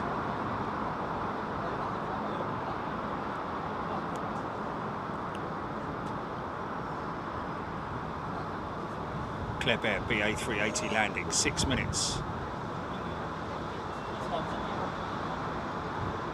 Thank you, Jasmine. RD UK. Paul Freeman.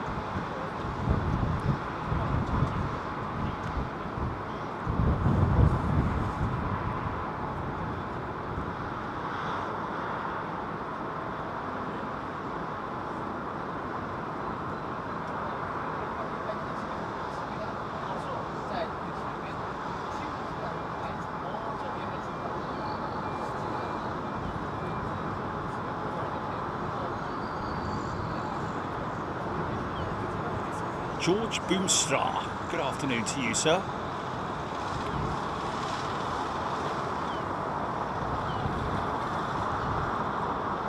Well,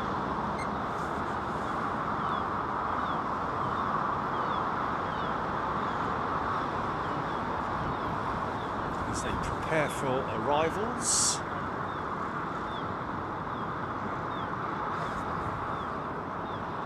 In Finley, 747's out of the hole.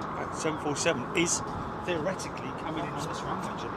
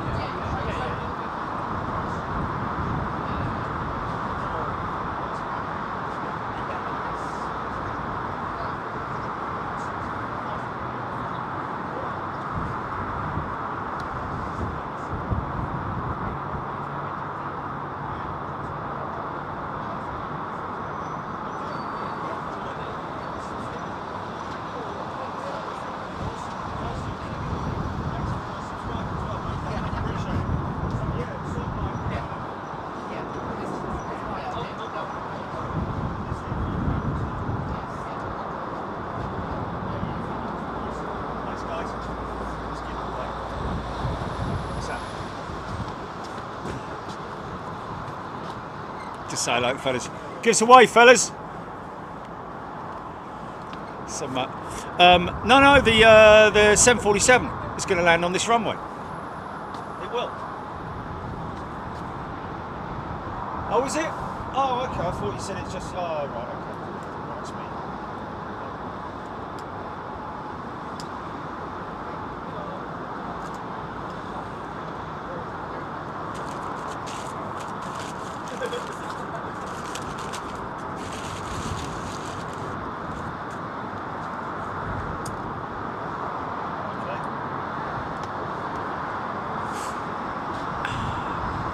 Steve Oddy, BA350 from Vegas, first one onto 27 right. ATC full. Cheryl Howard, TCC.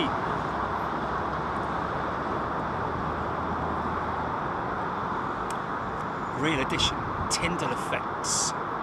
Oh, is that the sun's rays? Is the Tyndall effect? Levan, thank you. 747 landing 27 left. BA from Las Vegas, first to land 27 right. Andy Law. Seeing this lighting leaves me with Jacob's Ladder by Russian Mate Ears. Don't know that one. Michael White, thank you. Sarah Lancaster, that's a lens. Yeah, he's got a big old Jerry. Do movements at London Staines have problems being so close to London Heathrow, summer 63. Yeah, we're just tuning the whole ATC thing in with Staines International at the moment. But we should be up and running. Going to try and see if we can get a show in before the end of the year, folks. No promises. Just depends on how we how everything lines up. If the stars align correctly. Sampath, we want 777. Let me just see if that if we've had any Amazon deliveries, because I did get a Somebody's at your door. There's somebody at your door.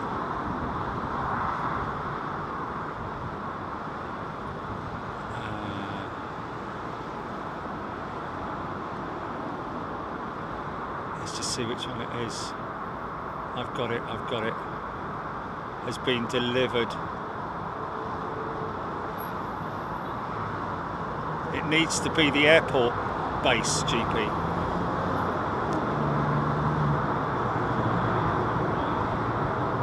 Oh! Oh, no, it's not that one. No. Arriving by Thursday. It's been saying that for bleeding days now. I'm not happy with that, to be honest with you. Yeah. Because that was arriving by Thursday, last Thursday. Yeah, and it's been on the dispatched list forever, so...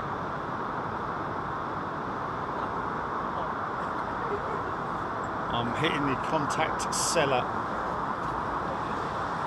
Still landing them on 27 left, you know.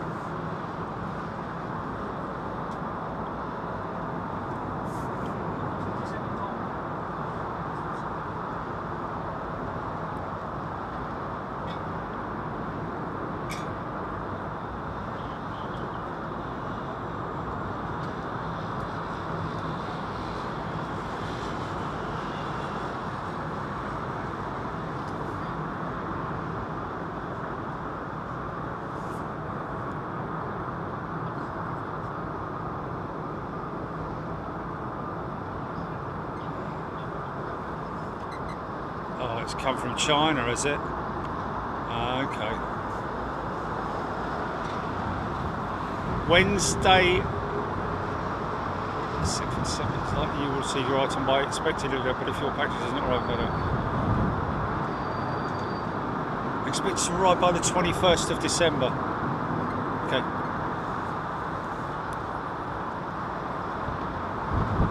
Round trip fuel tank 330, Gordon Freeman, absolutely. Crazy, isn't it? It's a testament to the aircraft, has to be said, in terms of its capabilities and the fuel burn on the Trent 700. You know, still a very efficient aircraft in terms of its fuel burn capabilities. Must be if it's able to fly from Iran to London Heathrow and back on one tank.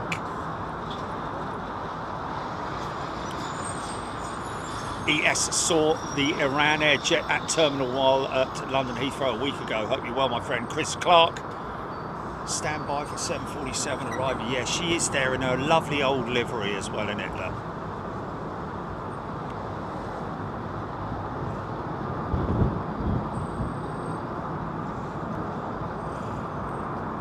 What?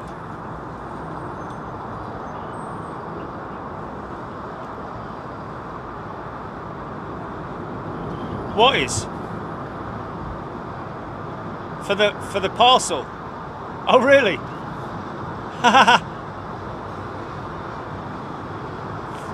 Oh, that's funny. Oh, I wonder what flight that's coming in on. That is hilarious. So the last segment, the last piece in the puzzle of Staines International is flying from China today. Did you say, Julie? Departs China today. That's crazy. Okay, I think they are ready for some big lineups over there, that's for sure.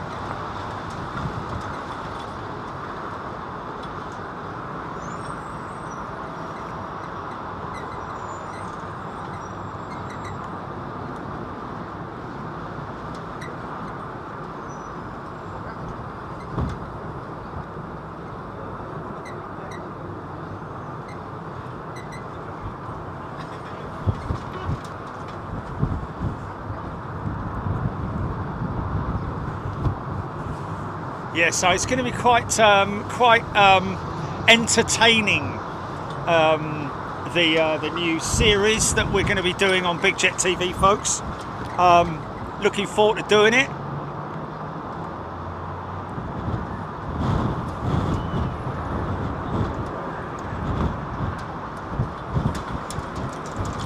I need to tell these fellas that they should they can run forwards once they're looking for a slight sideshow.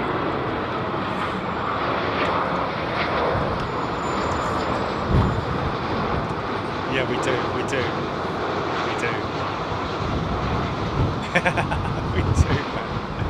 With a picture of Charlie sitting there. Yeah. That would be quite funny.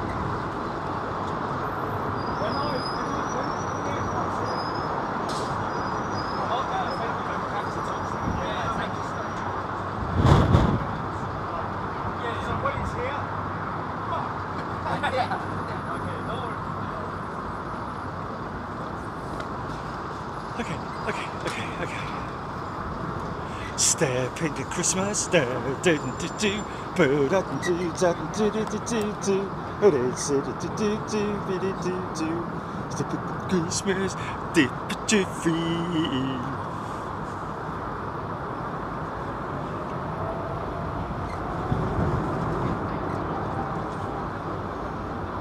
Ryan H, curious to know your thoughts and opinions on both electric and pilotless.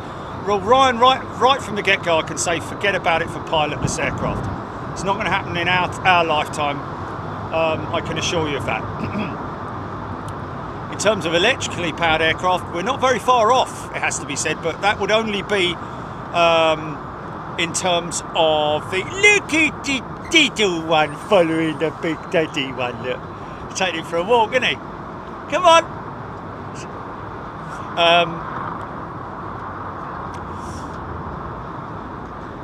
Yes, Ryan. It's something that we've talked about quite extensively on the show. The use of electrical power. It's actually a chemical reaction, isn't it? With the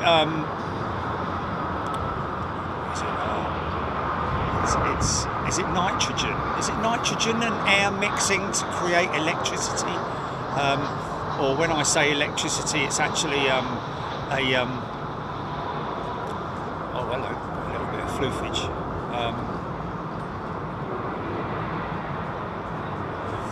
I think it's no.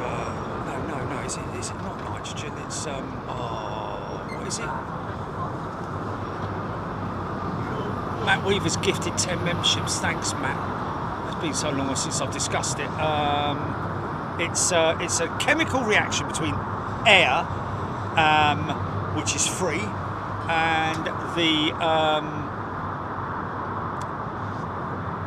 liquid nitrogen. I think it's liquid nitrogen that will replace the fossil fuel, so to speak. Hydrogen, there we go, David Cannard, there we go, hydrogen, liquid hydrogen, is it? Liquid hydrogen?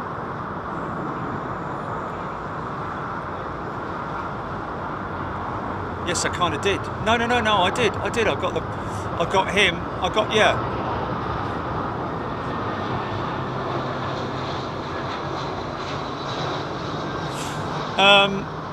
So yes, it is a chemical reaction. Obviously, you know, this is something that they're testing at the moment.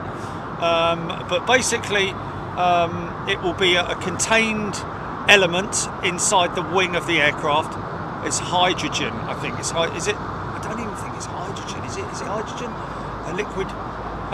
But anyway, it's being mixed to create electrical power, which will go to power aircraft engines around about the size of, you know, the ATR engines, the turboprop size, or, you know, the size of the APU on most of these jetliners. Nothing bigger than that at this stage. However, the possible future of big jet travel in terms of a hybrid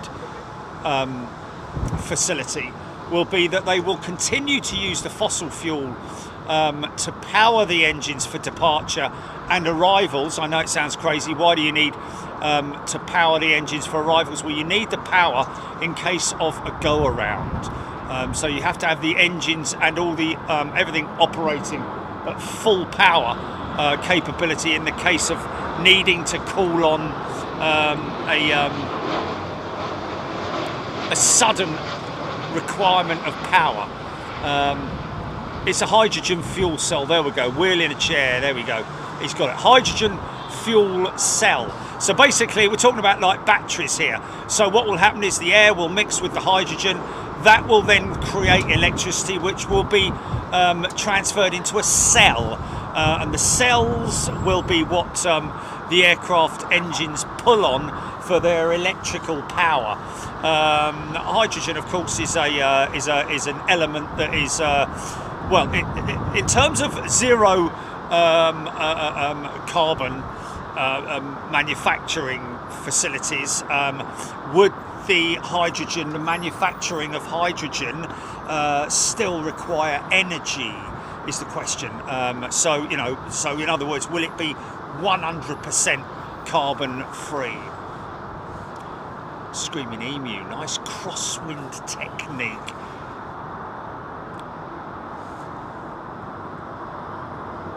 Andy G, greetings from Grimsby.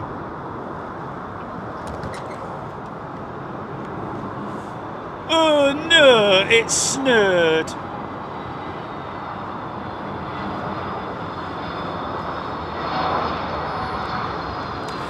So yeah, the hydrogen,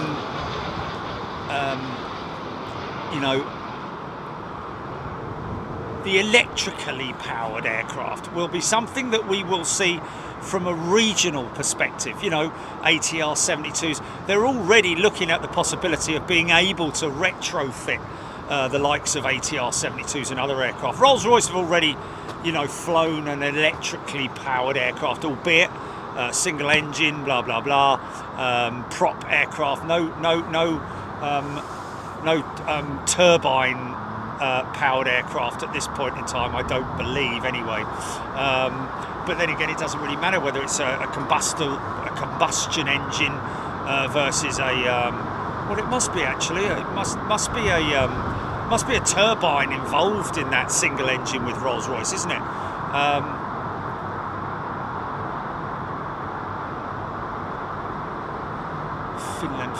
Finland, screaming in you. Pony trekking. Okay.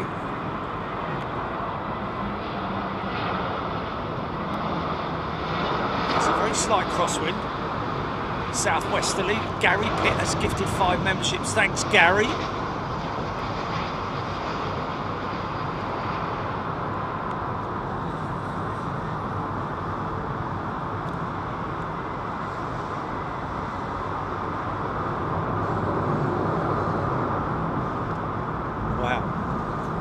Again, listen to the engines. Listen to that.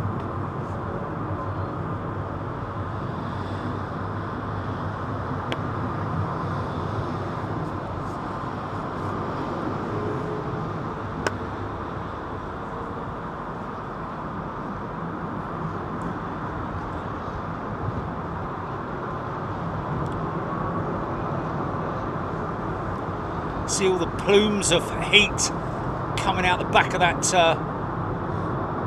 that test wall there, folks. Fired it right up, man.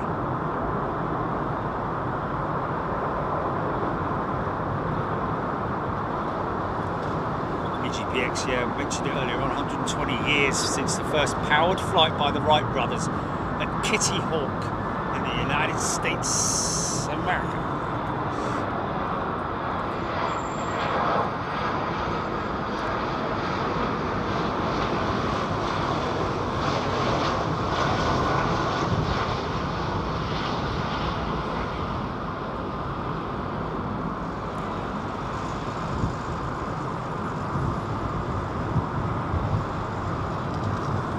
When that aircraft left, oh, I don't know, it might not be a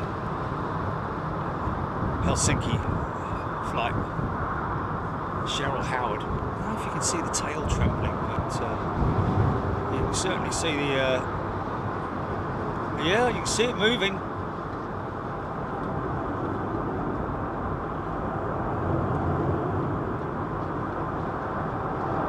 Yeah, definitely see that flexing, can't you? Jimmy Jazz. Giving a shout out to Matt Weaver, thanking him for the membership. Steffi Quillen. Andreas Krugel. Boom Honeywell selected for Overture Integrated Flight Deck and Avionics. Okay. Nice.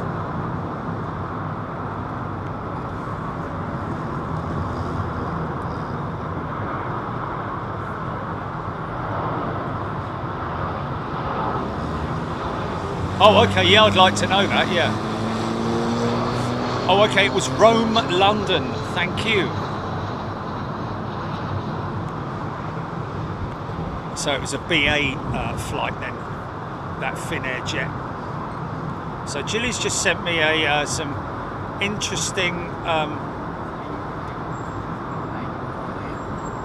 interesting information on the manufacturing of hydrogen. I'm intrigued to see because, you know, will we ever get to the stage of complete 100% zero carbon in terms of not just the usage, but the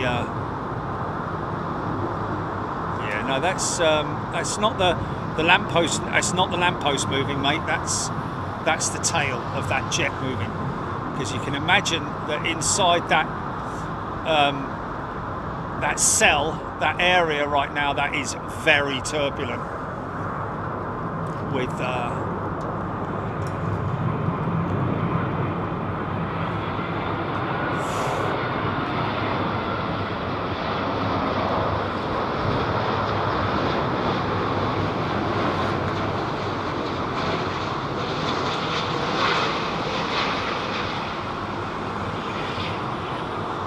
Ben Fish.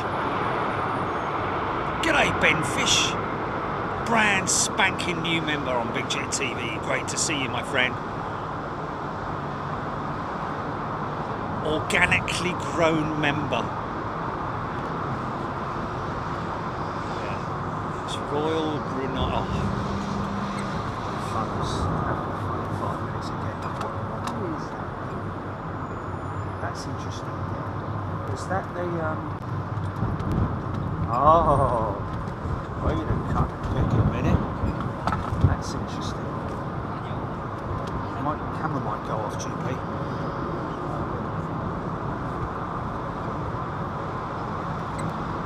Rory Sharp, did you say? Rory Shaw.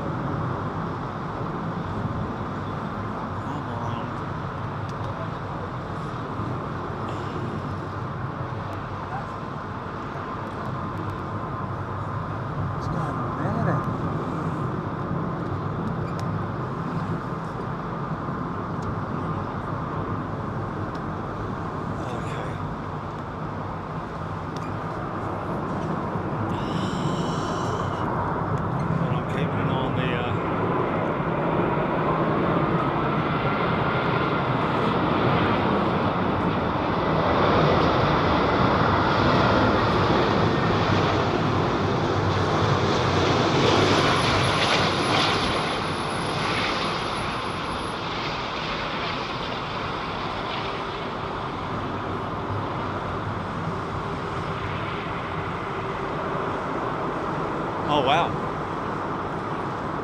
Oh blimey, that's been in maintenance a long time, that aircraft, hasn't it? So they've obviously had some quite serious engine issues by the sounds of it.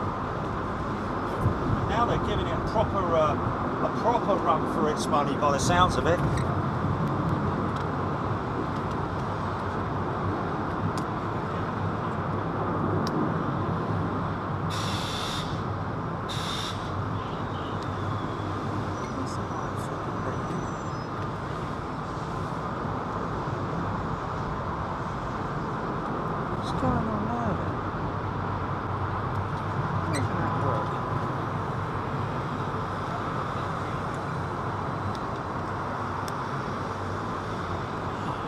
well.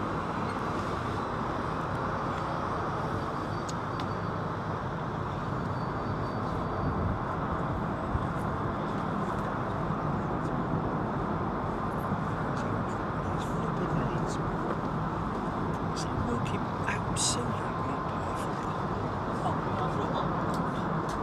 Luckily, it's just the phone.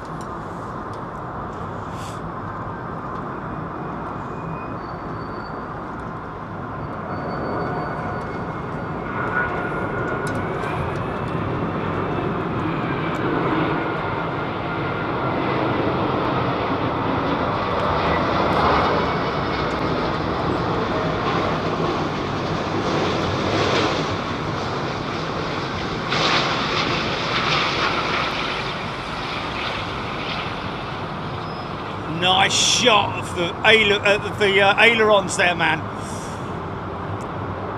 Yeah, man. Playing a tune on the ivories there.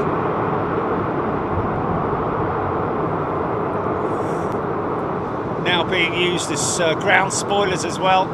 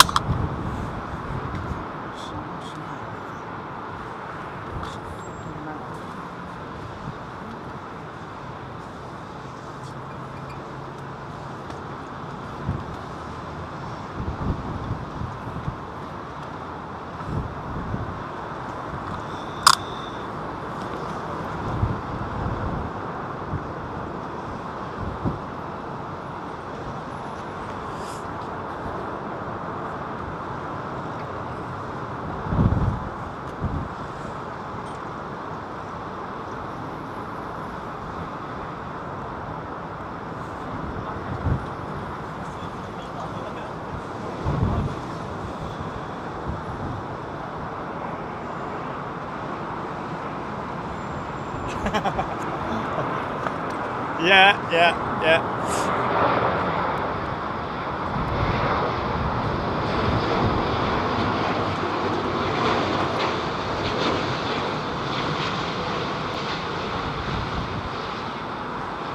What's the moving back again, isn't it?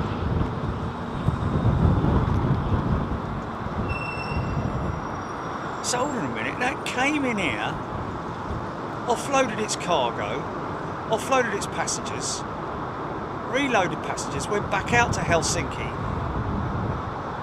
offloaded its passengers, reloaded its passengers and came back out to London. Is that right?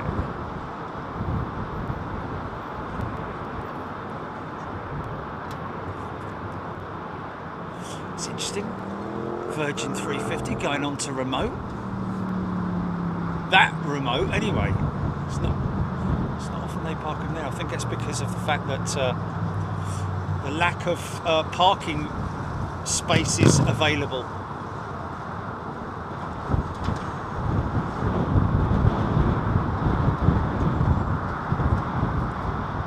Mick Worsfold, nice drift in. Tina Pace. Good morning, Tina. Good afternoon, good evening, wherever you are in the world, folks. Hope you're doing well. Sunday afternoon, 3:21 here in London, and we are live for at least another half an hour. And then it starts getting longer, doesn't it? The days start getting longer, only by about 20 seconds a day or something. But mind you, 20 seconds a day, that's a minute in a week, isn't it? Oh, it's not a lot, is it? Don't get too excited, Jerry. Oh, I'll be stripping off in no time. I'll be like a postie with my shorts on. Actually, there's a national, one of the national postage delivery services out in Helsinki, in Finland, and it's called Postie. I saw it on the side of a truck, and I thought that's quite funny if that was the name of like the postal service, and ironically it was. But there you go, you had to be there.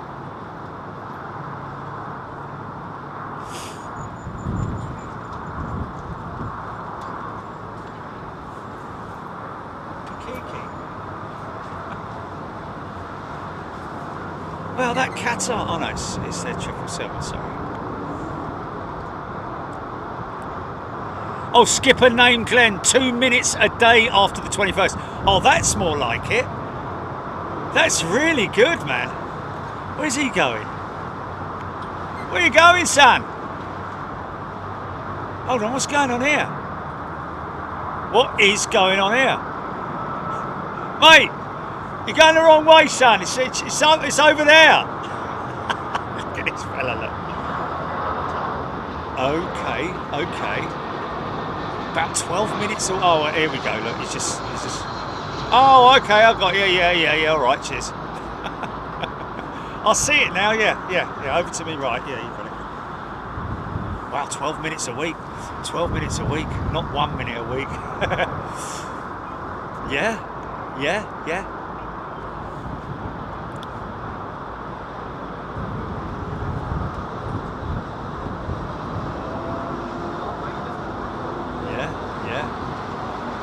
Roxy Simmons, winter solstice. Does that mean summer? Sorry, hold on a minute. It's Thursday, winter solstice then. Winter solstice. Okay, cool. James McElney, what is OneWorld? Good question, James.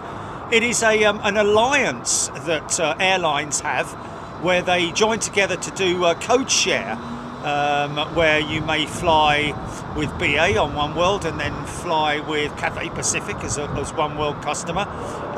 United are a Star Alliance, I think. Nice Japan Airways trip.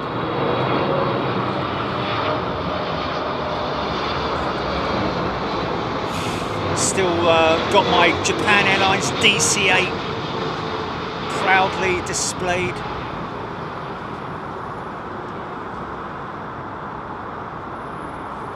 Mr. Lizardlick asking how many fire stations. Well, as far as we're aware, airside there are 2 fire units, I believe.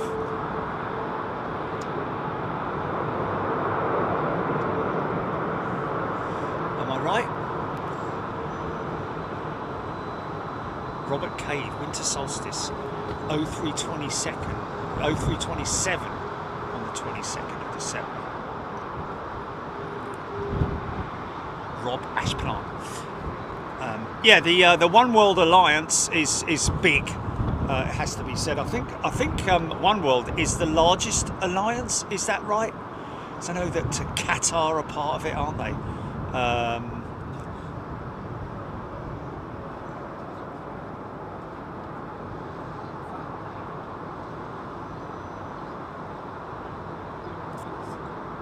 Oh, Trev Lyon. Yeah, it has got a 11,000-foot runway at Staines International, so it can handle any aircraft. 380. Like I said, I showed you a picture last week that we had the AN124 in on test to test the runway length. They very kindly brought it in. We quickly moved it to one of the hangars. I love it.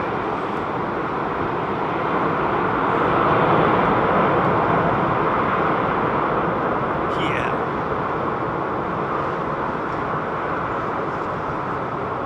Great.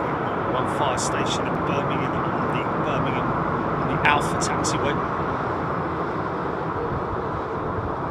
TCC wasn't aware that Cathay Pacific were part of the OneWorld Alliance.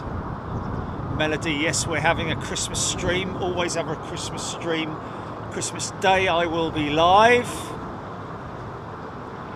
Carl Roller, Turkish Airlines has an order of 355 new generation aircraft with Airbus. Blimey! Oh, that's what David Kavanagh was mentioning earlier on, that apparently they saved up all their pocket money, Turkish Airlines, to place that order. 355. Wow. Chris Clark, 4,484 departures planned from here in the next week to 192 destinations, 87 countries. Wow, there you go. It's pretty crazy, isn't it?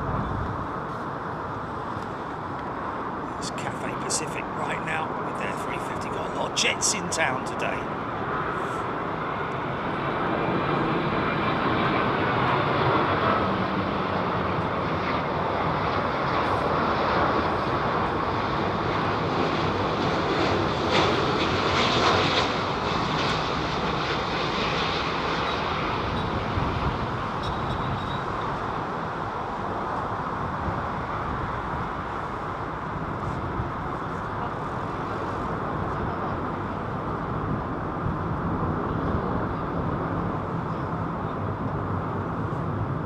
Mr. Lizardlick, well, you're saying thank you. I'm not sure if I'm right there, Mr. Lizardlick, but I think it's 2.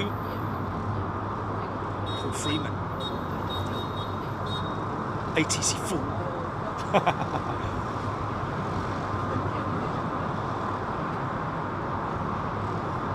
Oh yeah, Avro Arrow. We will. We're obviously going through a number of different taxi and parking tests at the moment to make sure all the gates work at Staines International. I can show you that picture of the 124 if you want. Only got a picture of her in the hangar, but I can show you it by all means if you want to see it. Such a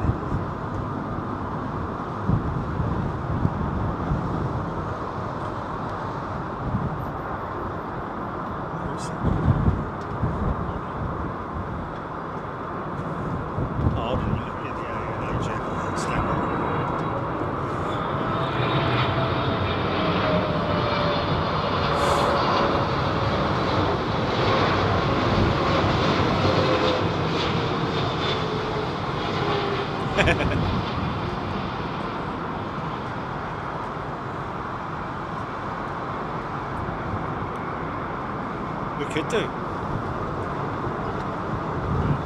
Could do. We could, couldn't we?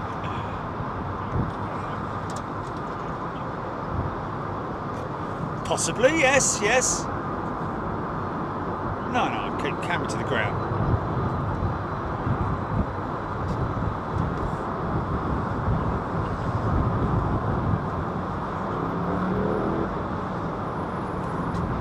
Folks, just a quick picture. If nobody's seen Staines International yet, just let me show you. Let me just show you the night test when we did a night test. This is the airport, which interestingly enough, when I showed my mate, that by the way behind there, folks, is a curved screen monitor to use for various backgrounds. That's number one. Yeah, my mate was like, what airport's that? I was like, where's that airport? He said, I said, it's on my desk. But we did have also, let me just find it. Yeah, we'll have a helipad, yeah. And that's the Antonov AM124 that came in for trials.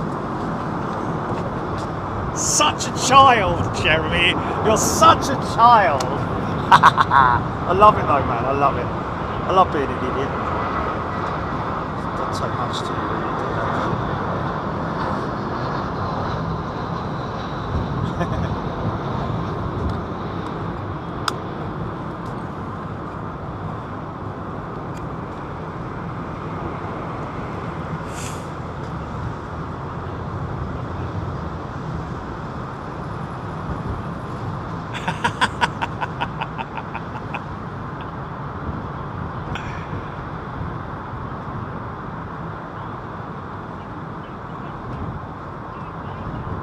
No.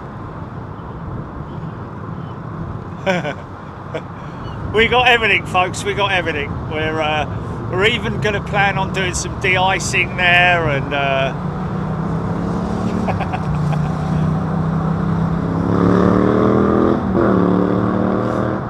yes, it has a control tower, Alex.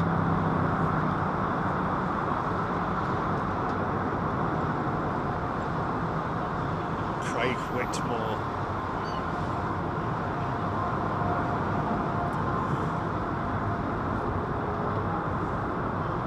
Trevline, you got it in 2 words, me old son. Cheryl Howard.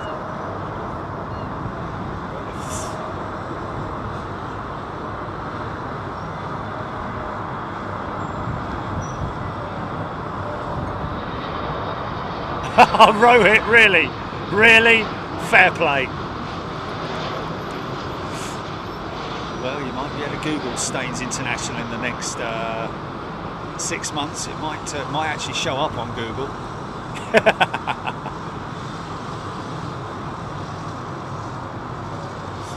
They are 1/400th scale is what we're working on. However, we will also be using 1200th scale as well.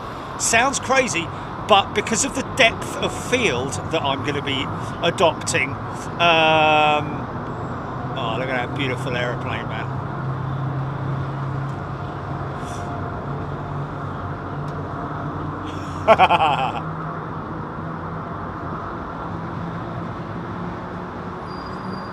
Oh, look at that. Yes, we can work that. We got that far.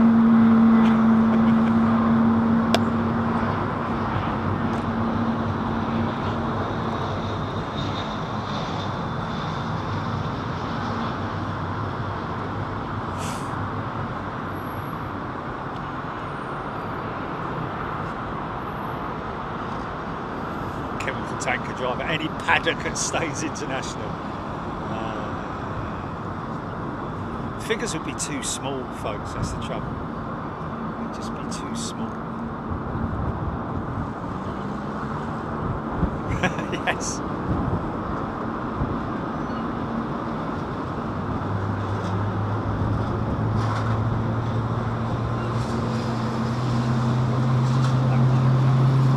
Yeah, go on!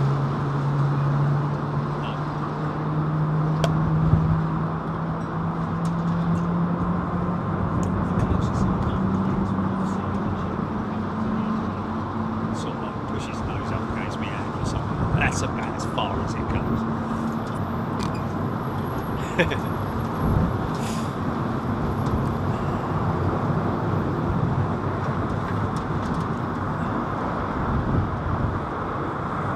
Steph, will there be a Staines Express from Central London?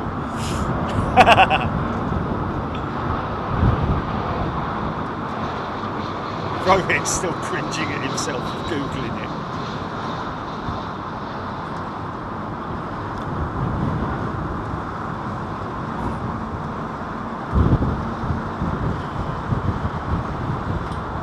Niklaus, anything that I can get that's 1200th scale, trust me, I will have it at that airport.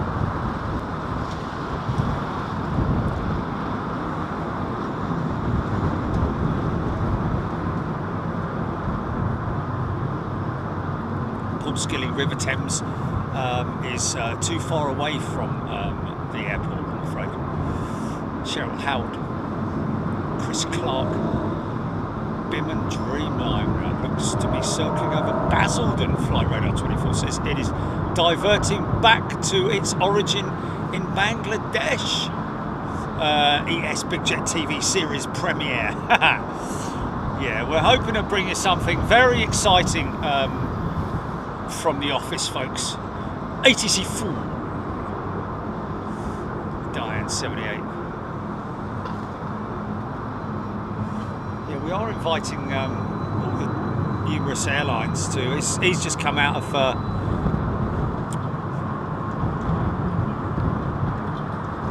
It'd be too small, Jilly. It'd be like a speck of dust.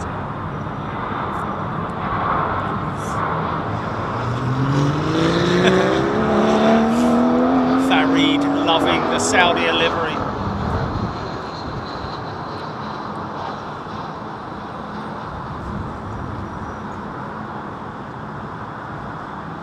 Phil Loxham is back. Welcome back, Phil. Good to see you here, Big Jet TV member, along with all our other members.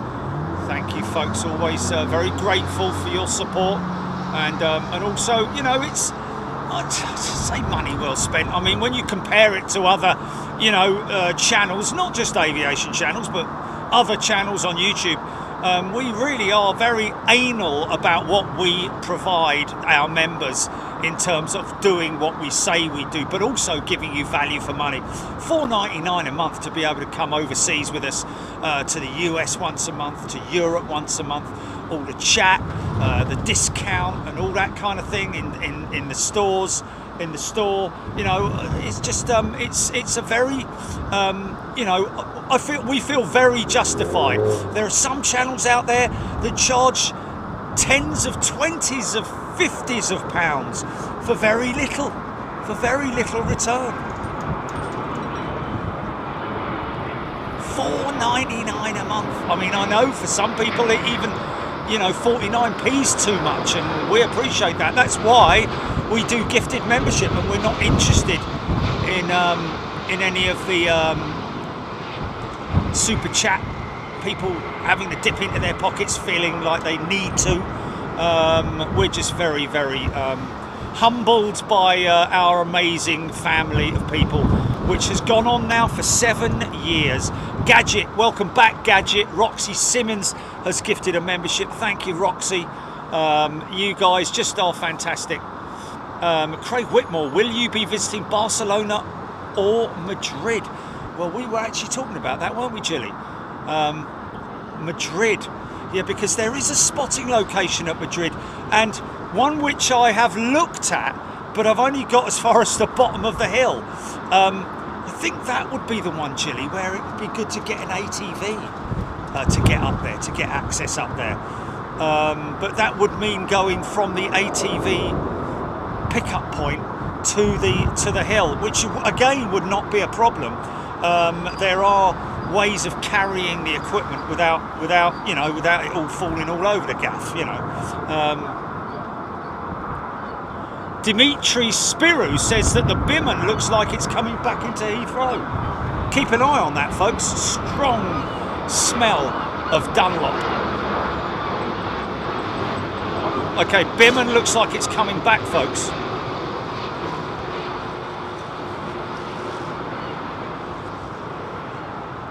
Or it's diverting, maybe. Not coming back, but diverting. Trev Lyons gifted a membership. Thanks, Trev. Deborah Speller, I was shivering watching Helsinki last week. Matt Cat Lady thought Finland was great. Really enjoyed it. Thank you.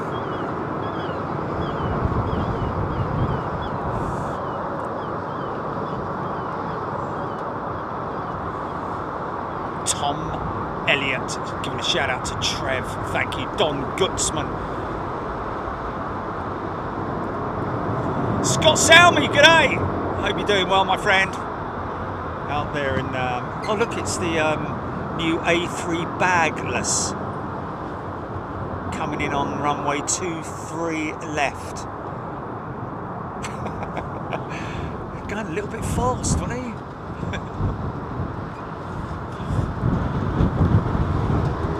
Ryan H. I agree, Jerry, it's great value. I'm happy paying the monthly subscription just to learn what I learn from you and the other members. There we go. The plane watching is just another bonus. There we go. Thank you, Ryan. Rory Shaw, just in case I have to go, I would love to get your opinion on the 787 versus the 350. Good question, that. I mean, when you talk about 350 900 versus the 787-9 and 787-10 versus the A350 1000, it's a tricky one, that. I mean, in terms of flying it, you'd have to ask the pilots. In terms of being a passenger on it, you can't really tell. It all does depend on cabin layout. I've got to be honest with you, the 350 does seem to have a more spacious cabin, and I think that's something to do with the reason that the 350, if you imagine getting a tube and squashing it ever so slightly from the top, the sides will bulge out and the top and bottom will flatten out ever so slightly. Not a great deal, but if you look at a cutaway profile of the A350 versus the 787, 787 is more tubular, whereas the 350 has a slightly sort of like, well, they call it XWB, don't they? Extra wide body. It has a very spacious cabin. But really, to be honest with you, in terms of comfort, if you were taking like for like Virgin 350 versus the Virgin 787, for example, or BA or whatever, it's down to the cabin layout. They're very important factors.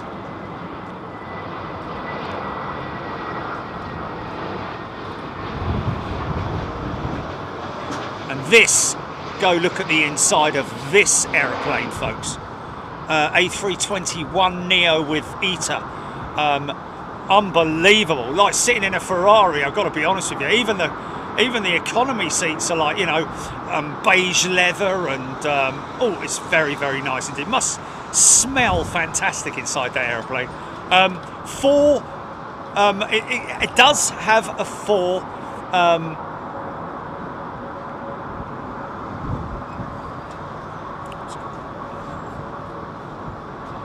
It does have a 4-class layout. I know a lot of people disagree with me on that, but apparently it does have a 4-class layout. Tim Smart has gifted 10 memberships. Tim, thank you so much. Malcolm Clenton has also gifted 10 memberships. Thank you, everybody. We really appreciate it. Thank you for all your support and your loyalty throughout the years. And it's just great having you on board, really.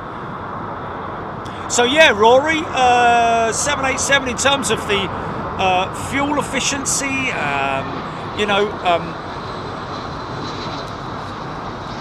Boeing will say one thing, whereas Airbus will say another in terms of the efficiency of the aircraft.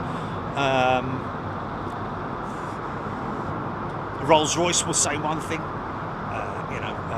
Of course, the 787 and the 350 with Virgin Atlantic, as well as British Airways operating just the Rolls-Royce package. But of course, other airlines, what would it be? I'm just trying to think of other airlines that run the 350 and the 787 together. American carriers? No, not that I can think of. Cathay Pacific don't run the Dreamliner, do they?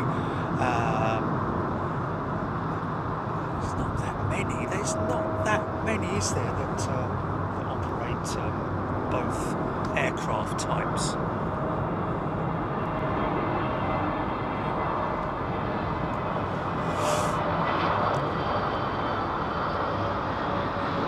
Now you can see, folks, you can see the history of London Heathrow right there.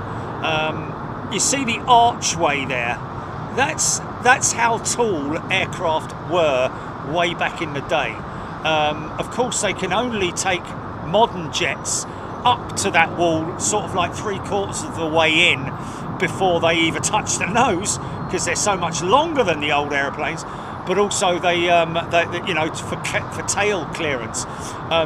So if you can imagine, way back in the day, there's probably still many pictures online where you can see examples of those structures with 707s, VC-10s, Comets, even Concorde, another aircraft that were in the fleet with BOAC, BEA back in the old days. Of course, there's a protection order that is on those concrete structures, and that's why the forward section, that bolt-on piece there, you can see, is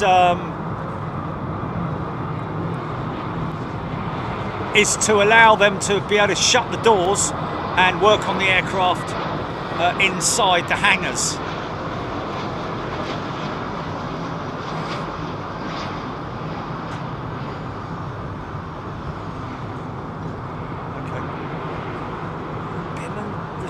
To its original departure.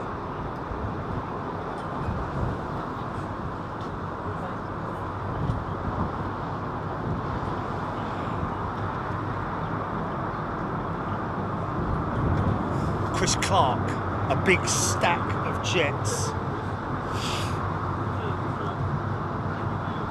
Alan Chambers giving a shout out to Roxy Simmons. for his membership. What a Christmas present.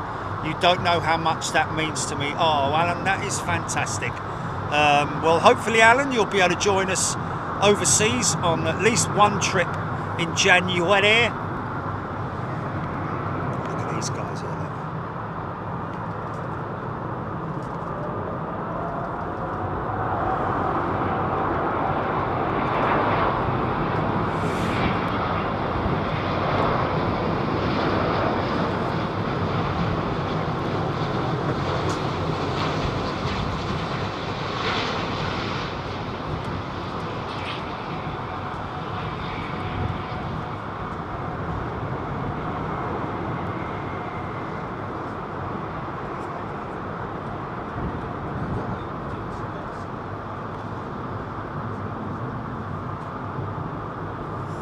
J. Thompson, how do you tell the difference between A360, 900, 350, I think that is, J. Thompson, A350, 900 and 1000.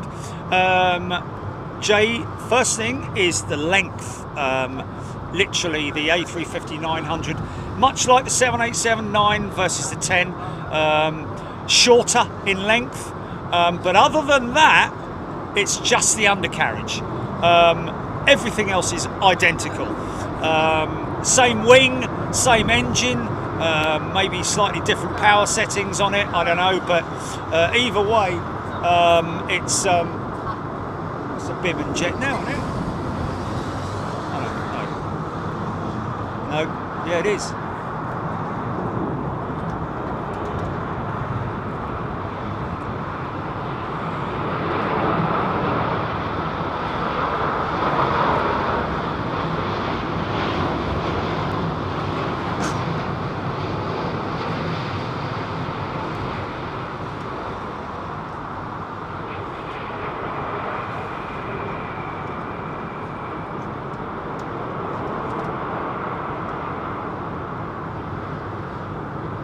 William Smith, thank you, has gifted 10 memberships. Thank you, William. Very, very kind of you, my friend. Sandra Wall is a returning member. Welcome back, Sandra. Just caught you there, thank you. Diesel 13 Emirates 380 on its way in. Will W, would be great to see the new BOA 330s at Madrid with the Mayan livery. Is that the Ugandan jet? Is it the 777 that we saw? I don't know.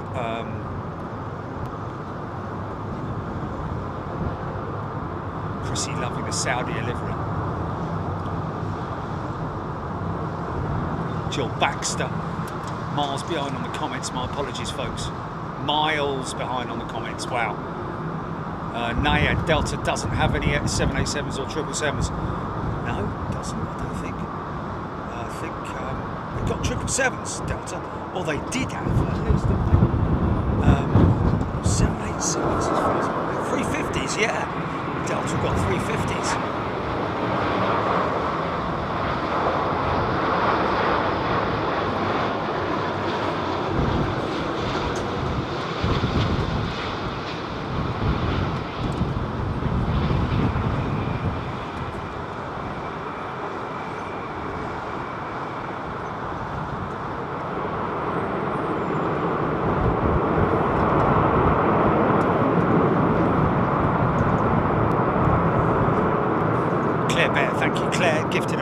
Thank you. So yeah, going back to what Jay was asking about the 350 1000 versus the 350 900.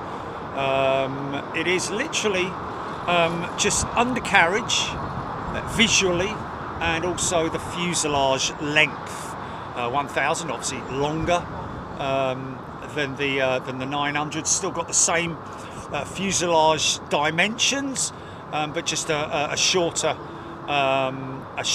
fuselage length, but same tail height, I believe, same empennage, same wingspan, engine slightly less rated on the 900, but in terms of fan blade diameter, core technology, all that kind of stuff, it's more or less the same. It's just different power settings and things like that, I think.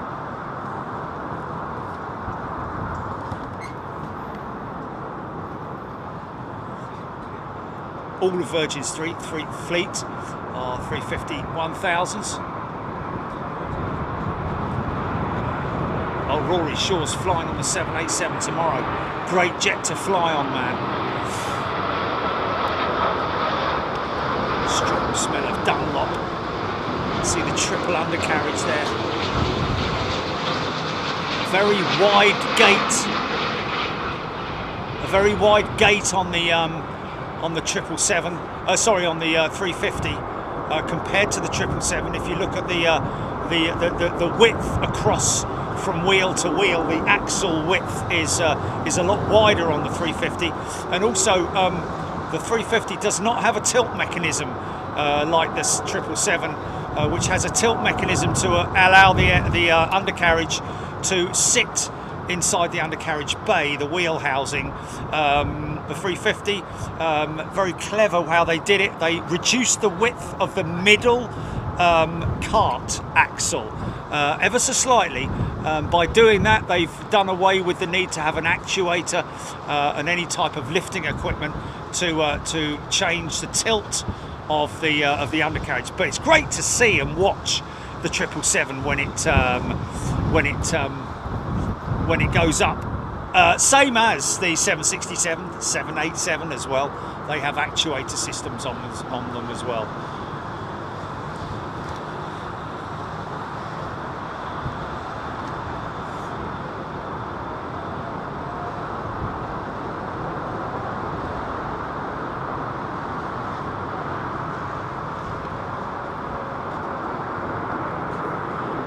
I think the guy's looking not at the difference. I think he may be looking at aesthetic differences, not the range and all that kind of stuff. Of course, the 350-1000. Sometimes it's funny, isn't it? Because the smaller, shorter aircraft have a longer range, of course, because it's less weight, etc., etc. Like the 747 SP had the longest range of the 747 types. 720 over the 707 had longer range as well.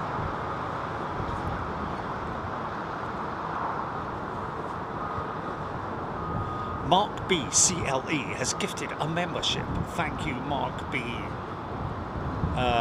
Biggie B 2000, do pilots fly both Boeing and Airbus? Well, yeah, they do. They can be type rated. For example, a Virgin Atlantic pilot with a 787 pilot with British Airways, for example. If they're looking for they can type rate and change from the Boeing to the Airbus and vice versa. It does happen a lot. It just involves training, sim training, type rating, and then bringing your hours up, jump in the right hand seat for a few years, and then get your hours up and assume command potentially. WB Travels saying a big thank you for the membership.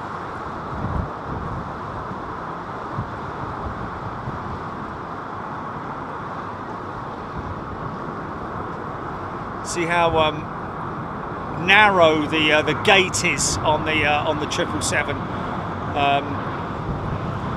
from wheel to wheel. If you look at the A350, you'll notice it's a lot wider, and I think they use very slightly smaller tyres, bigger tyres and wheels on the 777-300 versus the 200.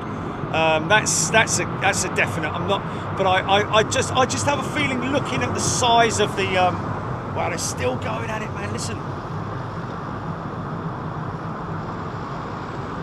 Whatever that problem is with that engine. Deborah Speller, American 777, looks good.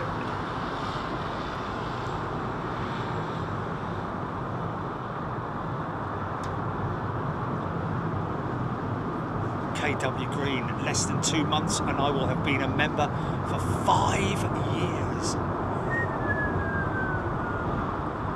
Is that 5 years on YouTube? Yeah. Wow. He must be one of the first YouTube members then. Wow.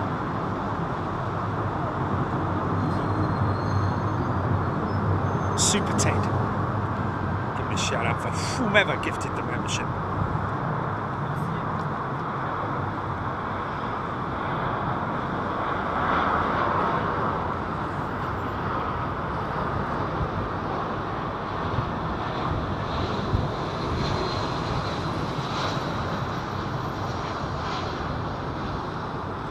Haruka Tenno, sneaky BA tail. Yeah.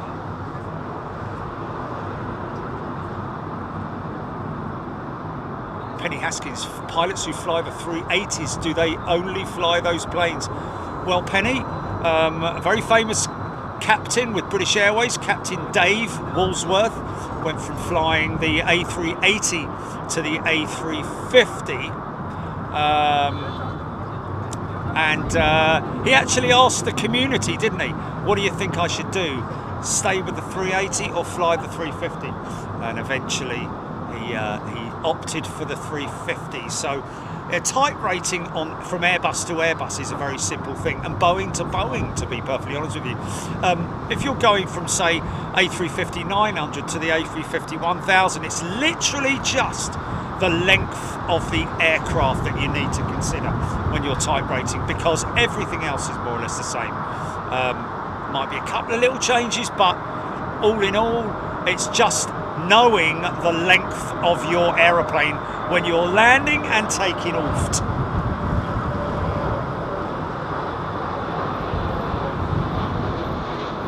Screaming Emu, you don't have to go to the right seat of a new airplane. If seniority allows, you can transition to captain on a type you've never flown before. Okay, I was talking mainly about first officers.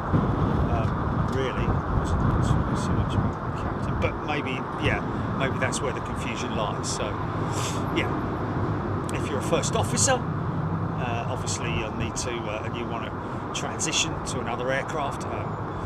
You need a type rate, and again, sit in that seat, that right-hand seat, for a number of years, and then transition or get your hours up, I'm guessing. But if you're a captain, like Screaming Emu saying there, if you're a captain and you want to go from 350 to 380 or the other way round, then there you go. Wow, that was not a lot of separation on that.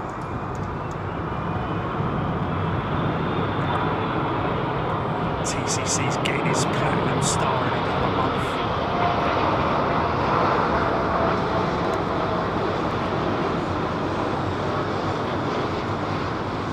"5 years, 2 months and 7 days since we started Big Jet TV channel membership." Oh.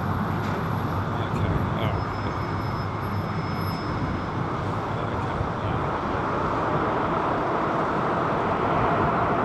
Yeah. See those horizontal stabilisers flexing away there. The air being kicked up off the ground spoilers, mixing in with the turbulent air from the reversers. Craig Hicks, proud to have been a member for 3 years, 6 months, 19 days. Wow. Big cloud of Dunlop just wafted across.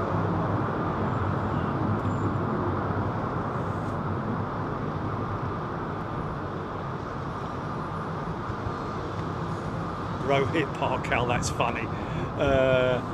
When I told my 13-year-old niece that I'm older than the internet, she didn't believe me. I asked her to Google it. That is funny, man. That is funny, isn't it? Yeah. There's a few of us in here who are older than the internet, trust me. I remember when I first started in the publishing industry, and the publishers said, yeah, let's do this magazine. I was like, great, brilliant. They said, right, okay, well, we need the first issue, we need the copy as soon as you can, maybe in like 30 days or something like that. I'm like, yeah, no worries. Turned up there with a big old file of A4 and they said, right, well, that's great. Oh, you got hard copy. Oh, that's brilliant. What about a disc? The what now? The disc. No, I don't know. The disc. Brake disc? No. The disc, the floppy disc for the. Oh no. So hold on a minute. You've just brought all this paper down here and written on it, and you want us to make a magazine out of it? Well, what else you supposed? Haven't you got a computer? No. Computer? What are you talking about? Anyway, they got me a computer, and it was one of those ones with the black screen and the green writing. I was like, I don't even know. I can turn it on. That's it. Control something or other. Blah blah blah. And yeah. And that's when they got me another computer, which was a Windows operating system, and that was it. Never looked back. Never looked back. Of course, remember the old phones.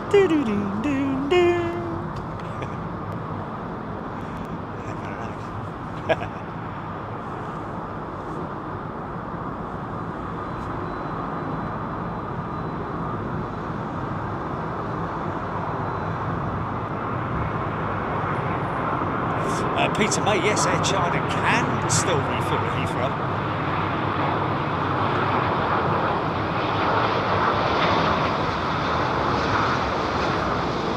Chris Clark. British Airways, one more delivery from San Francisco. San Francisco. Brilliant. Very funny, that. Wasn't I the first member, Jilly? On Patreon, that was it, yeah. Screaming with Delta, you can go 737 first officer to A330 captain. No requirement to be an A330 first officer. Wow, based on your seniority. Oh, well, there we go. Okay. Learn something new every day. Thank you, Screaming Emu, me old mate. Ian Morrison, Roxy Simmons, Giant Fires.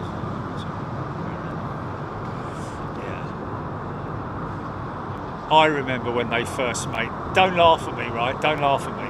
But I remember when they first made the portable phones at home. Yeah. And I took it out of my car up to the village to see whether it would work. I could have sworn it sort of did work, but it didn't work. Obviously, it didn't. You stupid boy. Trying to be all cool, like, hey, look at me with a phone. Like, mate, it's not a mobile phone, son. That's a house portable phone. Flipping idiot.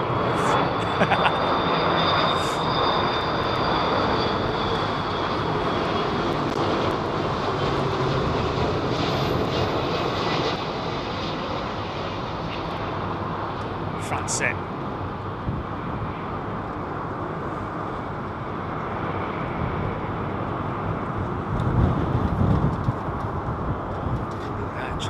ZX Spectrum, worth a bit of money now. Dave Beeler, Commodore 64. Rob Ashplant actually spent more time editing boot discs to free up memory than actually playing games. Oh, wouldn't even know where to start with that, I tell you.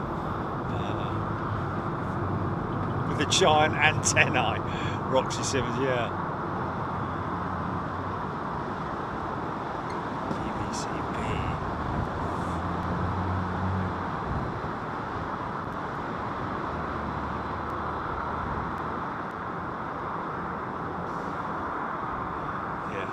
Of old talk gone. Hello, what's going on here then? Hello, they're back out again. Whoop, whoop, whoop. Okay, anything happening today? They got the blues running.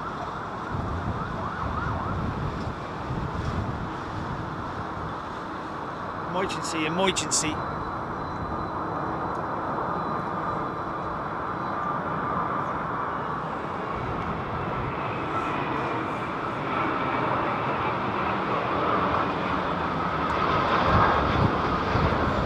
I know.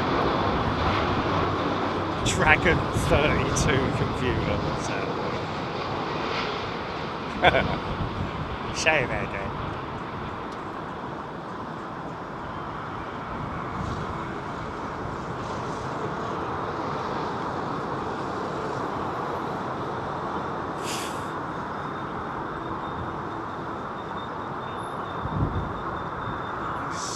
Vaguely remember that. I vaguely remember that, yeah.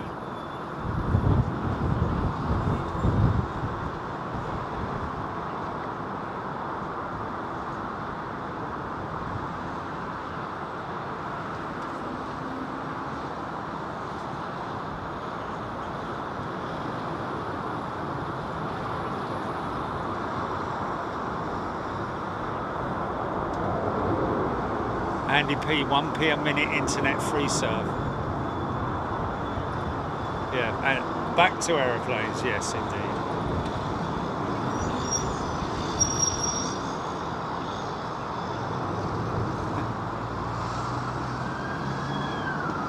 Yeah, we do have some emergency equipment that it services that are. Yeah, there's definitely. Yeah, there's definitely something going on, isn't there? Is it that Biman jet? Is it that Biman jet that just came in? That wasn't the one that was had all the problems, is it? Because they all seem to be going to that. They've all stopped by that Biman jet, mate.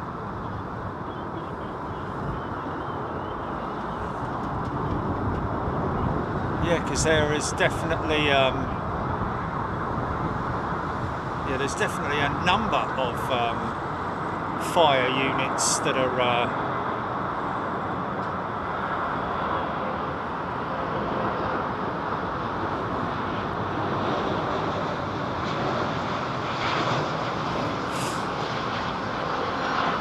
yeah, look, we've got a torch. We've got a torch.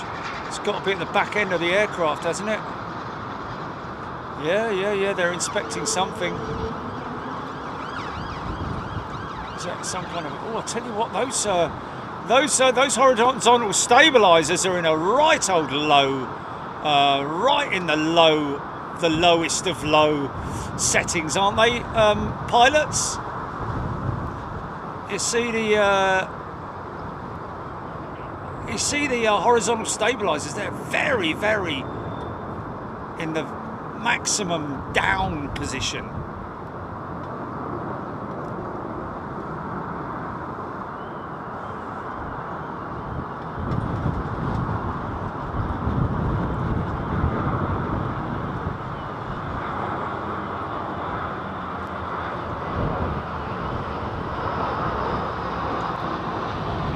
Blocked out by a big 380 now. All the looky-loos on that 380 looking at, oh, what's going on over there? Oh, WB Travels, yeah, looking at possible tail strike.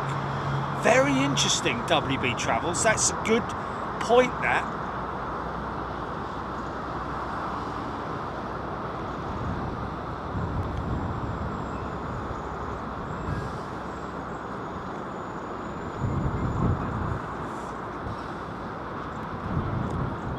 Biman plane set the emergency code right before the landing, apparently. Nayed saying. Jill Blakeney surprised didn't let it go, didn't stop it on the taxiway and actually let it go into gate.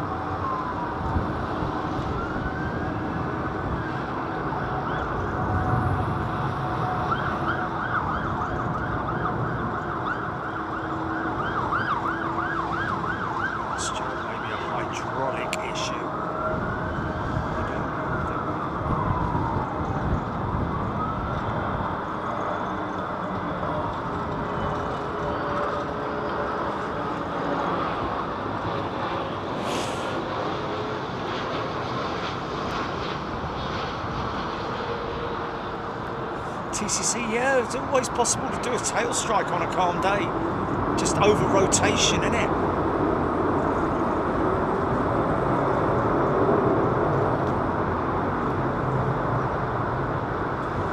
Burak, don't think it's tailstraight.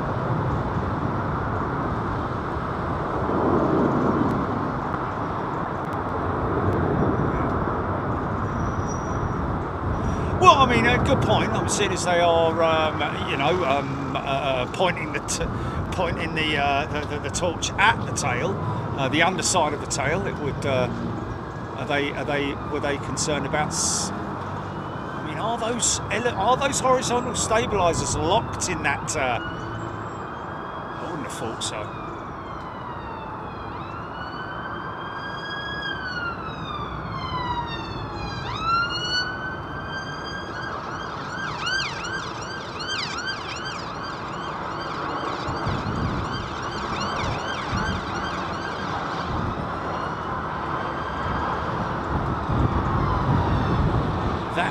Jet had a violent side load when they landed, screaming Emirates, but I don't think they banged anything on the dirt.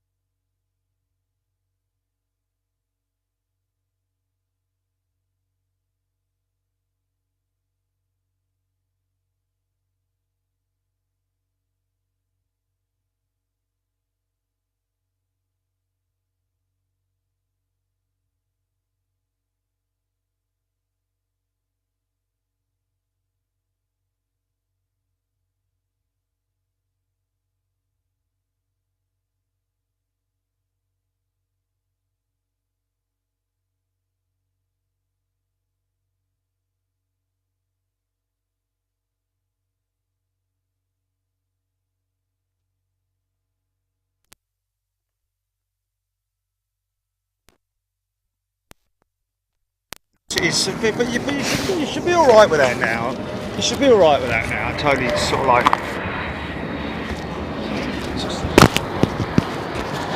Yeah, I know, but that's the standard procedure, isn't it? Can you hear me? You all good? Everything all right? Yeah, of course it is. But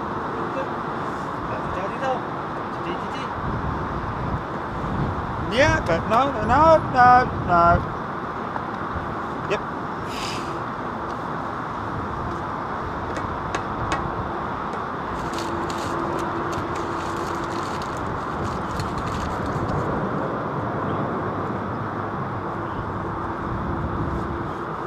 Just in case though, Tilly, just in case one of those people, it may be that you're doing something else and you don't see it, and then all of a sudden you look at the comments and it goes on, you're like, oh well, it's gone, you know what I'm saying? Yeah, okay.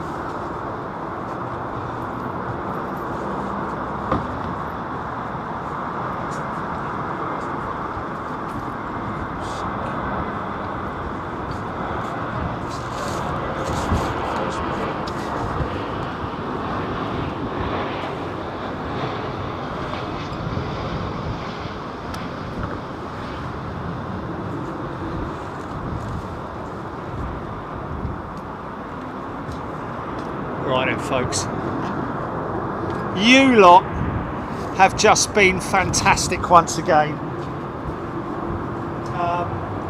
Again, far too many people to call out and mention and say thank you again to these amazing people at the courtyard. You can come up here now, folks. It is open. The restaurant is open. They got a great deck in there, all heated up nicely in there, and you're able to visit. You have to pre-book, of course. You can go around the corner there to the boozer, well, an upstairs bar, loungy bar, Sky Bar it's called. You can visit there. You can have a drink there. Obviously, it's respectful if you come and buy some drink or food or snacks or whatever, rather than just turning up with your own sandwiches and a flask of tea. You know, it's not that kind of place, but it has got a great viewing deck. Obviously, you can't see this far along You can see right across to the maintenance sheds. You can see the roll-on point here.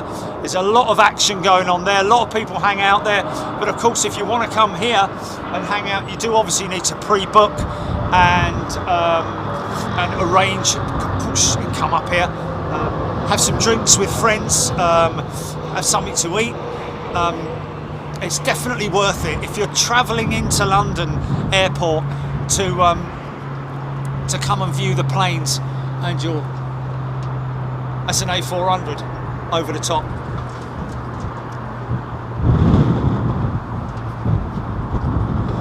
Goes from a high pitch to a low pitch. Now it sounds like a Hercules. Anyway, folks, look after yourselves. We will see you. We will see you when are we going to see you? What is it? Wednesday. We'll see you Wednesday. And it's just Sunday. Sorry, it's Sunday. We will see you Wednesday, and we will also be live on Thursday evening at East Midlands Airport for a freight night. We will see you then, but for anybody who wants to forget about this whole experience,